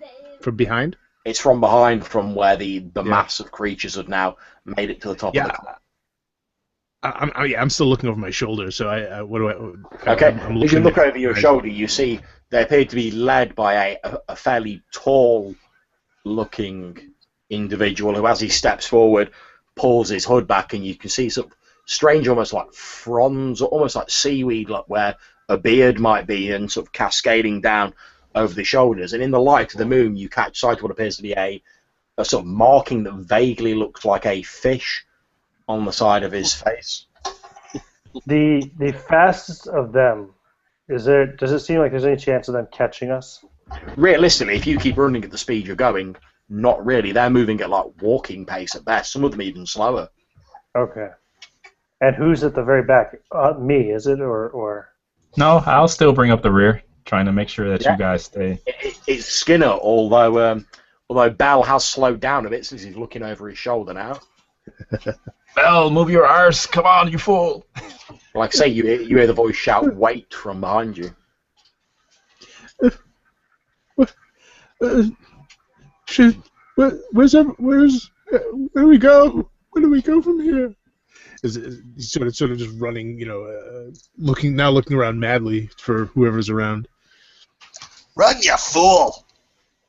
I'll bite, because I am curious who could be alive back there asking for our help. So I'll stop and wheel around and look, peer through the mists.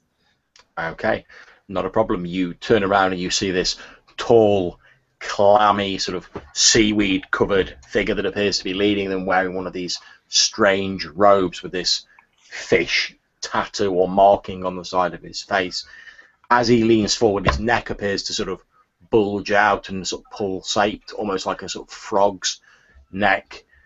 And then a rasping voice goes, "Where is Reed?" I stand there, paralyzed with shock, disbelief, a little fear thrown in there, of course. And against my better judgment, I'll yell back, "We don't know where Reed is, you fiend. We have no idea. Leave us be." I stop and I kind of grab Skinner. I say, "Don't talk to it. You need to protect me." I grab my lapels. "You need to protect me." The strange figure sort of holds his arms out, and all of the sort of rest of the mob sort of stop behind him. They stop approaching, and he leans forward again and says, "He stole from us." And I'll turn to Bell and I'll say, I'll shake him, and I'll say, "The necklace, remember?" Oh, you might not have seen it though. No. But he had the necklace. What? We have to go. Ungoy's not hearing any of this because he's still running. Okay. Can I hear him? Yeah. His voice seems to carry strangely well. Perhaps it's due to the bulging throat sac that he has. Well, as afraid as I am, I know superstitions must be heeded.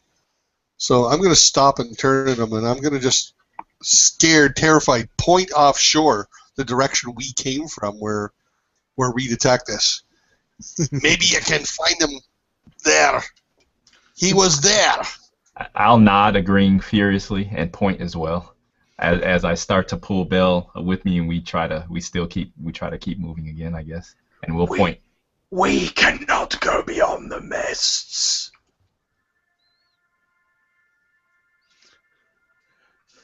I see an opportunity to make possibly get us out of this situation.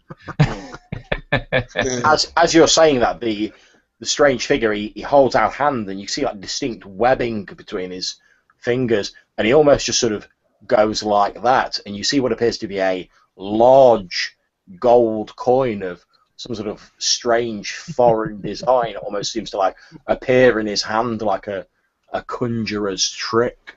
He's offering you a point. My eyes lock upon that gold coin, and because it's a big coin. We're talking about that size. It's more like a medallion. And because I'm a rascal with grand ambitions, I kind of shake off Bell's grip upon me, and I begin to move towards this figure from the depths of hell. I'm not shrieking like in panic, trying to grab him. No, no, no. Like I said, I try to shake him off, and I say, we may be able to help you. No, we're not. You moronic fool. He leans towards you and he says, he leans towards you and he sort of holds out this large gold coin in his clammy fish-like hand. I'm in a complete panic now, so I slap Skinner on the face. Just snap out of it, man! I look at Mel, shocked that he's finally showing some backbone after all this time. And I point at the gold coin and I say, "That's our way out of here." Do you see We what need a ship, not money. Speaking of ways out here, We can give you a ship. They are. No. Ungoy continues running. Ungoy's like just a speck in the distance. He's going all the way back. He's got a lapis in a second, isn't he? Ungoy's made like Roadrunner. He's gone. When he gets back to the wreckage, he's going to try to make a raft as fast as he can. He can No make a raft. problem at all. He can make a raft out of what's left of the captain. All right. So, a ship, you say? Well, I try to How? look at you in disbelief. Like, what? what more will it take for you to believe now? This figure turns towards you. Its big sort of fish-like, dead-looking eyes shining briefly in the moonlight, and then it says, "Only those who accept the worship of Dagon can leave this island." There you go. There's a catch. Yeah. Oh my You can god. make a bargain with it. I'm not agreeing to worship or pray to any of your dark gods. My soul's already owned by Davy Jones himself. Mr. Skinner, if this does not work out, you will be captain. And I'm going to walk up to him and I'm going to put out my hand to him. I accept your word. I'm just standing with my jaw hanging open. He places this like gold coin in your hand. Salty, All right, and he I'll says, take it. he says, "You must come with us to the idol."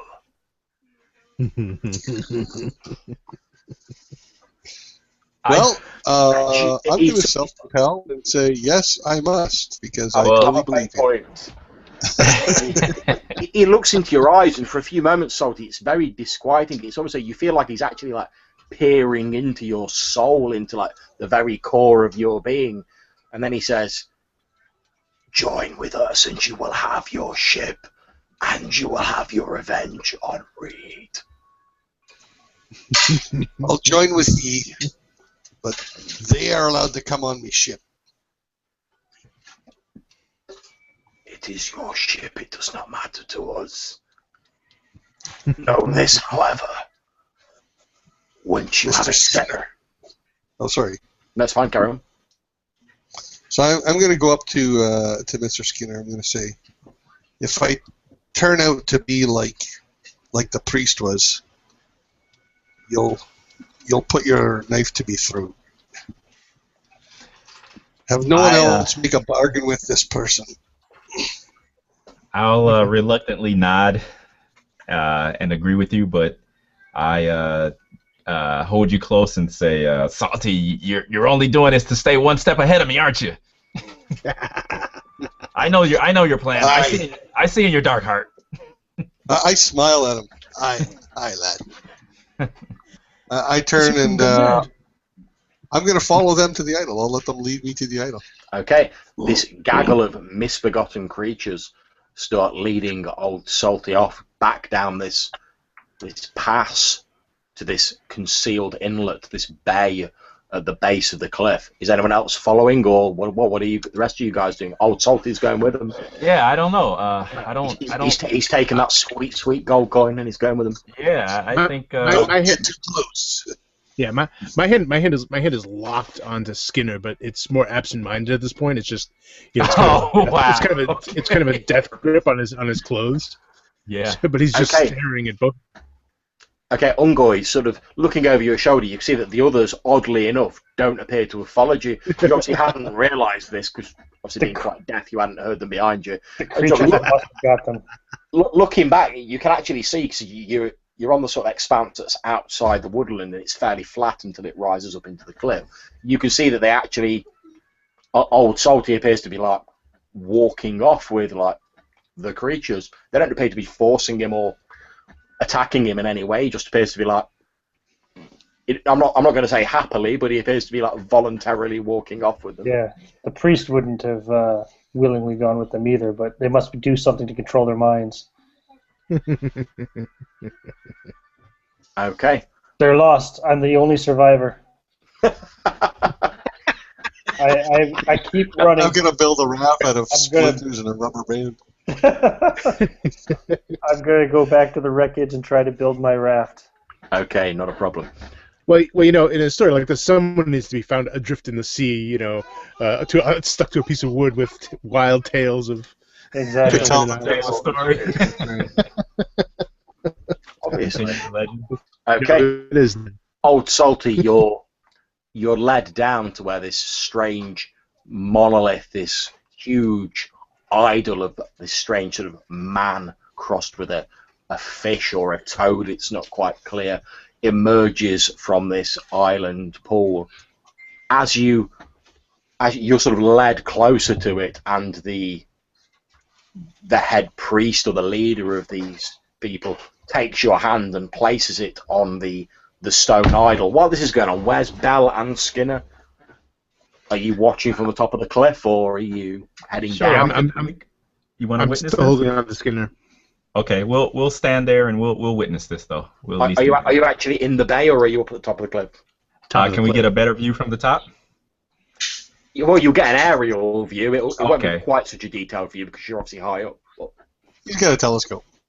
Oh, yeah, you've got a telescope. Oh, yeah, that's right. Okay. No, I don't. So oh, you don't? Okay. Remember, I threw it at the priest. Well, I was assuming that you'd recovered it, to be honest, because once he was dead. Oh no, I took off. I didn't. Oh right. That's absolutely fine. I was running in a panic. Okay, so I assume you guys are watching from the top of the cliff. As you watch, you see Old Salty's hand is placed on this idol. For a few moments, Salty, you feel like a warmth underneath your hand, and then. Well, I just want to say, I kind of feel a joy come over me because ever in my life, if there was any iota of doubt that superstitions weren't true, it's utterly gone now. And as you think that, it's almost like a veil is lifted from your vision, and for a moment, you're no longer stood in this dark, damp inlet. And you're no longer surrounded by this misbegotten gaggle of fiendish-looking creatures. You're surrounded by a smiling throng of villagers clad in local garb, and the man who stands next to you holding your hand on the idol is a tall, bronze-looking, beautiful figure of a man wearing ceremonial robes and bedecked in gold jewellery and finery, sporting the same designs as were on the large coin that he passed to you. He looks down at you in a now completely normal voice and says, "Do you accept the worship of Dagon?" I smile. I do. Then know this, when you make your way back to the harbour, your ship will be waiting for you, and we will furnish you with a crew. And he reaches up to the idol and sort of round the side of it where you can't quite see. He brings his hand back, then he holds it open to you, and there's a single large black pearl sitting in the centre of his hand. And he says, "This is the twin of the pearl that Reed stole from us when he was washed ashore on this island after a pirate attack. He managed to escape us." take this, and you will be as strong as him. You will have your vengeance on him. However, know that the worship of Dagon demands a price, and that only by the light of the full moon will you be able to venture on land. The rest of your life will be given to the sea. And he holds out this pearl towards you. I take it. I accept those terms. That's about that. Yeah. Okay, you take it. Dagon will have his revenge. You take it, and for a few moments, like an agonizing pain appears to ripple through your entire body. It feels like how you'd always imagined dying would feel. And then you feel absolutely fine. However, when you sort of open your eyes as you've been sort of squinting against the pain, you're now back in the sort of dark, dim inlet surrounded by these weird, strange fish creatures and this seaweed-covered high priest. Okay, so as I make my way back to my companions, I take off just a simple necklace I was wearing, and I affix the pearl to the necklace, and then I put it on so that I'm wearing it like Reed was. Okay. And I head back to them, and I'm going to say to them calmly, we now have the means to leave and get our revenge. Okay, as you head back towards them, you can hear the misbegotten throng of creatures in the bay sort of chanting in a strange language behind you, in like this as they begin chanting as you walk back to your companions. I sort of say absentmindedly as he approaches, You want to try and get him out? what have you done? They have saved us. We'll let the water out. At this point, I'd like to jump back to Ungoy on the beach. Okay, Ungoy, you've been building a raft for the last sort of few minutes, thinking, fuck this noise, I'm getting off the island. Yep. Building yourself a raft. When all of a sudden you see this sort of like bubbling, churning, sort of roiling within the water, probably about 20 meters offshore. Oh, that's not good. Build faster, build faster, build faster. Release the Kraken! There's suddenly this tremendous, as this water cascades into the air, on what appears to be a large ship, a galleon, you might almost call it, sort of bursts forward out of the water, coated in seaweed and barnacles and the various life of the deep sea. Oh, jeez. I'm going to start to pray, and yeah. As you look, you can see a number of figures. I'm in prayer. You start praying. As you look, you can see a number of figures stood on the deck. However, each of them appears to be little more than a brine-soaked skeleton clad in the rags that they were claimed by the briny deep in. However, they stand as though they were living men clutching cutlasses or manning the various stations on board the boat. Oh, God. And do they just stay on the boat offshore? They don't. Indeed, they do. Okay, he'll continue to pray for a while and kind of keep one eye open, watching them to see if they do anything. If they get off the boat, if they come towards him.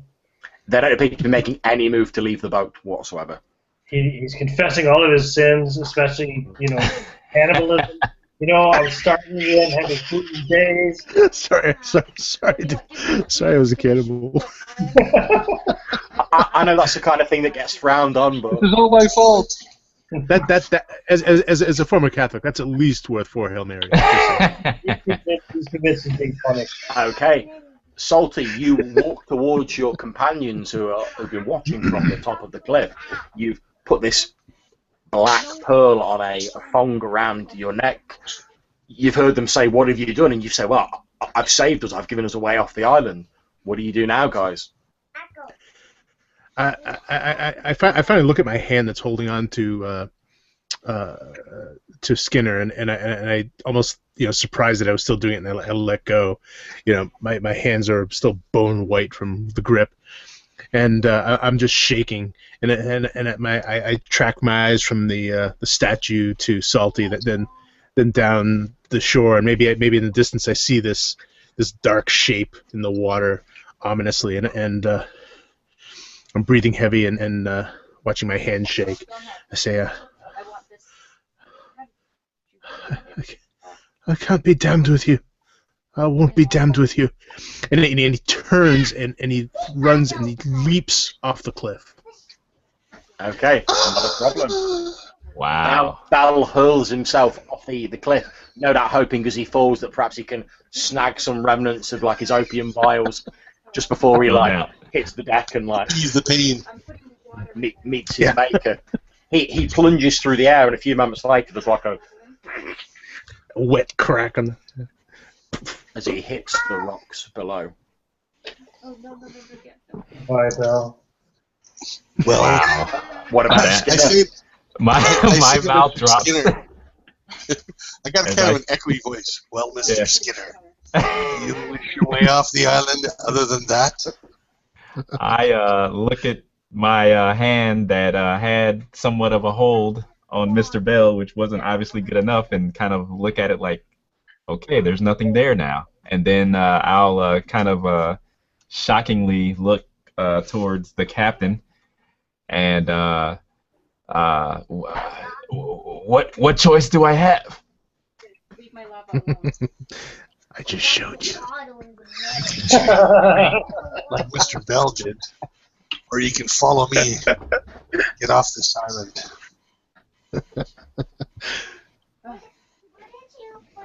And I'm just gonna walk past. I'm not gonna wait for him to respond. I'm just gonna start slowly walking towards the ship. Okay. Does has the captain undergone any other like drastic physical changes as of yet? He doesn't appear to have done that.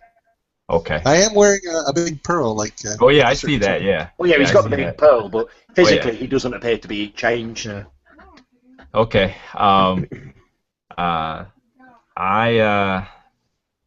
guess I will still bow into my grand ambitions, however twisted they may have become, and taking Mr. Bell's actions as a sign of his brain being softened by his addictions, I'll swallow, gulp, and then I'll follow the captain.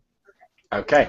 As the two of you I make say it is good to see that you kept your promise. Okay. I don't respond to that because I don't know how.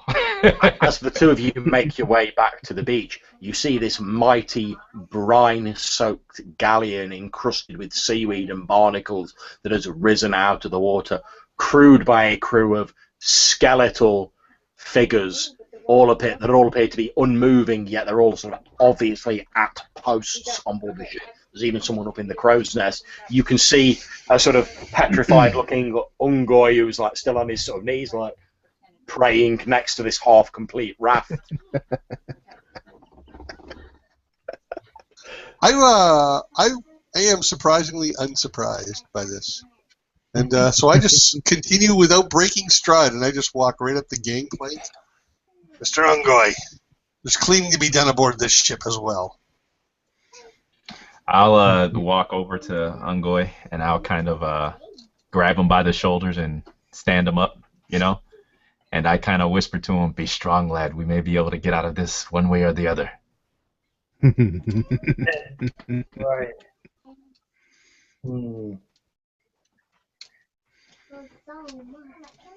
How does Ungoy respond? Ungoy doesn't trust them. They've You can go. they've sided with demons. He will attack Skinner as he grabs him with his kitchen knife. I know I don't stand a chance because he is he's a master butcher. Okay, you go to attack him and you hear like a from behind you, and you turn around to see half a dozen of these skeletal crewmen have drawn these notched and grimy looking cutlasses and appear to be sort of slowly advancing on your position. You've sided with the devil, you fiend! Oh! Oh my gosh. Is this the end of Abraham, Skinner? I think so, because he wasn't expecting that, Yeah. you know? Oh, Yeah, that's looking ugly. Yeah, so I had him by the shoulders and eyes wide, and Okay, make a roll to resist that attack. So quick if you're trying to dodge, forceful if you're just trying to sort of deflect it, etc. wow. I guess it would have to be quick because it would have to be kind of a reactionary thing. Very appropriate. Wow. Okay, all right, well, let's see what happens then. Okay. Jump masses. Okay, so that's a 2 total. Are you looking to spend any fate points or? he has one. Well, if I don't spend it, I've already taken 2 stress.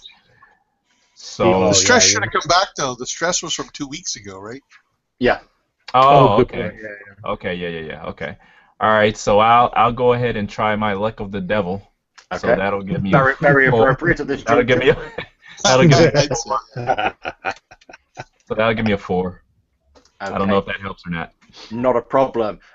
It's not enough to deflect the blow. However, with your roll of a 4, as Ungoi sort of stabs out with his cleaver, effectively, probably still sort of slightly patterned with the viscera of the previous captain, as it punches through your body, you sort of reach out and grab him, and you feel yourself toppling backwards. The two of you fall backwards into the water with a loud splash. Okay. Did I take any stress from that or no? Yeah. Nope. No. Oh, what? Okay. Really? Yeah. 4 on 4? It's fine. No. No, he's on him. Ungoi's on 7. Okay. Oh, Yeah, my I'm gonna bad. get 7. Okay. Okay, I'll get to the exact effects in a minute. However, as they disappear below the water, the 6 or so skeletal crewmen who've been walking towards them, all sort of eerily in unison, sheathe their swords and turn round to stare at yourself, Salty, through sightless, cavernous eye sockets. Hi, Sai. All aboard. We leave for vengeance on Mr. Reed. And all of these skeletons begin moving to their posts, and the ship, slowly with a great creaking sound, begins to move away from the shore, eventually disappearing into the mist. A few weeks later, a young boy, half mad from the sun and drinking salt water, riding on a raft that appears to be made out of human bones and bits of clothes sort of fastened together, is washed ashore on the small port of Beidalbab nearby, with a fantastic tale of devilry and a strange island that disappears and reappears with the full moon. No one pays it much mind. However, 2 weeks after that, the ship of Thomas Reed, Admiral of the East India Company, is brutally destroyed, with all hands slaughtered by a mysterious pirate who appears to be sailing a ship that, if legends be true, and who am I to say whether legends be true or not? Surely it's just superstition. But if legends be true, that they say is crewed by the damned and captained by the devil himself, and thus the legend of Old Salty and his crew of the damned, who appear out of the mists to occasionally wreak havoc on the shipping lanes, passes into maritime lore and legend, although the person who was Old Salty is never seen on dry land ever again. And that is where we will draw an end to the session, guys. Thank you very much. Nicely done. Nicely done. Bravo. Well done. Awesome. Yeah. Good Nice. job, guys, everybody. Very Thank entertaining. you very much, everyone, for participating. I hope you enjoyed the session. I thoroughly enjoyed running it for you all, so thanks very much for playing. I'm sorry we didn't have Lloyd with us for the rest of the session, but as these things often go, technical problems, etc. Given all the technical problems we had at the start, I'm astounded that this hangout went without a hitch after that. Now, if I could only please Dagon get this video loaded onto YouTube, then I will consider it a dark miracle, and I will count my blessings. Do any of you guys have any comments or feedback on the session before I stop the broadcast? Actually, I was gonna say it would be kind of an after credit scene where you go back to the island after the end credits, and you see what's his name, really old Tom, kind of like poke his head out of the barrel. Let everyone know.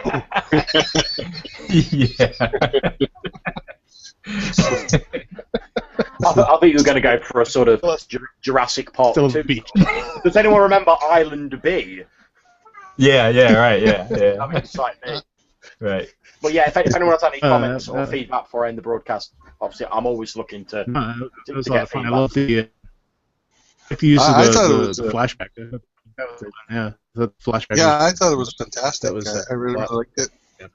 Cool. I know normally, Rob, you're not particularly keen on the sort of the standard sort of Cthulhu adventures where it's inevitably everyone sort of goes mad or like dies, which I entirely, much as I enjoy like randomly like losing characters to like insta death, I understand why it's not to everyone's taste. So I was hoping to go for a slightly more sort of swashbuckly, sort of Curse of the Undead Pirates. It's still got a bit of a feel of that, but it's not just like you are inevitably going to end up dead. Although in your case, you end up dead. You see what I mean? So I hope that worked okay for you guys. That was sort of what I was working towards. It was awesome. Thank you. Although I thought it was great. It was entirely down to you guys. If no one had accepted that offer, you could have gone with the Ungoi plan of like building a raft and trying to get off the island. Well, the thing that pushed Salty was that he had to die at sea. He couldn't die on land. And if that's the only way off the island, then he's got to take it. Yeah. So, I wanted to say I think everybody else did excellent as well. I loved all the characters. I thought they were really good. I've got to say I did love all of the characters that people came up with. I mean, I know at the start we were joking like, oh man, how has this like crew like survived like at all without this like weird assembly? I mean, in fact, I'm probably sure that like the sort of Deep One-esque sort of cultists are probably looking at you guys and going, what the fuck's going on with that? How'd you get here, right? Yeah, you know what I mean? Freaking how have they managed to survive? We look normal compared to them. Like, but, yeah, it had to be full blood.